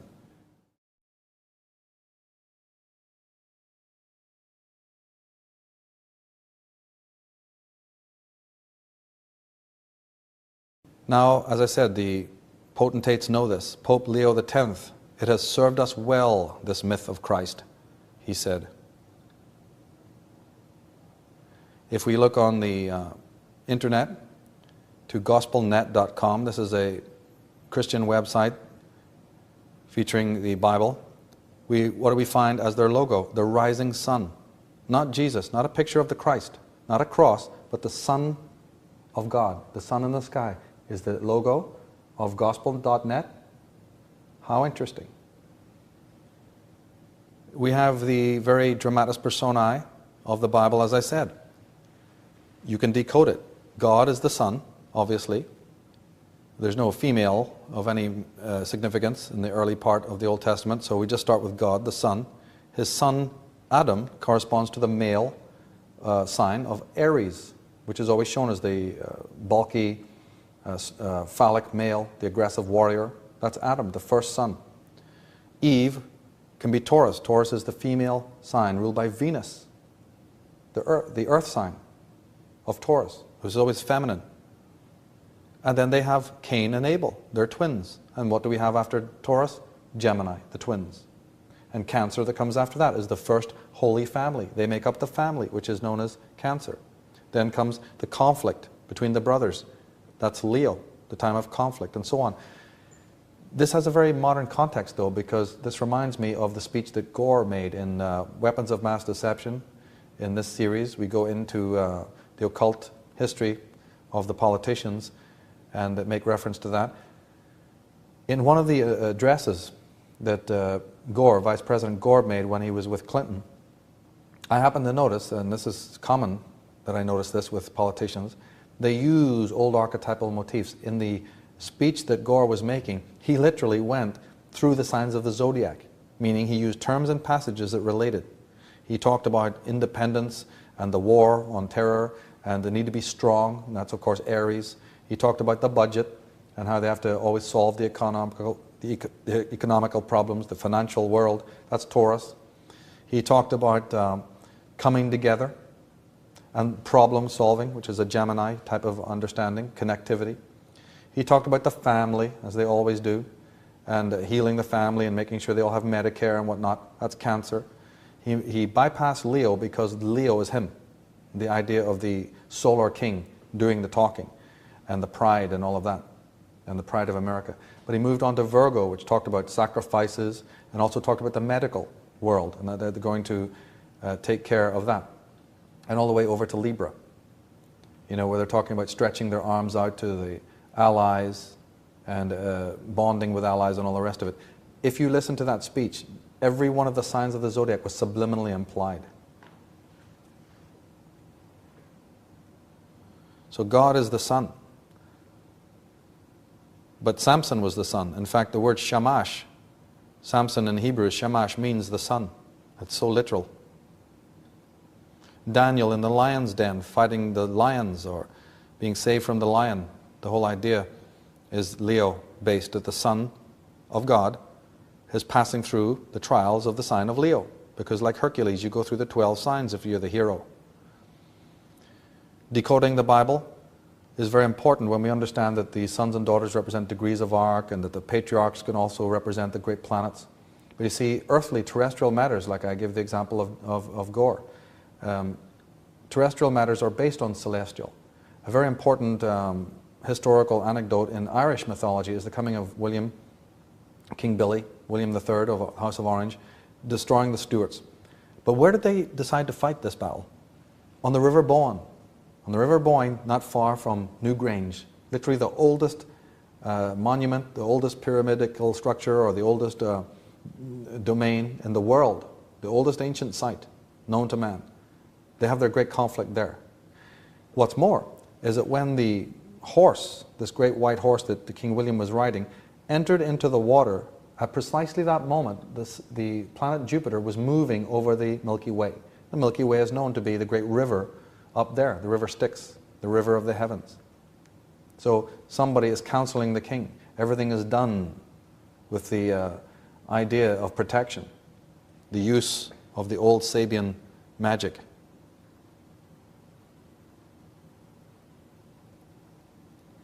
In the Bible, we're always hearing about the Word of God and the sanctity of the Bible itself. Of course, our modern clergy and religious representatives are always declaring that belief in and practice of the divination arts, like astrology, is sacrilegious and absolutely forbidden. Yet they confer names and titles upon themselves, which clearly originate from the stellar, lunar, Saturnian, and solar cults. On my website, if you visit it, you'll find that there's a detailed analysis there of exactly this point, that the word pastor, master, minister, ceremony, deacon, cardinal, sexton, the word nun and the word monk or monsignor, monastery, all come from these ancient cults. We talk about a monastery. That's where monks and religious people will go. But what does the word monastery mean? Mon is moon and stir is the stars. The place of the meeting of the moon and the stars, a monastery. But you try going in there and going, hey, do you guys practice astrology? They're liable to sprinkle holy water on you, tell you to get thee hence. What they don't tell you is that a deacon, which is a clerical duty, a deacon comes from the word decan, D-E-C-A-N, which is a division of the zodiac into 10 degrees. The decans, or the deacanates. They don't tell you that a sexton comes from the word sextant, which is a navigator's tool. To do what? Measure the stars. A minister is a moon and a star. Mr. Minister is literally saying the man of the moon and the stars. Or monarch and patriarch and archbishop. Mystery. Christians are forever telling you that there's a great mystery. But the one thing they don't tell you is what the word mystery means. The word mystery comes from mesta, or mista, which meant woman. In Egypt, the word for woman was mesta, M-Y-S-T-A, or M-E-S-T-A. So the great mystery is concerning the female. We have the magistrate, or the magistrate. That's right, you go to court, you have 12 jurors, because you have 12 watchers. You have to be in balance. So the 12 watchers are the 12 signs of the zodiac. But the 13th sign of the zodiac is the magistrate. When you go to court, you're in the 13th sign of the zodiac. You're out of the normal procedures. You've been sequestered away, and you're under judgment of Saturn, the 13th sign of the zodiac. Countless English place names contain the stir, S-T-E-R, as star. So Chester, Gloucester, Rochester, Worcester, Dorchester, Chichester, whatever, all the stirs. It's under the stars, because all cities were founded by the Magi, by the Druid who would come there and plant his wand, and he'd look up and he'd study the heavens and he'd say, what constellations are rising and setting here? What does the sun do? What are the primary constellations and stars? And then they'd say, this is Manchester. This is Dubelin. This is Belfast, under this particular star. And these terms are absolutely conspicuous in Ireland. On the website, you'll see that I go into the meaning of Ulster, Munster, Leinster, Connaught and Meath, the divisions of Ireland.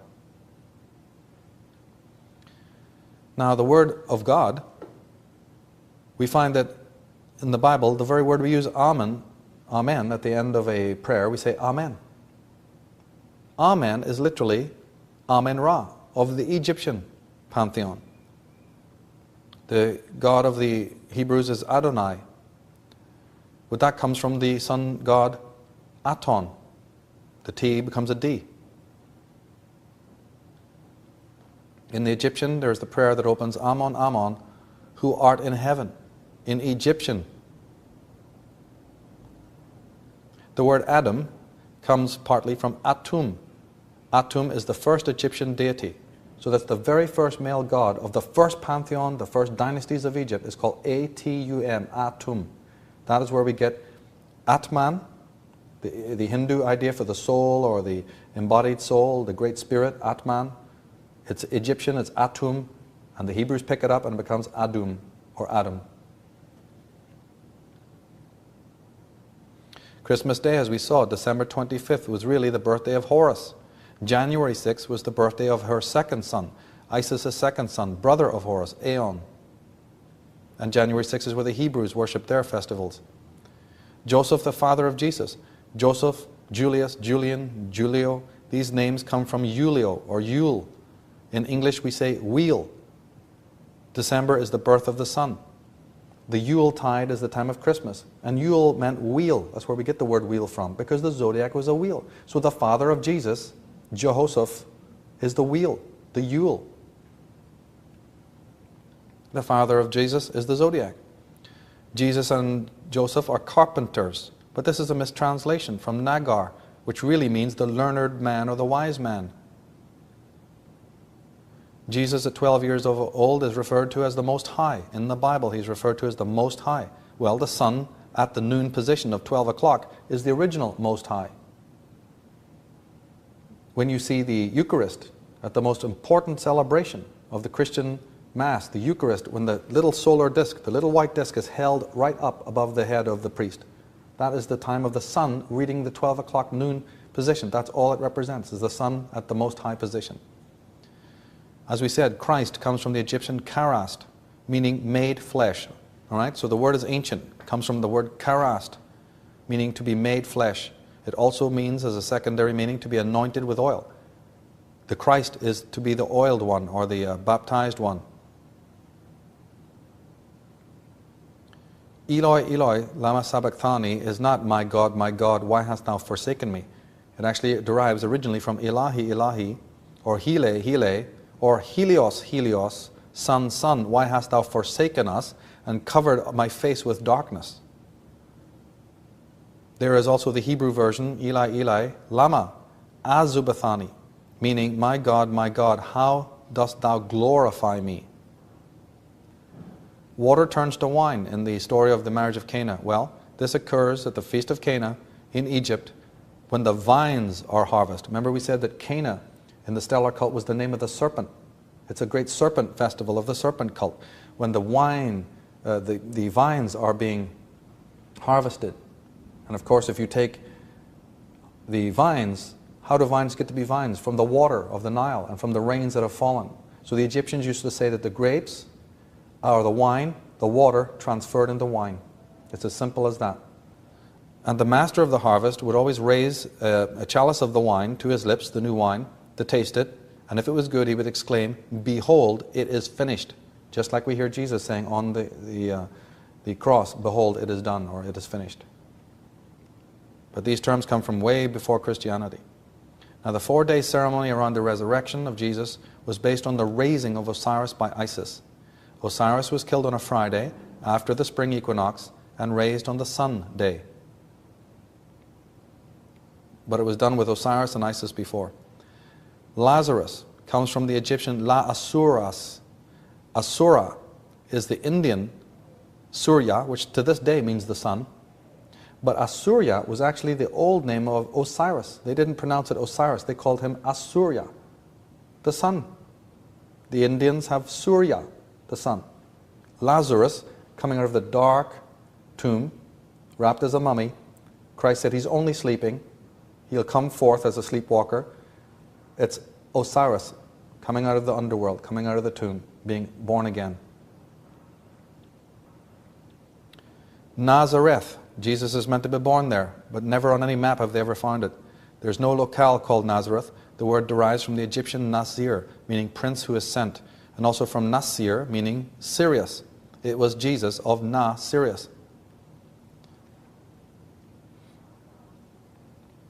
We hear in the Bible, "Come unto me, all you who are heavy laden, and I will refresh you." However, what we're not told is that is a statement that comes from the doorway of the temple of Dendera in Egypt. The temple of Dendera was sacred to Isis. Isis was the one who said, "Come unto me with all your burdens, and I will rest you," not Jesus.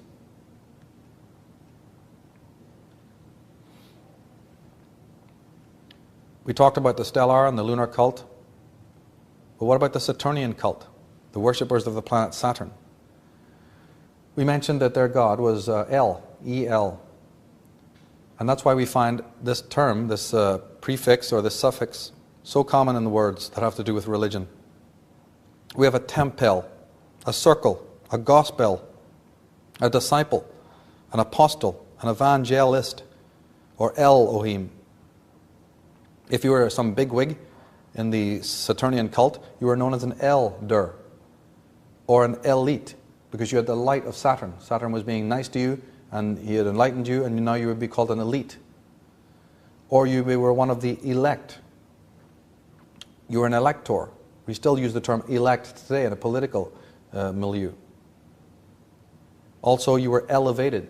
You were one of the elevated because you were a worshipper of El, the god Saturn. The study of the Saturnian cult is a whole study in itself. The women specifically were remonstrated with and said that they should listen and pay attention to their god Saturn. So Saturn has rings, so ear rings were put in the ears to commemorate that you were Saturn worshipper. You were married under your god Saturn in the Saturn cult, so you wore the wedding ring. The priests are often seen with the ring, the white ring around their neck.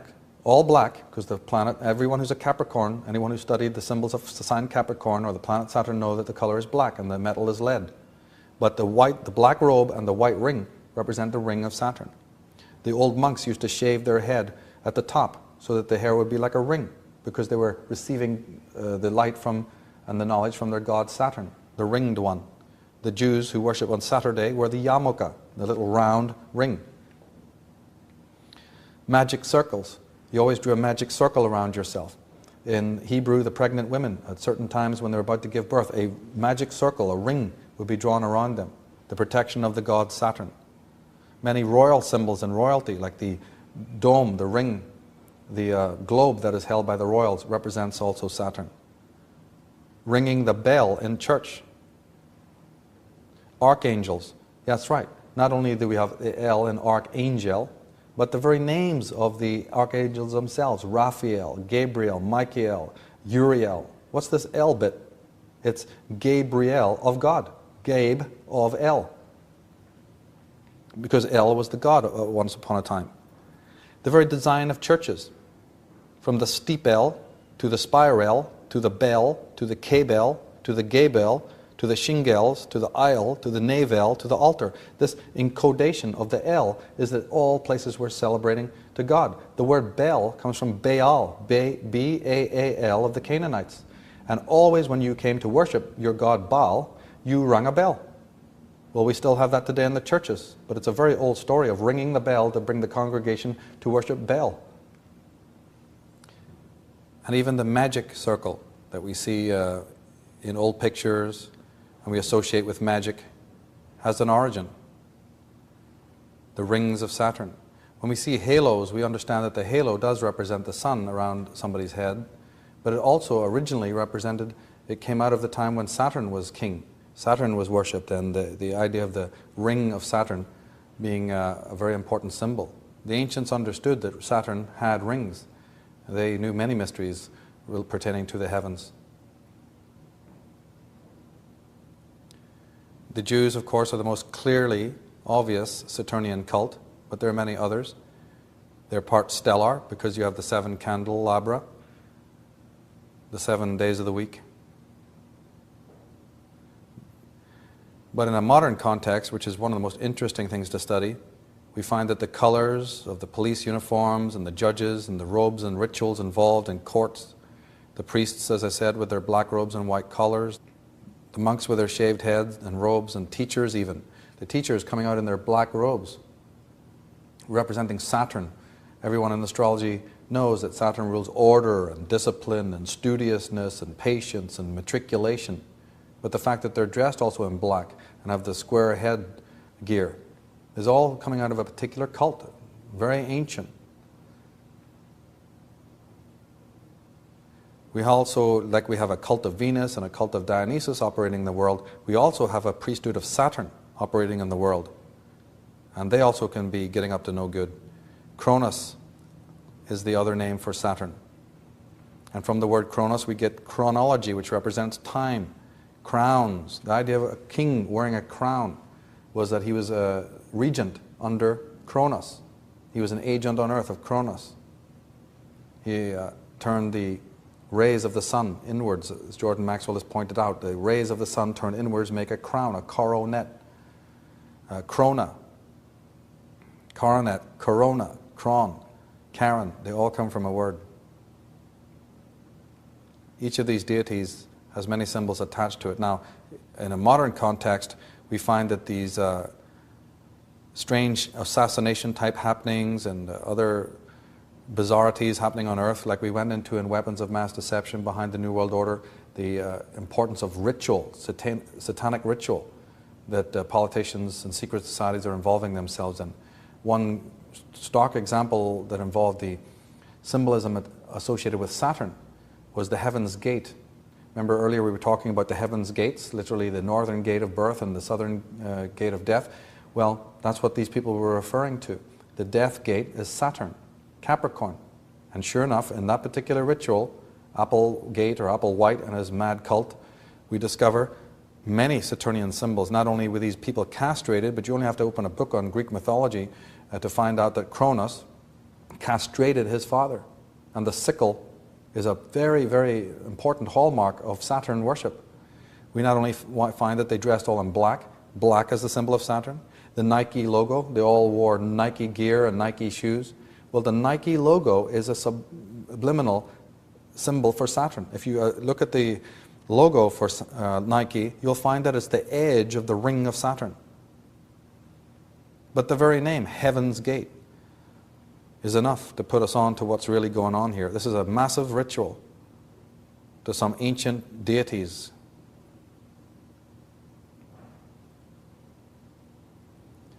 Now concerning the lunar cult, Pickett and Prince in their book Templar Revelation say that in the Synoptic Gospels the woman who anoints Jesus is not named, although they make a point that she is a sinner. Mary of Bethany, who did the anointing, was known by the rabbis as Mary Lucifer, Mary the light bringer. So right there we've got a dichotomy. Yes, we know from the stories and the movies and whatnot and from Sunday school and everything else that this sinner, all the disciples hated her guts and didn't know why Jesus was hanging around with her. But then we have in the rabbi tradition, oh no, she's Lucifer, the lady light bringer. And then we do, even in the Bible, have her mysteriously initiating or anointing Jesus. So which is true? What is going on here? Well, what's going on here is revealed when we analyze the word sinner. Those who've looked at my Astro-Theology page on the website, who've checked into this, know that the word sinner doesn't mean anything negative at all. In this program we've been talking about how one cult supplanted the others, and one cult becomes the hegemony over another. Well, in that process, the previous cult, together with all of its customs, its traditions, and its belief systems, are considered or thought to be negative. All right? They're demonized by the next cult that comes into power or into ascendancy. The word sinner comes from the word Sin, S-I-N, which was the earliest known name of the moon goddess. She was known as Min, and he was also in Babylon known as a male, Sin, S-I-N. So when you hear the prophets of old, and we hear them remonstrating, saying, get thee hence, go and sin no more, get this woman away, she's a sinner, it does not have anything It doesn't have anything to do with moral or karmic rectitude or imperfection. It simply means this is a female of the lunar cult. So when you hear them say, go and sin no more, all they're saying is, go and sin no more, don't go and worship sin anymore. Worship the sun, that's all holy, but don't be worshipping the moon. And if you do, you're a sinner. So Eric Newman, the German scholar, says that a favored symbol of the matriarchal sphere is the moon in its relationship to the night and to the Great Mother, or the night sky, an expression of her essential spirit. As I said earlier, the lunar cult was symbolized by the scarabus beetle of Egypt and the unicorn, the white pale unicorn of the moon and the northerly sign of Cancer. The scarabus beetle motif comes from Khepra, the Egyptian god of the scarabus beetle, whose sign was when the sun passes to its highest point through Cancer up into Leo, its royal house. Khepra, the god of Egypt. All the lunar cult were distinguished because they'd wear the horns, the lunar horns. Same as the Native American Indians who count time by the many moons. Well, their shaman would wear the lunar horns. And we see Michelangelo, Moses, who, by the way, was the leader in ancient times of the lunar cult, is seen in the sculpture with the lunar horns. It's always perplexed art historians and the Christians. Why is Moses seen with the horns? What could it possibly mean? It means what Michelangelo, being a member of secret societies, understood. And that is that he is the king or the leader of the lunar cult. And he worshipped on Mount Sinai. Sinai was the mountain on which you worship the moon. And this, because, of course, you have to go high on the mountain to have your observatories and your shrines when you worship the constellations in the heavens. That's why mountains and hills were considered sacred. Moses means from the water. That's all it means. The priestess draws Moses from the water. Now Moses or Moses also meant the initiator, the one who initiated with water. On Islamic flags to this day we'll see the crescent moon, and even though as patriarchal and as fundamentalistic as they may be, their symbols show you where they originally came from. The star and the moon that's on their turrets and their minarets and on their symbols and their flags show you that they originated, like Christianity, from the stellar and the lunar cult. The symbol we use today for money, the so-called dollar bill sign, is a very, very ancient motif coming out from 10,000 years and before, from the time of Egypt. The god, as I said, the color of money was the three colors of the sun, the moon, and the earth. But silver is more predominant than gold. So most of the coins of the world were silver, and most of the money and the coins of the world were dedicated to the moon, because moon is silver, moon is white.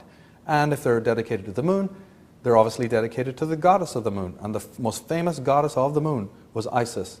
And if you shrink her name to the name of Isis, I-S-I-S, if you compact those together, you will get the American dollar sign. Money, M-O-N-E-Y, Mon for the moon. The Virgin Mary is always described as having 12 stars in her hair, 12 stars around her head, crowned with 12 stars, and standing on the crescent moon. What could it possibly mean? The Statue of Liberty, the very symbol of America, is Egyptian, comes from Lady Semiramis, or also from Sechet, the Egyptian goddess. So the females of the lunar cult were once the keepers of the gnosis. They understood the mystery of the fauna and the flora, and they were the high initiators. Particularly coming down to us is the Holy Grail motif. The Holy Grail motif, which is picked up in the Christians with the Eucharist and the drinking of the wine, and here's the bread, which is my body, and the wine, which is my blood. But of course what we're not told is that bread is sacred to the female cult, because the four ingredients that come to make up bread, yeast, grain, water, and wheat, are all female earth symbols. And the blood of the red wine is very clearly the female menstrual blood. In the tarot we have the suit of cups and the ace of cups, all representing this motif of the chalice as being connected to knowledge. But as time passed, and these cults supplant each other. The lunar cult and its representatives become demonic. As the elucidation says, that and the kingdom became dead and desert, for they lost the voices of the wells and of the damsels that were therein. In Divination and the Goddess, we talk very much in that program, in this series, about how women were the keepers of being, where men were more about the keepers of doing, and how women have lost that, which is partly why the world is in the state that it's in. And that in order to even be able to work in society and operate today, the females have to lose their femininity, just as men have lost it, and become more masculinized, and the consequences of that for both the sexes and for the world. Now, as I said, the word mystery comes from the word for woman. It derives from mesta and also from mass, M-A-S. So when you hear about the Christians holding their mass, it's an entirely female rite and ritual coming out of Egypt, the mass.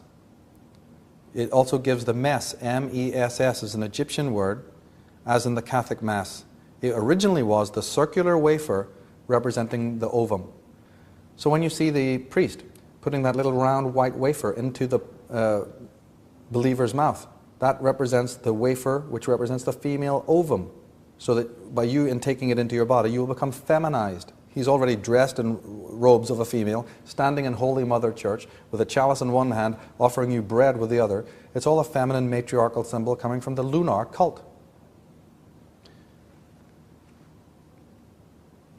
The word secret comes from the word secretion, implying again the female mysteries, the biology of the female.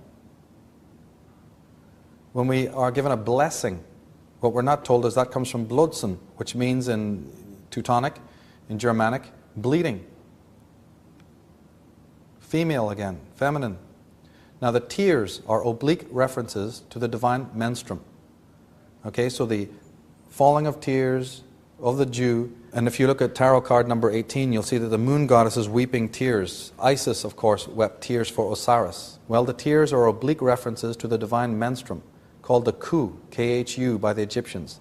It was the tears which Isis cried over her lost consort Osiris. In alchemical writings, this menstruum was known as the starfire or even the wise blood. It also is the Sang Graal of the Arthurian legends, carried by 3 maidens. In the Orthodox canon, it appears obliquely as the red wine of the Christian Eucharist. We hear in the Bible that Mary Magdalene is the harlot, but what we don't read is that again is a mistranslation. The word harlot comes originally from Herodolai, but Herodolai means the sacred or beloved one. Ah, is that a change? Harlot comes from Herodolai, meaning she is the sacred one, the beloved one, my beloved one. Now Mary Magdalene, Magdala in Aramaic means tower. Mary Magdalene is known as the Lady of the Tower. But who's the original Lady of the Tower? The original Lady of the Tower was Nephthys, the sister of Isis. If you look on any Egyptian papyri, you'll see Isis, the 2 females, the 2 mothers. Like I said earlier, that all those 2 Marys motifs comes from Isis and Nephthys, the twins. But you'll notice that Isis has her famous headdress, the seat, and beside her stands Nephthys, and her headdress was the tower. So thousands of years before, we have the story of Mary Magdalene, Lady of Magdala, the tower. It's an old re-scripting of Isis and also of Nephthys, the Lady of the Tower. Egyptian. The wedding feast at Cana is the wedding feast of the serpent, of the stellar cult. And at that point, we understand that's now coming to light through the release of the Gnostic Gospels and other deep researches that the marriage feast of Cana was the marriage of Jesus Christ to Mary Magdalene. And that's just as simple as that. The 2 were wed. These 2 individuals, it was covered up later, but the idea that even if they're biographical or they're fictional, the idea was that at Cana there was a coming together, a marriage. Now Leonard Shlain, in his book The Alphabet versus the Goddess, says that the Egyptians, Babylonians, Greeks and Romans had no word in their language for sin. The Israelites introduced both the word and the concept into the stream of Western civilization, and by so doing diverted it. One of the most important female goddess traditions, concepts, was Sophia, called the goddess of wisdom. The word Sophia means wisdom. And Caitlin Matthews lets us know how important Sophia was to the Christians. She says, "It was Rudolf Bultmann, was it not, the German biblical scholar who cited certain passages in the Gospels as interpolations of Sophia herself, put into the mouth of Christ."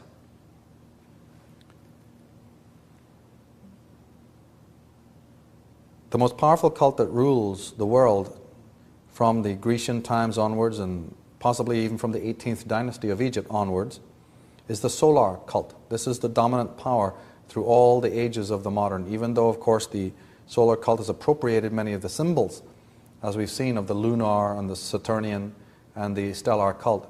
The solar cult and the paradigm of thinking that goes with that is the one that is in prominence or is in ascendancy in the modern world.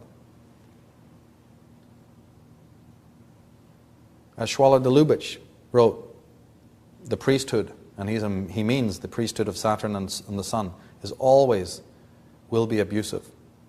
One of the main fallacies of Occidental religions is that which espouses that man begins as a sinner and gets to the light by means of conversion involving any number of physical intermediaries. In my book, Introduction to the Tarot's Major Arcana, I say that to the Gnostics and Sophists, this philosophy holds no currency. The Gnostics did not convert sinners, they awakened, they are ready. Erich Fromm, talking of the Old Testament, says, "The document that most powerfully exemplifies an extremely male patriarchal attitude is the Old Testament.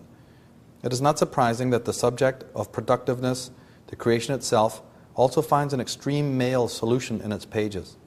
The reason why the Old Testament exhibits such a one-sided male character is that as the primary text of the Jewish monotheism, it represents a male victory over female deities, over the matriarchal remnants in the social structures. The Old Testament is the triumphal hymn of the victorious male religion, a song of victory commemorating the destruction of all traces of matriarchy in religion and society." Leonard Schlein says that about 1500 BC there were hundreds of goddess-based sects enveloping the Mediterranean basin. By the 5th century AD, they had almost been completely eradicated. By then, women were also prohibited from conducting a single major Western sacrament. The oldest temple of the Western world, the Pantheon, is actually dedicated to the female goddess.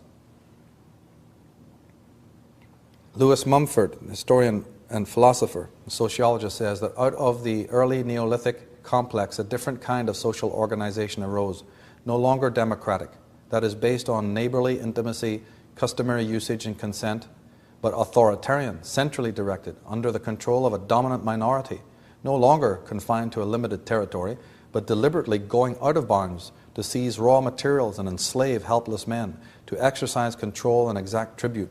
This new culture was dedicated not just to the enhancement of life, but to the expansion of collective power. By perfecting new instruments of coercion, the rulers of this society had, by the 3rd millennium BC, organized industrial and military power on a scale that was never to be surpassed until our time. Erich Fromm goes on to say, "The thought that the male can create living beings by himself, with his mouth, through his word, or out of his spirit, is the most unnatural fantasy conceivable. It denies all experience, all reality, every natural condition. It disregards all the laws of nature in order to attain the one goal of presenting the male as the perfect being per se, who possesses the ability life appears to have denied him, the ability to give birth. The first act of creation is the birth of light. Light is always and everywhere a symbol of the male principle. Those who have checked out my Astro-Theology pages on the website will understand what he means by this. And we go into a description of how light is connected to the male and how light is also used as the weapon. Intellectual light, psychological light, and also physical light is used in this weaponry, this arsenal of weaponry against the feminine principle. Now, the feminine principle is not something in women only. It's a principle, a mode of thought, of consciousness of the male as well. We're not talking about male and female here only. We're talking about masculine and feminine, two polarities of even one individual. The Judeo-Christian paradigm comes in to subvert this, to control it, to mess it up. And the atrocity that they've created to create this inner scission, this inner schizophrenia. When we're in this kind of state, it leaves us open to any kind of power dynamics and manipulation. Don't we remember that in the 10 Commandments, In the Old Testament, the Jews are considered the chosen people. Well, they haven't built any pyramids or anything. They're not being honored by God because of their great genius. They're not being honored by God because of their great power inherently. They're being honored by Jehovah, by God, by the big Father, the big Daddy in the sky, because of one thing and one thing only, their obedience. They've been given a Decalogue, they've been given a 10 Commandments, and because they're so obedient to that, they are considered the chosen people. Leonard Shlain, in Alphabet versus a Goddess, says that monotheism does not mirror human society. Humans are first and foremost social animals. A deity who was alone, not by choice but because there were no other companions for him, was a concept without parallel in human society. The God of the Israelites did not have a wife, a son, a daughter, or a mother. So there you have it. All you need is the masculine principle. Samson, Solomon, David, Abraham, Jesus, the whole list goes on. It's the whole concept of the Sun King. He's alone, he creates by himself. And all are his obedient children. The Israelites are obedient. So today, in our crazy, war-torn world of stress and frustration, if we are obedient to Big Daddy, to Big Father, we will be the chosen ones. It works in ancient times, it works now. And these political leaders, as we saw in other presentations, other programs in this series, they know how to manipulate this. They know how to understand that they want something for giving us protection. And what they want is our obedience. And the more obedient we are, the more humble we are, the more selfless we are, the more likely we'll fall in line, then we will be sure to receive smiles from them. What is the attitude of the slave? What is the master-slave dynamic? It's very simple. The slave knows that the master can completely destroy him. Here's what you call your master, your leaders. These are people who can decimate you, take your very life away.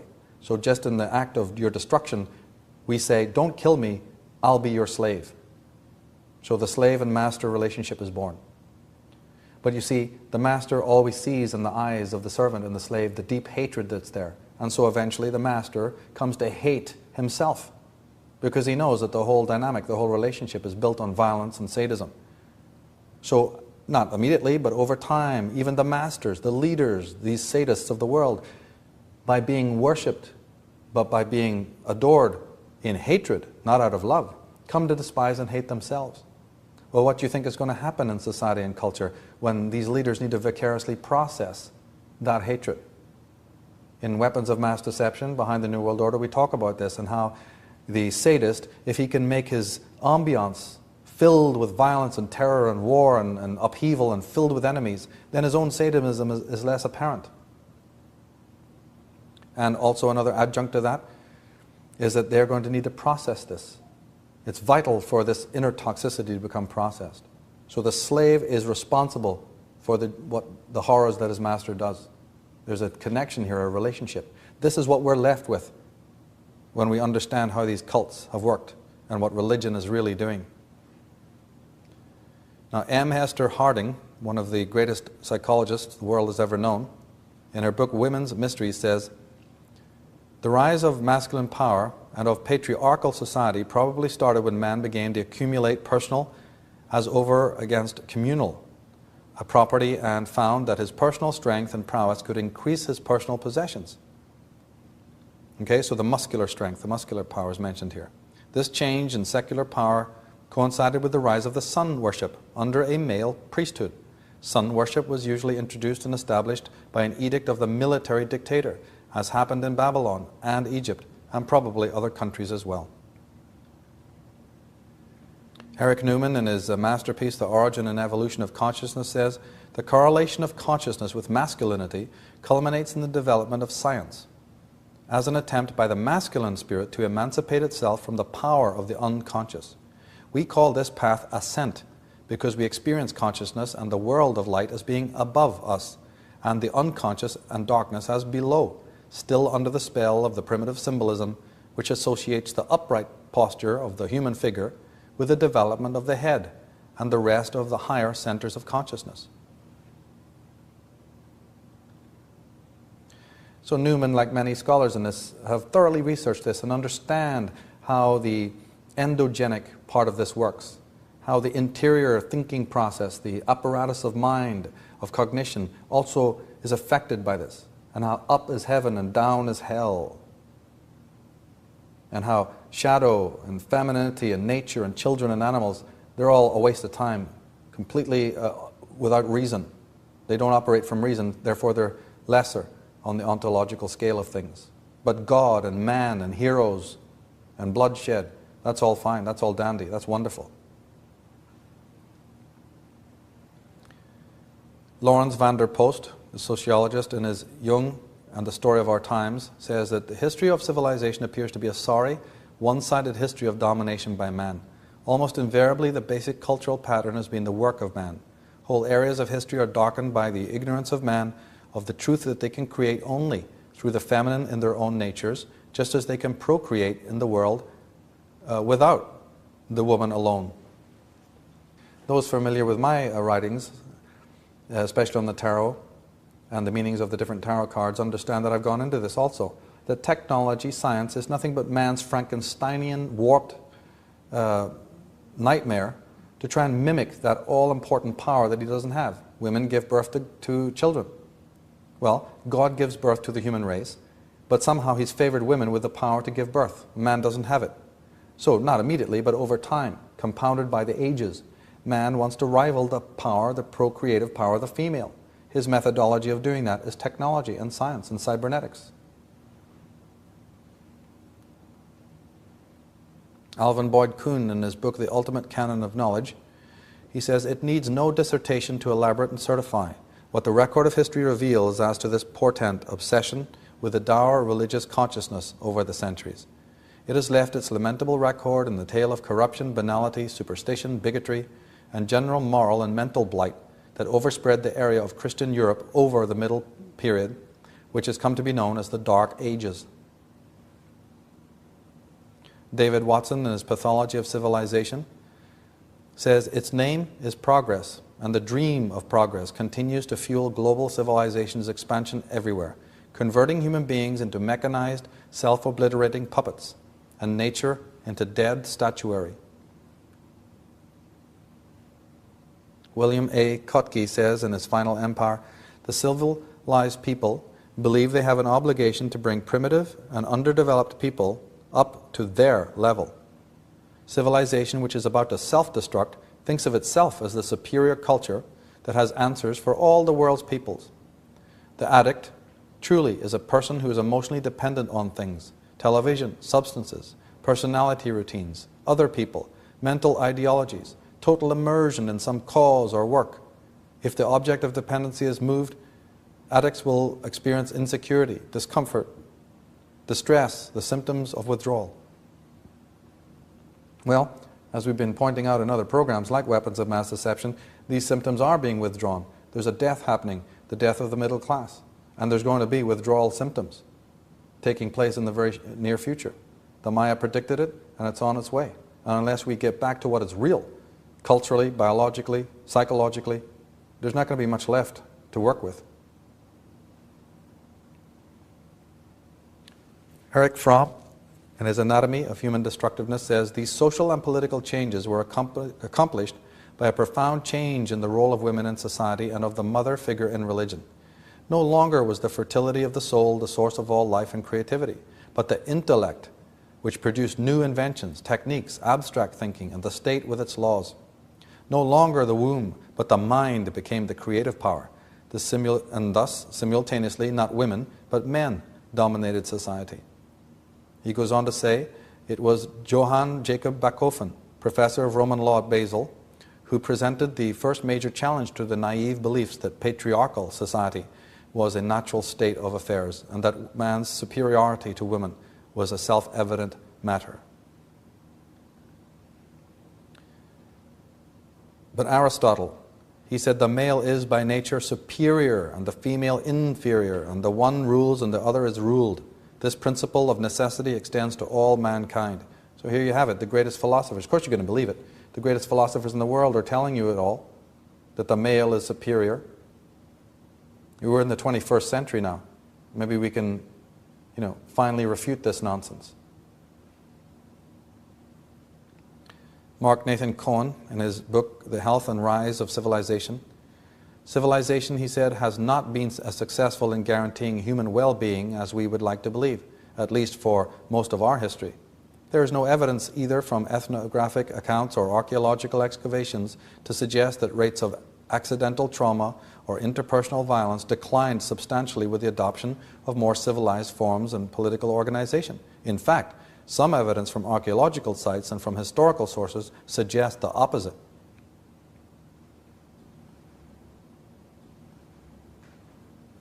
Leonard Schlein points out that Nicholas Copernicus, the Polish scientist, he actually displaced Mother Earth from the center of the universe and replaced her with Father Sun. So again, you can see as these things start to happen down through the centuries, eventually the male psyche starts to warp reality and starts to compound the problem. John Zerzan, in his Elements of Refusal, says that when Descartes enunciated the principle that the fullest exploitation of matter to any use is the whole duty of man, our separation from nature was virtually complete, and the stage set for the coming of the Industrial Revolution. 350 years later, this spirit still lingers in the person of Jean Vorst, curator of France's Museum of Natural History, who pronounces that our species, because of intellect, can no longer recross a certain threshold of civilization and once again become part of the natural habitat. He further states, expressing perfectly the original and persevering imperialism of agriculture, that as the earth in its primitive state is not adopted for our expansion, man must shackle it to fulfill human destiny. And Sir Francis Bacon, in his Novo Organum, the new organism, says that consistently he used metaphors derived from the witch hunt and the torture chamber to describe how scientists should force nature to relinquish her secrets. Theodore Roszak, the American scholar, in his book Where the Wasteland Ends, says the astronautical image of man, and that it is nothing but the quintessence of urban industrial society's pursuit of the wholly controlled, wholly artificial environment, amounts to a spiritual revolution. This is man as he has never lived before. It draws the line through human history that almost assumes the dimensions of an evolutionary turning point. So it has been identified by Teilhard de Chardin, who has given us the concept of the noosphere, a level of existence that is to be permanently dominated by human intellect and planning, and which our species must now adapt if it is to fulfill its destiny. Alvin Boyd Kuhn says, a study of Christian history discloses the portentous fact that the concept of the malignancy of matter coming into the movement of Hinduism through Zoroastrianism became an influence overwhelmingly dominating the theology and the ethic. It bred the monstrous cult of asceticism, whose driving motivation was the idea that the instincts of the flesh must be crushed down in the interests of the spirit. The tragic consequence of this staggering default of insight are incalculable, but in all conscience overwhelming to any intelligence that discerns it. It lay the Christian mind open to the obsession of a psychological influence that has been nothing less than devastating to sanity, inflicting upon the psyche a trauma that has produced morbidity and crushed to a degree the natural instincts for human happiness. But that's what this whole blitzkrieg on the human psyche was meant to do, to suppress the feminine, to alienate you from the earth, to think that God is up in the cloud somewhere and he's also wrathful. He's also an all-stern father figure who's judging your every move, to get you to be so schizoid, pathological, and existentially deranged that you wouldn't even be able to fashion your own destiny or your own thoughts.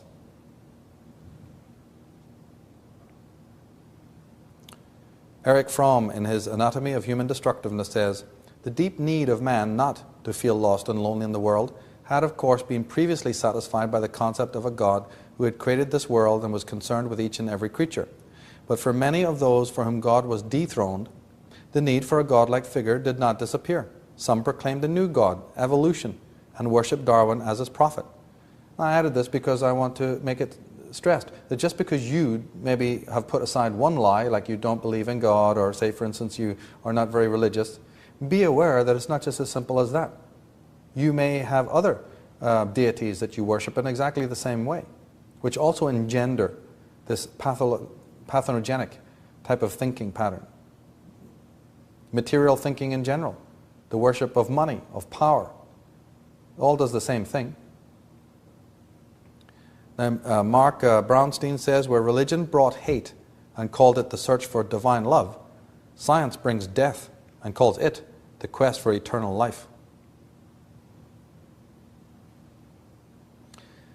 I write that the expulsion from Eden meant the loss of the symbiotic connection with nature and the universal order, the scission between the microcosm and the microcosm, between psychic energy and physical energy. So it's poetic, I know, but we can think of that expulsion, that falling out of paradise, of Eden, as literally being disconnected from the earth. Ergo, the return to the earth and the return to the philosophy and the ordinances, to be more obedient to the laws and the inherent subtle ordinances and principles and laws of nature, of the earth, will signal the apple being put back on the tree of life, and also the return of sanity to the mind of man. Genesis 3 we read, because thou, and they're talking about Eve, not the serpent, because thou hast done this, thou art cursed above all cattle and above every beast of the field.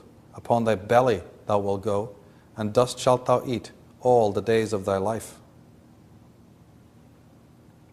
In the lament of Sophia, from the ancient Gnostic book, the Pistis Sophia, it says, they have taken my light from me, and my power is dried up. I have forgotten my mystery, which heretofore I was wont to accomplish. I am become as a demon apart, who dwelleth in matter, and light is not in him. And we all know the idea of Lilith being banished and called a demoness. Lilith is nothing more than the healthy masculine aspect of the feminine. See, we accept the feminine, we accept Eve, do we not? We accept Mary, but it's this soft, pliable, recumbent, completely submissive principle. It's okay as a mother. It's okay as a whore, as a sinner. But to have the strong female and the strong feminine within, no, that's prohibited. That's taboo. Alvin Boyd Kuhn, he says, the influence of the book has done nothing to mitigate the virulence of the Western religion's bias against nature.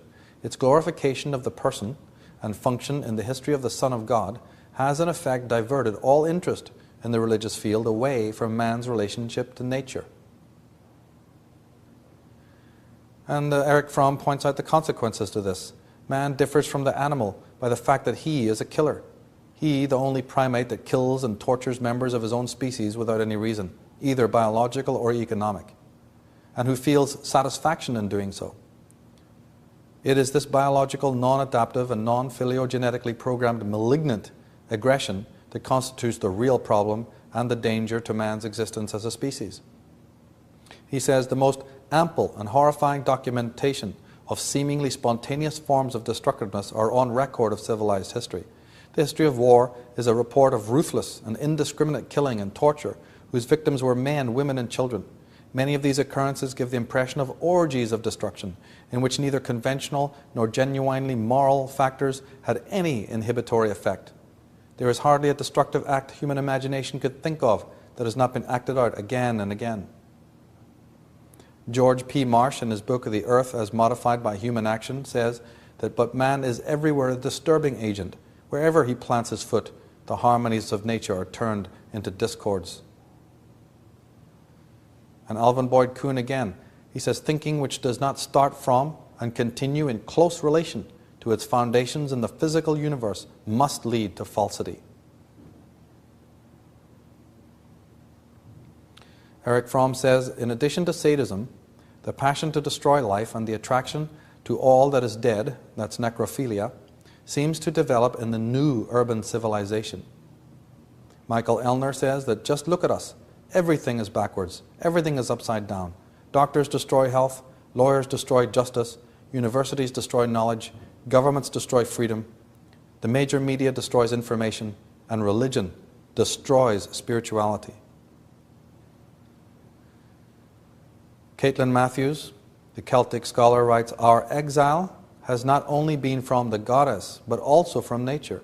It is not surprising, considering that most Westerners live apart from their environment, protected by concrete roadways, consuming machine-processed foods and filled with media information to the detriment of the experience of their own senses. The seasons go unnoticed. We seldom touch the earth, or eat fresh food, or observe the world personally. The sacred is a forgotten dimension in our society, which we ignore at our peril. And David Watson, in his Pathology of Civilization, says something which has always affected me very profoundly. He says, we reproduce catastrophe because we ourselves are traumatized, both as a species and individually, beginning at birth. Because we are wounded, we have put up psychic defenses against reality and have become so cut off from direct participation in the multidimensional wilderness in which we are embedded that all we can do is navigate our way cautiously through a humanly designed, day-to-day substitute world of symbols. It's a world of dollars, minutes, numbers, images, and words that are constantly being manipulated to wring the most possible profit from every conceivable circumstance. The body and spirit both rebel. And that is what is happening. That is what is occurring in the next 10 years. There is going to be what Nietzsche referred to as the return of the repressed. One, whether it's from worshipping false leaders or from not doing one's own spiritual inner work, or as these scholars are saying, whether it's from being cut off from nature or suppressing our feminine side, from all of these and many more reasons, there's a build-up of toxicity in the unconscious. And at some point, it's all needing to be processed. It's all going to come out. In the program we did called 2012, we looked at the fact that there's shadow work. Normally, a healthy individual will do what is called shadow work to process some of this dark content and may graduate spiritually as a result, become more adjusted to life. But there's times when simple shadow work is not enough, and other archetypes then take the lead. And those archetypes are, again, the Great Father, the all-powerful masculine archetype that leads its derelict children in the direction that it wants to go, which creates enemies and wants to destroy those enemies. And like in a sort of a Dr. Strangelove scenario, wants to drop atom bombs and cause all manner of havoc in order to expatiate and exorcise all of our own darkness and disturb psychic content. We may wonder if the overwhelming success of linear perspectives as the sole definition of visual reality isn't a symptom of some deeper condition seeking expression.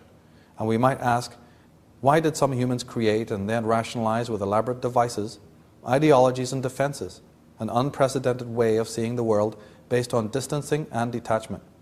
Could it be that the linear perspective that infuses our vision from our glorification of intellectual distancing to our debunking of earlier realms of feeling and intuition, to our relentless lifting upward with skyscrapers and space shuttles, to the ultimate techno-utopian vision of downloading human knowledge into self-perpetuating computers to make embodied life obsolete, that such a perception is the result of some traumatic violation that happened in our human past? So again, the idea of trauma in the ancient past. Now, in this age, in this time, we're going to have to discover that if we realize that when we were close to nature, not close to the concrete and the steel, but when we were close to nature, when we lived amongst the shamans, when we had people who understood and took care of our psychological welfare as opposed to just our physical and intellectual welfare, that we went through rites and rituals that helped us to process all of this dark content. You see, our world today is void of any of these rituals. In fact, the only rituals that were provided are sinister ones, which only make the problem worse. Bradley A.T. Pask, in his book Rape, the book Rape and Ritual, says, depreciation and loathing of women, her body, and by extension the feminine, has been expressed repeatedly by our intellectual and psychological forefathers. In the Gospel of Thomas, St. Peter is meant to say, let Mary leave us, for women are not worthy of life.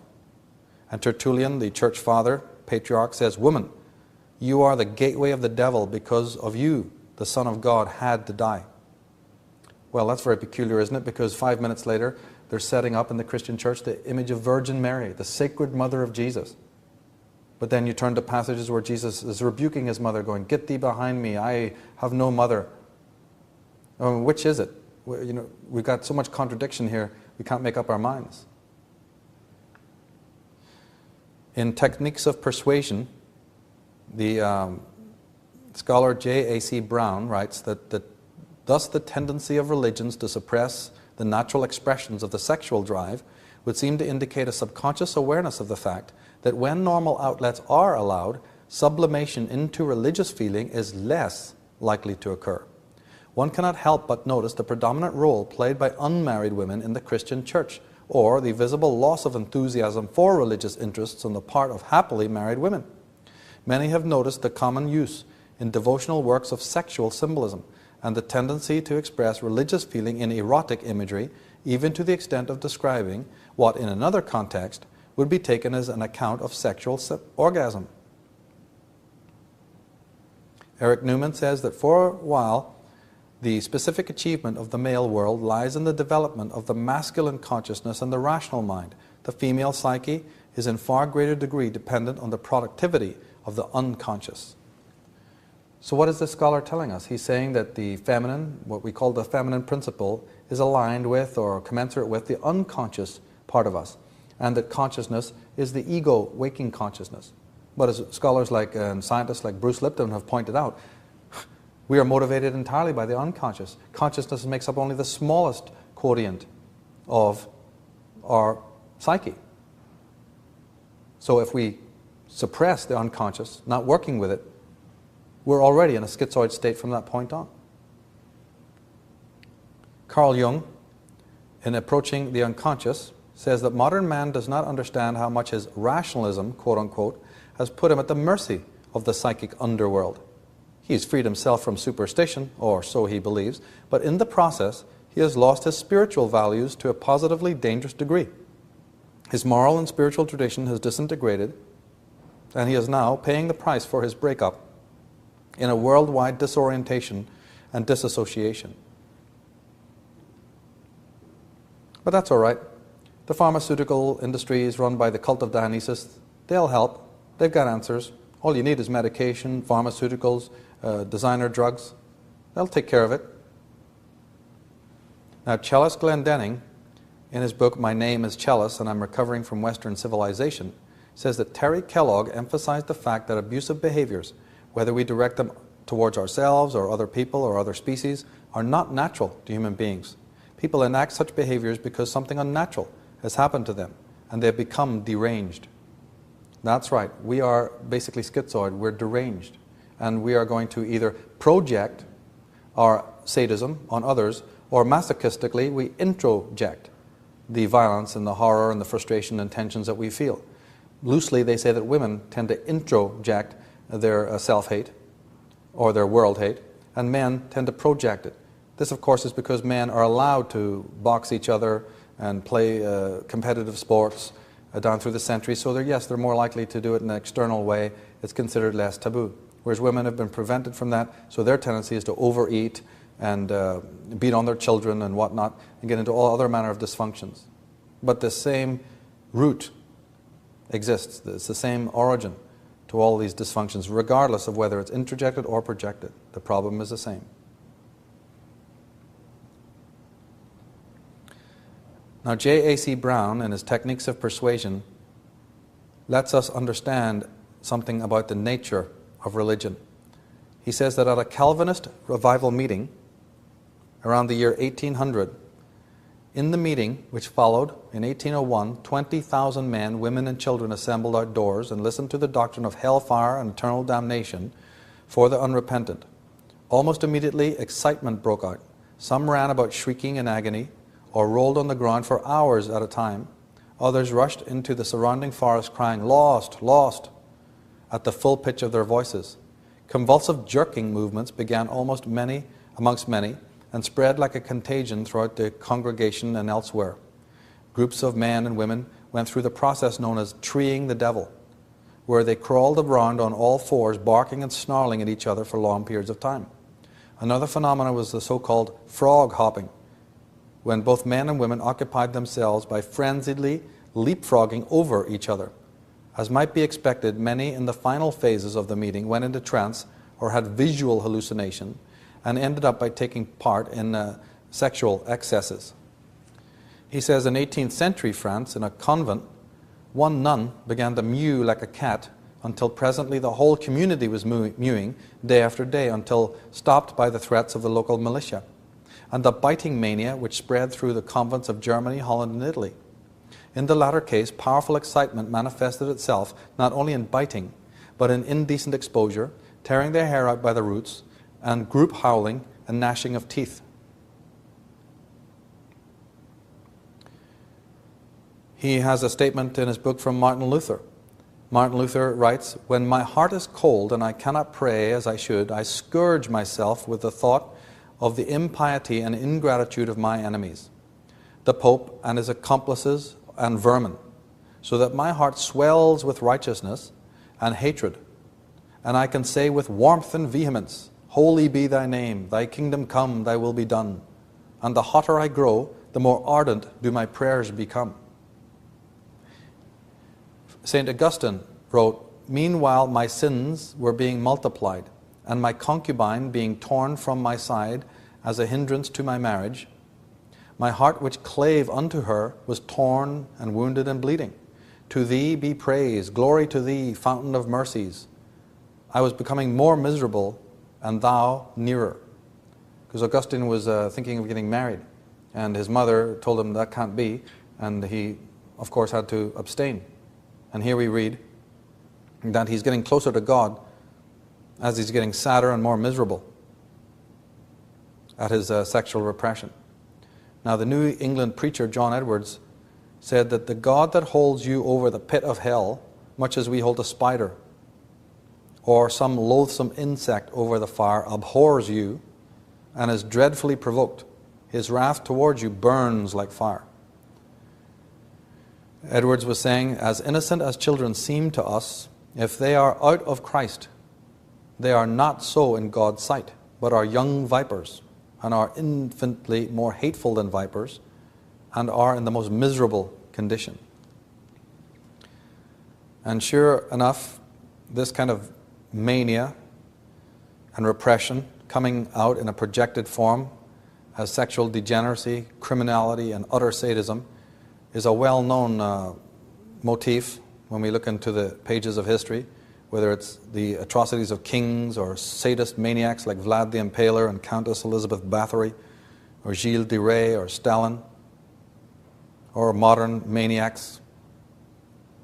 As Niccolo Machiavelli said, since love and fear can hardly exist together, if we must choose between them, it is far safer to be feared than loved. Well, that's right, everything is on its head now, everything is twisted round now, everything is inside out now. Sure. But where does it all originate? This is what we've been trying to demonstrate in this program.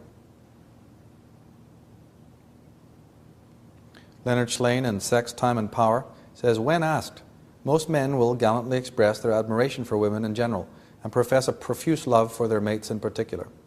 Despite these touching personal testimonials, society is rife with misogyny and patriarchy.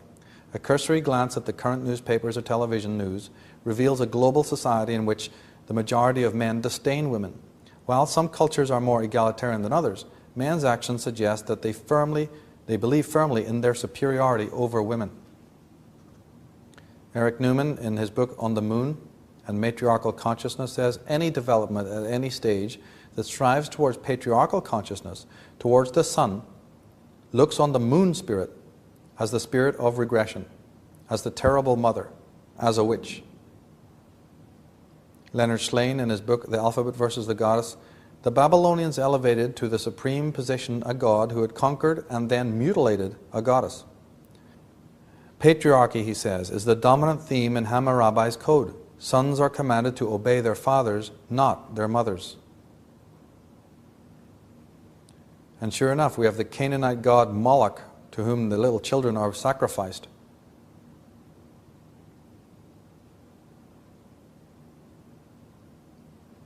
Now, in Christianity, we've been seeing that we have a lot of pagan motifs. But one of the most beloved symbols that is in Christianity is, of course, that of the Christmas tree. But the Christmas tree comes out of the pagan past also.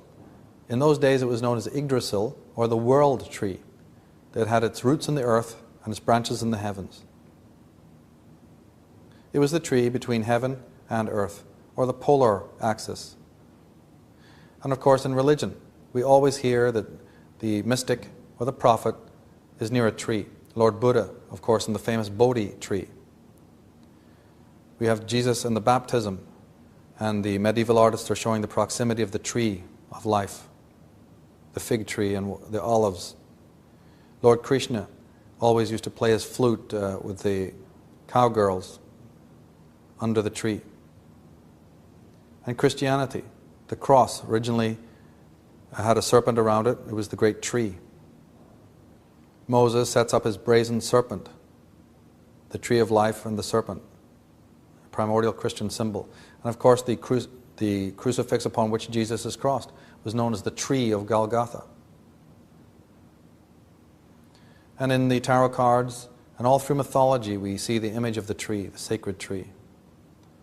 The tree of life is shown in the tarot cards behind the female principle.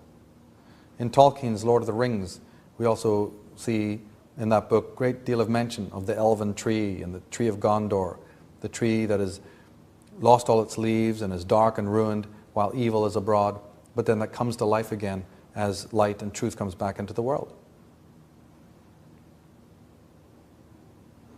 In the Bible we have the tree of good and evil, or the tree of life, which contains the fruit of forbidden knowledge. We find that Egypt was called the land of the tree and the serpent by visitors to Egypt. In Egypt they had also the tree of the north and the tree of the south, or the two trees, and they were also known as the Jed pillars, because there was a priestarchy called the Jedi in Egypt. And the Jed pillar was the missing phallus of Osiris, but it really represented the Kundalini and the raising of the Kundalini energy. That comes down to us in more modern times as the caduceus of Hermes, the two opposing serpent forces that you see on the medical monopolies today. But the symbol goes back to Nuth, who was literally the tree of life. So yes, we have the tree of life motif, but it goes back to the old palmyriums of Egypt, and it goes further back so that the body of the female goddess is the tree of life. And that's where we get the word nuts. When you go and pick nuts, berries, nuts from the tree, that comes from Nuth, or Nut, the Egyptian goddess who was the tree of life. The ovums of her womb are the seeds that give birth to life. In Egypt specifically, but not only in Egypt, do you see the presence of the female goddess in proximity to the tree of life. Being the tree of life and being the keeper of the ovum and being the keeper of the mystery of being, here we see the whole story in an old papyrus where we have the old story of Adam and Eve. There's Adam, the Pharaoh, sitting on the chair in a recumbent and submissive position, being instructed in the mysteries by Virgo, the virgin, with the wheat sheaves on her head and the ovum in her hand. And that ovum, by the way, is the apple. In ancient times it was known that the apple from the forbidden tree of life, the apple was always known as the ovum of the female. And the little wriggling serpent that comes to tempt or to eat the apple or to bite into the apple was nothing more than the spermatozoon. The male sperm, which looks like a little wriggling snake or serpent, was in proximity to the ovum. So this is conception. But magically speaking, conception had other meanings. It had the meaning of the uniting of the masculine and feminine within the self. Androgyny, not on a genital level, but on a spiritual level. And the mystery of this process, the mystery of these rites and rituals was always in the keeping of the female, of the Eves. So in the Egyptian papyrus, we have the Adam and Eve story of Eve being the priest initiator, priestess initiator, offering the ovum to the male in the original Eucharist. Here again we see the interaction, that the Pharaoh, Adam the male, is a little apprehensive. There's the tree of life on the right, the fourfold tree of life, the tree of consciousness, the tree of the spine, and the tree of the cerebral spinal cortex. And the initiation. Now the lion chair that you see him sitting on is really the Panthera chair. The ancient priests used to wear the robes of the jaguar or the panther. In fact, the Semitic name for Jesus in the Talmud is Yeshua ben Panthera, because the panther skin was a symbol of the high priests. That was their logo or their emblem. Now, the tree of life represented man's intimate umbilical rapport with nature and the universal order. Its forbidden fruit refers to the sustenance by being non-differentiated from nature. What man considers his independent self, his independence, is merely hyper-alienation from himself and from the world. His ability to tolerate such an existential predicament has been increased by the conditioning of false theocracies which have created intricate surrogate pacifiers for the lost reality which he inwardly misses and craves. Man's attachment to these simulacras become the reason for further alienation. The spell is broken only for those whose inner voice is heard over the clamor of lies that besiege the brain and senses from all quarters. So your average serial killer, maniac, murderer type is the male who's secretly crying out for bonding with the feminine. But he's also got a love-hate relationship, a masculine, a sadomasochistic relationship with the feminine. He both desires it, but he also despises it. So the artists will paint the female picture. The female image is the most prevalent motif in art. So it can be adored, but it can also be slaughtered and murdered, because the dichotomy has been set up. We have an ambivalent connection, not only to external females, where those who want to project this crime and violence, it comes out on external females, but the violence is already happening morally. The violence is already happening in an introjected way within the self to one's own feminine principle. And psychologists understand this. We can observe this in the ones around us. And we can also examine and notice all the reinforcements, all the ways in which culture and our parents and our peers and our priests and our politicians are emphasizing this and engendering this dichotomy within. And if we buy into it, we will be the sucker. We will be the ones who are totally have our own republic torn to shreds.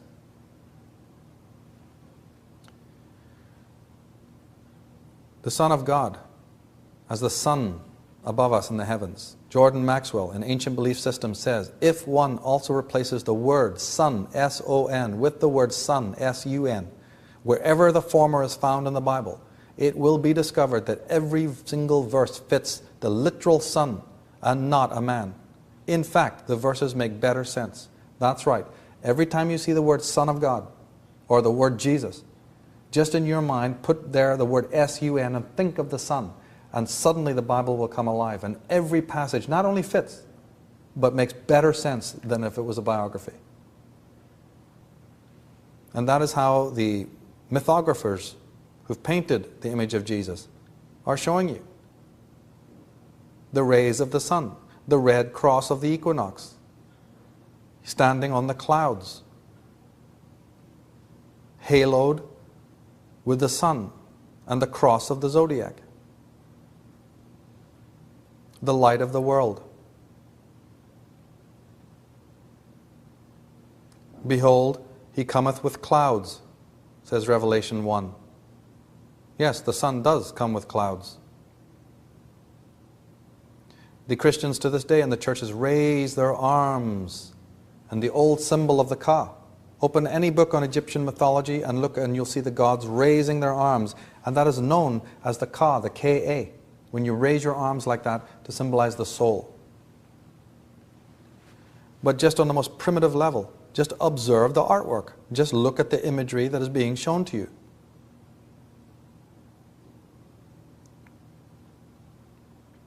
The Christ haloed with light. Our Father who art in heaven. We end our prayers with Amen, which literally meant the Son God. The words of Jesus in Revelation 22, I am the root and offspring of David and the bright and morning star.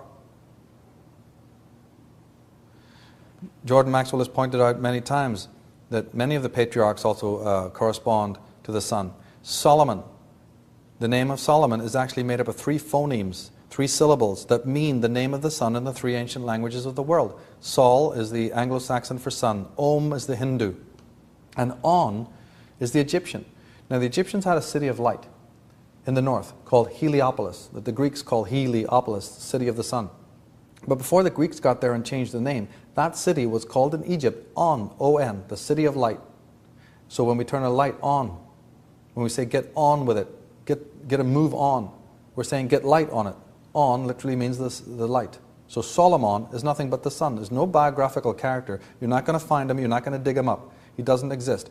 Saul Almon, like Jesus Christ, is the Son. And everything that you're reading about that Solomon is getting involved in is not a biography of a man, but a mythology of a son. Same thing for Hercules and many of the other gods of the ancient world. Now, the name that is given to Jesus Christ at his birth is Emmanuel, but that is the same thing. That comes from Omonael, Om, On, and El. They don't even hide it. The Renaissance artists drew on this canon. Above the cross of Jesus, you have the sun and the moon, pagan motifs. The INRI that is above his head just represents in Latin, or in Hebrew by the way, the letters of the elements. Iam, Rurik, Ibishah, and one other. These are the 4 names of the elements: fire, water, air, and earth. The beginning letters are INRI. Now Jesus is identified with the sun when you see him with a crown of thorns. The ancients understood that the sun had a crown of thorns, and that when you turn the thorns in, you make a crown. Kings would have their crowns. Jesus would have his crown of thorns. The symbolism is enough to put us onto the right track if we become sane and understand what we're seeing here. And again, the origin of a lot of it is Egypt, not just the 18th dynasty of Akhenaten, but many ages before that. Here we have Ra, Horus, the sun god, with a solar disk above his head. Now Mustafa Gadala has shown, the great Egyptian scholar, has shown that Jesus Christ, I mean, we've been saying all along in this show that he is not a historical or biographical character, but an interesting adjunct to this is that Mustafa Gadala, the Egyptian historian, has shown that there is an approximation of Jesus the Christ. He most clearly resembles the pharaonic dynasty from the 18th dynasty of Egypt. That is Akhenaten and his son, the Tutankhamun. If you read this man's magnificent work, you're going to see that even though 3,000 years elapsed, when the Hebrews in Rome were thinking about who to pattern their hero on, they thought of Simon Magus, yes. They thought of Judas Crestus, yes. But they also thought of Akhenaten, the old pharaoh, and his dynasty and the cult of the sun. The first monotheistic cult of Egypt is what they patterned their modern Jesus Christ on. Fascinating work. Now in the Vajra Sanyahi Samhita, we read that the Brahman, that's their god, Brahman, is the light of the sun. And in Hebrew, they took the Brahman and made it Abraham. Abraham, you just change the letter around, becomes the Brahman. And Brahman's consort was Saraswati. Well, wasn't Abraham's consort Sarah? But remember, they don't exist. Brahman is the sun. In the Atharva Veda, we read a passage that says, "The sun set in motion by the gods shines unsurpassed yonder. From it came the Brahma power, the supreme Brahman, all of the gods, and what makes them immortal." So the ancient Vedic texts also had personified deities like Krishna and Arjuna and Vishnu and Brahma, but they were under no doubt about it, that they were just personifications of the sun. Just analogies, just simulacras. In the Shatapatha Brahmana, we read that first was Brahman born in the east. From the horizon, the gracious one appears in splendor. He illumines the forms of this world, the deepest, the highest. He is the cradle of what is and what is not. Father of the luminaries, begetter of the treasure, he entered many-formed into the spaces of the air. They glorify him with hymns of praise, making the youth that is Brahman increased by Brahman. Brahman brought forth the gods, Brahman created the world. Nothing more than solar cult. In fact, in the Temple of Solomon, the old Jewish rabbis would wait until the spring equinox, the Passover, and then would go to the eastern door to blow their ram's horn. The ram's horn, of course, relates to Aries. And they go to the eastern door because they were worshipping the rising of the sun at the east. To this day, the Islamic people will bow towards the east. reverencing Mecca, but really reverencing the eastern horizon, the sunrise. The Manichaeans, a 3rd century Christian sect, we have a statement from them. The Christ, or the Christ, is the glorious intelligence, which the Persians called Mithras. His residence is the sun. Now the word Christ means the anointed. Anointing was the ancient custom throughout the East by pouring aromatic oils on persons as a token of honor. It was also employed in consecrating the priest, prophets, and kinds, and the places and instruments appointed for worship. That's the New American Encyclopedia, talking about the Christ.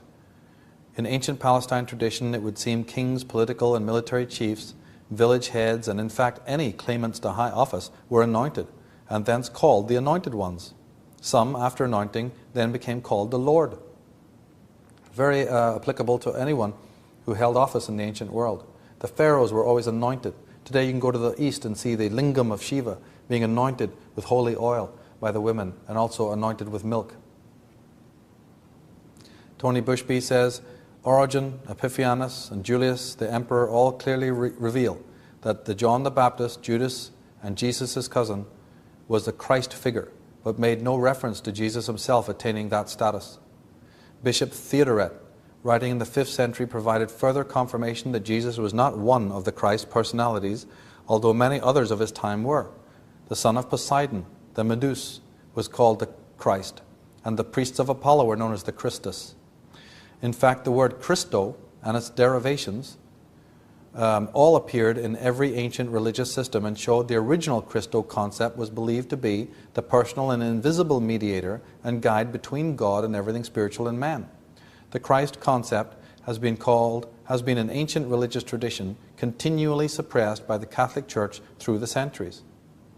Jordan Maxwell pointed out once that the company Crisco oil, why are they calling their product that? Because they know what we don't know, is that the old word Christ meant the anointing with oil.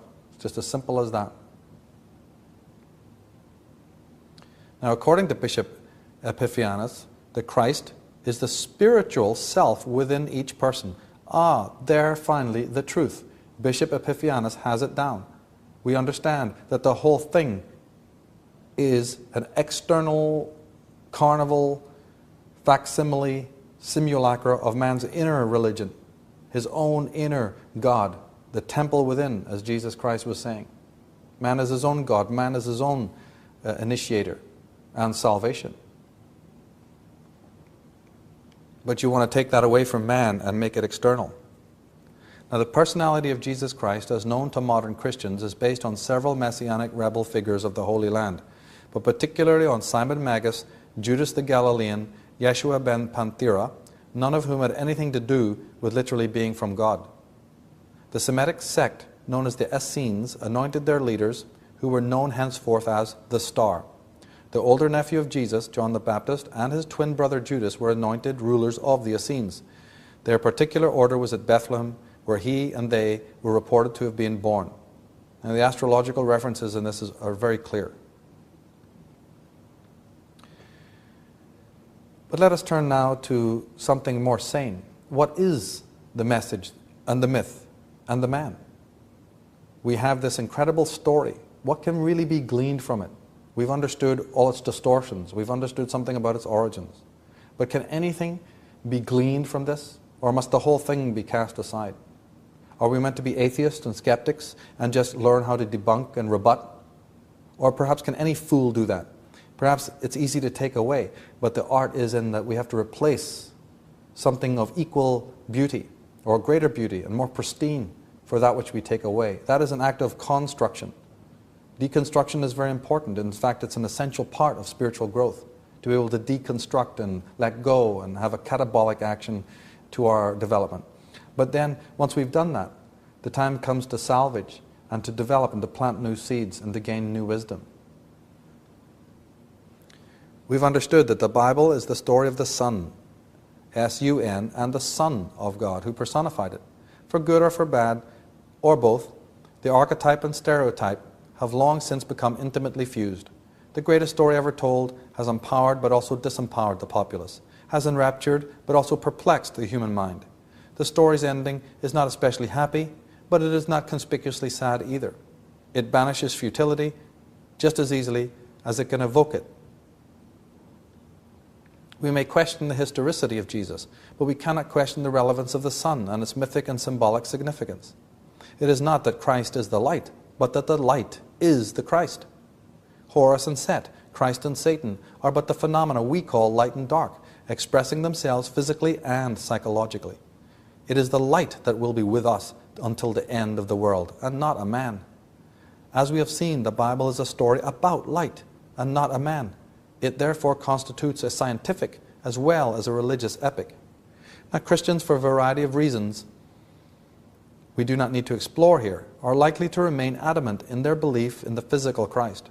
And, as in the case of Robin Hood or Sherlock Holmes or Santa Claus, there is no reason why they should change their conviction and identification. The loss would be too great for any gain. And too many great truths have been based on this greatest of lies for it to be so roughly uprooted.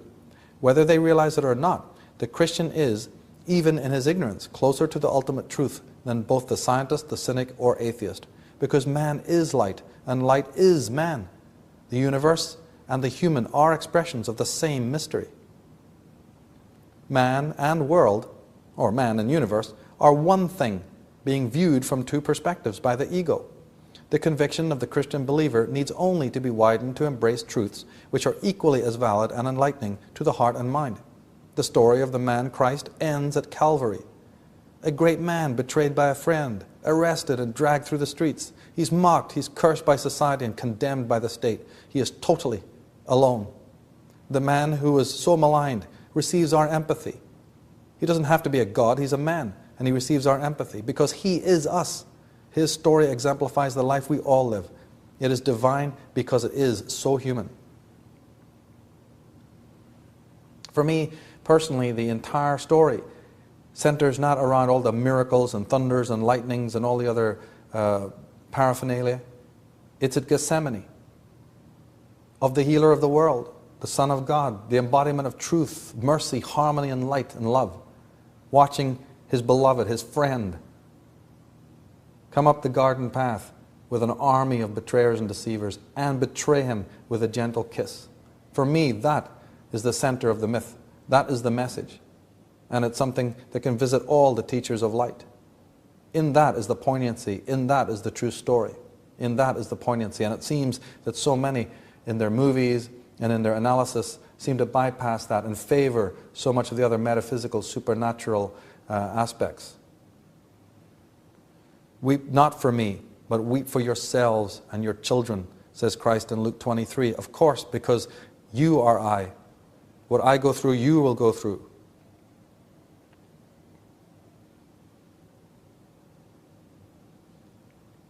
How can we forget that in the last days of the man's so-called existence, at the Last Supper, he's telling Peter, the man whom he would later give the keys to create what we know as the Catholic Church, the foundation, Petra, the rock upon which my church will stand. But Peter's busy denying him 3 times later on that same night. Judas, his own cousin, some of the scriptures are saying, for 30 pieces of silver, betraying the Son of God, betraying his brother, betraying his enlightener. The scene at Calvary, the tragedy of a great man being hung between 2 thieves in front of his betrayers, is so inherently emotive and so patently human in tone that we often forget to understand how our emotional empathy occludes its greater existential meaning. The man whose life brings him to such a seemingly pathetic fate is not in pain at the end. He is neither regretful or alone. He is not suffering the needs no one and needs no one's help. He has arrived at this place because it is the inevitable end of the life he has hitherto been leading.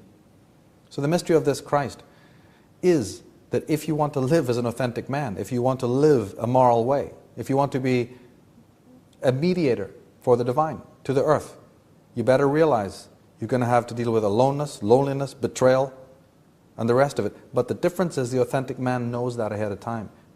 The authentic man understands that the cup he will have to have put in front of him. But he's okay with it. He is not in lament. Our emotions should be, quite rightly, horrified by all of this. But he is walking the road that he is meant to walk.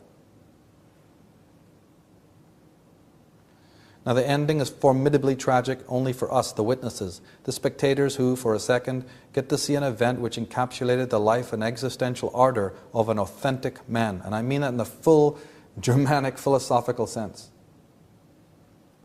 It is we, not he, who balk at the futility and recoil at its insanity. He is present and is as accepting of his fate as were the Cathars of Montsegur, who walked on their own feet into the flames of the bonfires lit by their enemies, as those who rode with Crazy Horse on the plains of America. In that 1 minute of life before their death, such men were already living a deeper and greater life than most achieved during the long years allotted to them. When we read Christ saying in Luke 23, "Father, forgive them, for they know not what they do," could we perhaps take the liberty and say that he really meant, "Father, forgive them, for they know not how they live"? When you're not living in an authentic way, you inherit the perdition of the worlds. And in my other work, I talk about the fact that, again, not only does Christ represent the Son, but he also represents the concept of the self-initiator and the fact that we have an inner zodiac. As Carl Jung said, as we all know, science began with the stars, and mankind discovered in them the dominance of the unconscious, the gods as well as the curious psychological qualities of the zodiac, a complete projected theory of human character. That's right, an inner zodiac. In divination and the goddess tradition, we go into that thoroughly, that the idea of Christ with 12 disciples is a whole other dimension to this story. The fact that we're an inner zodiac. We carry that template around with us. We are the walking temple of God. And as we return full circle to the 21st and 22nd century, to the time of solutions, we understand that through the divination arts, through astrology, through the tarot, these are our means of initiating ourselves back into our sovereignhood, back into our own Godhead. As the Egyptians knew, though, the day is coming, says Aesculapius, when the world will know nothing of the faith of the Egyptians. Our land will stand desolate, tombs and the dead will be its only witnesses. O Egypt, nothing but fables will tell of thy faith, and no posterity will believe them. How right he was. We would be in a time when all of these connections would be forgotten. The Egyptians talked of the inner zodiac, that man was his own light unto himself. Richard Tharnes, PhD, says that psychology textbooks of future generations will look back on the modern psychologists working without the aid of astrology as being like the medieval astronomers working without the aid of the telescope. And through the divination sciences, hopefully there will be a sea change and we'll understand the importance of working with these divination arts, because they were they not, the bequeathment from the stellar cult and the lunar cult of old. They're one of the most important oracles that we can use. Once they're used correctly, once they're used appropriately and with love and reverence, once we understand their innate laws and work with them properly and sanely, not just to bolster our egos and solve our little domestic disputes, but to understand them also as rites of passage, as barometers and as compass points to help us navigate the seas of time and the sea of karma and the sea of fate. Then we can reinitiate ourselves into what? Into what the Egyptians had long ago been teaching us, that man is his own priest and woman her own priestess. When tutored aright, when we understand what our fate and our destiny is, then we understand we need no intermediary. We don't need to look to any edifice, and we'll understand what horrors the world has suffered because we have actually done that. We've disassociated ourselves from our own power, and we've reaped the wind as a result. When man realizes that he was, as the humanists and the Renaissance masters understood, Adam Kadmon, the anthropos, the center of the universe, when he is in harmony, when he works on himself and balances his own republic, when his own city-state of intellect and emotions and biology, his inner house, his inner temple is in harmony, then perhaps at that point we can have, like the Druids of old and the Arthurian knights of old, we can have the perfect political state, the perfect unison socially but mystics, Gnostics. I would be amiss if I sat here and said that social cohesion and political harmony could ever come into being in this world at any time if the inner state of man was in chaos. This is simply not the case. In Acts 7, we read, "The Most High dwells not in temples made with hands." In 1 Corinthians, "You are the temple of God, for the temple of God is holy, which temple you are." In John 14, "The works I do, you can do, and greater." Well, why are we not being told this by the clergy who are meant to represent this Christ, this force? If he is telling his disciples, "What I can do, you can do also, and more." How come we then are kept on our knees in front of church and in front of state? How come we're not being instructed in our own power, our own independence, our own individuality? In this program, we hope to have shown you some of the reasons why, and also what to do about it. As Plato said, perhaps there is a pattern set up in the heavens for one who desires to see it, and having seen it, to find one in himself.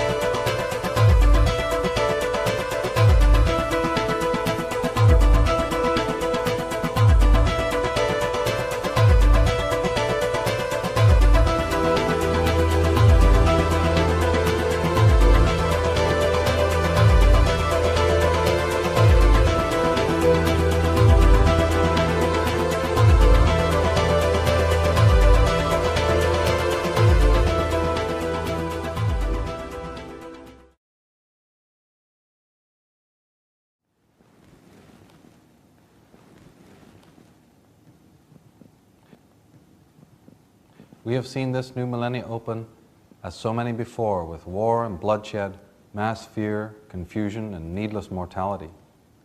As long as we tolerate psychotics and megalomaniacs to govern a herd of sheep-like automatons and ride roughshod over our sovereign rights, we can hardly expect anything else. As our materialistic and hyper-driven technocratic age rises to its critical mass, and as the nightmares of Orwell, Kafka, and the Marquis de Sade combine to become realities in the policies of despotic presidents and leaders, we may find it beneficial to pay attention to what the competent prophets and seers of today are saying. For though they may have their heads in the clouds, their heads are safer and saner than those in the mud. As Oscar Wilde said, "We are all in the gutter, but some are staring up at the stars. Some that stare for long enough do not see the gutter any longer, only the miracles and beauty that permeate all creation.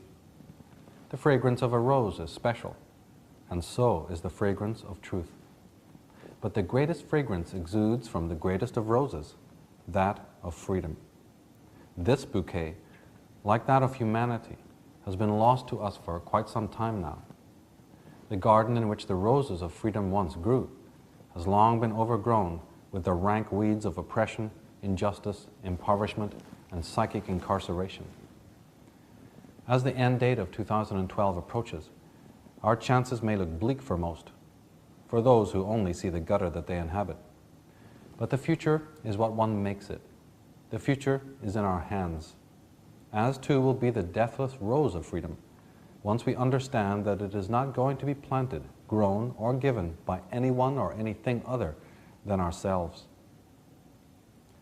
The rose of freedom grows in the soil of intelligence and is brought forth with patience, attention, and love. Its fragrance is all the more precious because we know that it is the gift that we have given to ourselves. As Oscar Wilde implied, we can, from the gutters we inhabit, keep in alignment with the stars, those exalted embodiments of freedom and wisdom, those magical white cities in the perfumed wilderness of the night, those jewels in the shimmering sable vestment of the sky queen nymph. Those who have from this earth observatory really paid attention to the miracles above their heads and to those all about them know that the men and women who crave and abuse wealth, beauty, sexuality, intelligence, or power are not truly powerful and know nothing of the true magic of life.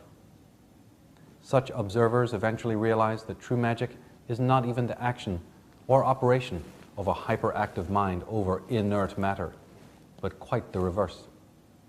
For the fact is that though every glass of water we drink is changed by our drinking, we are also, in that same instant, changed forever by that simple act.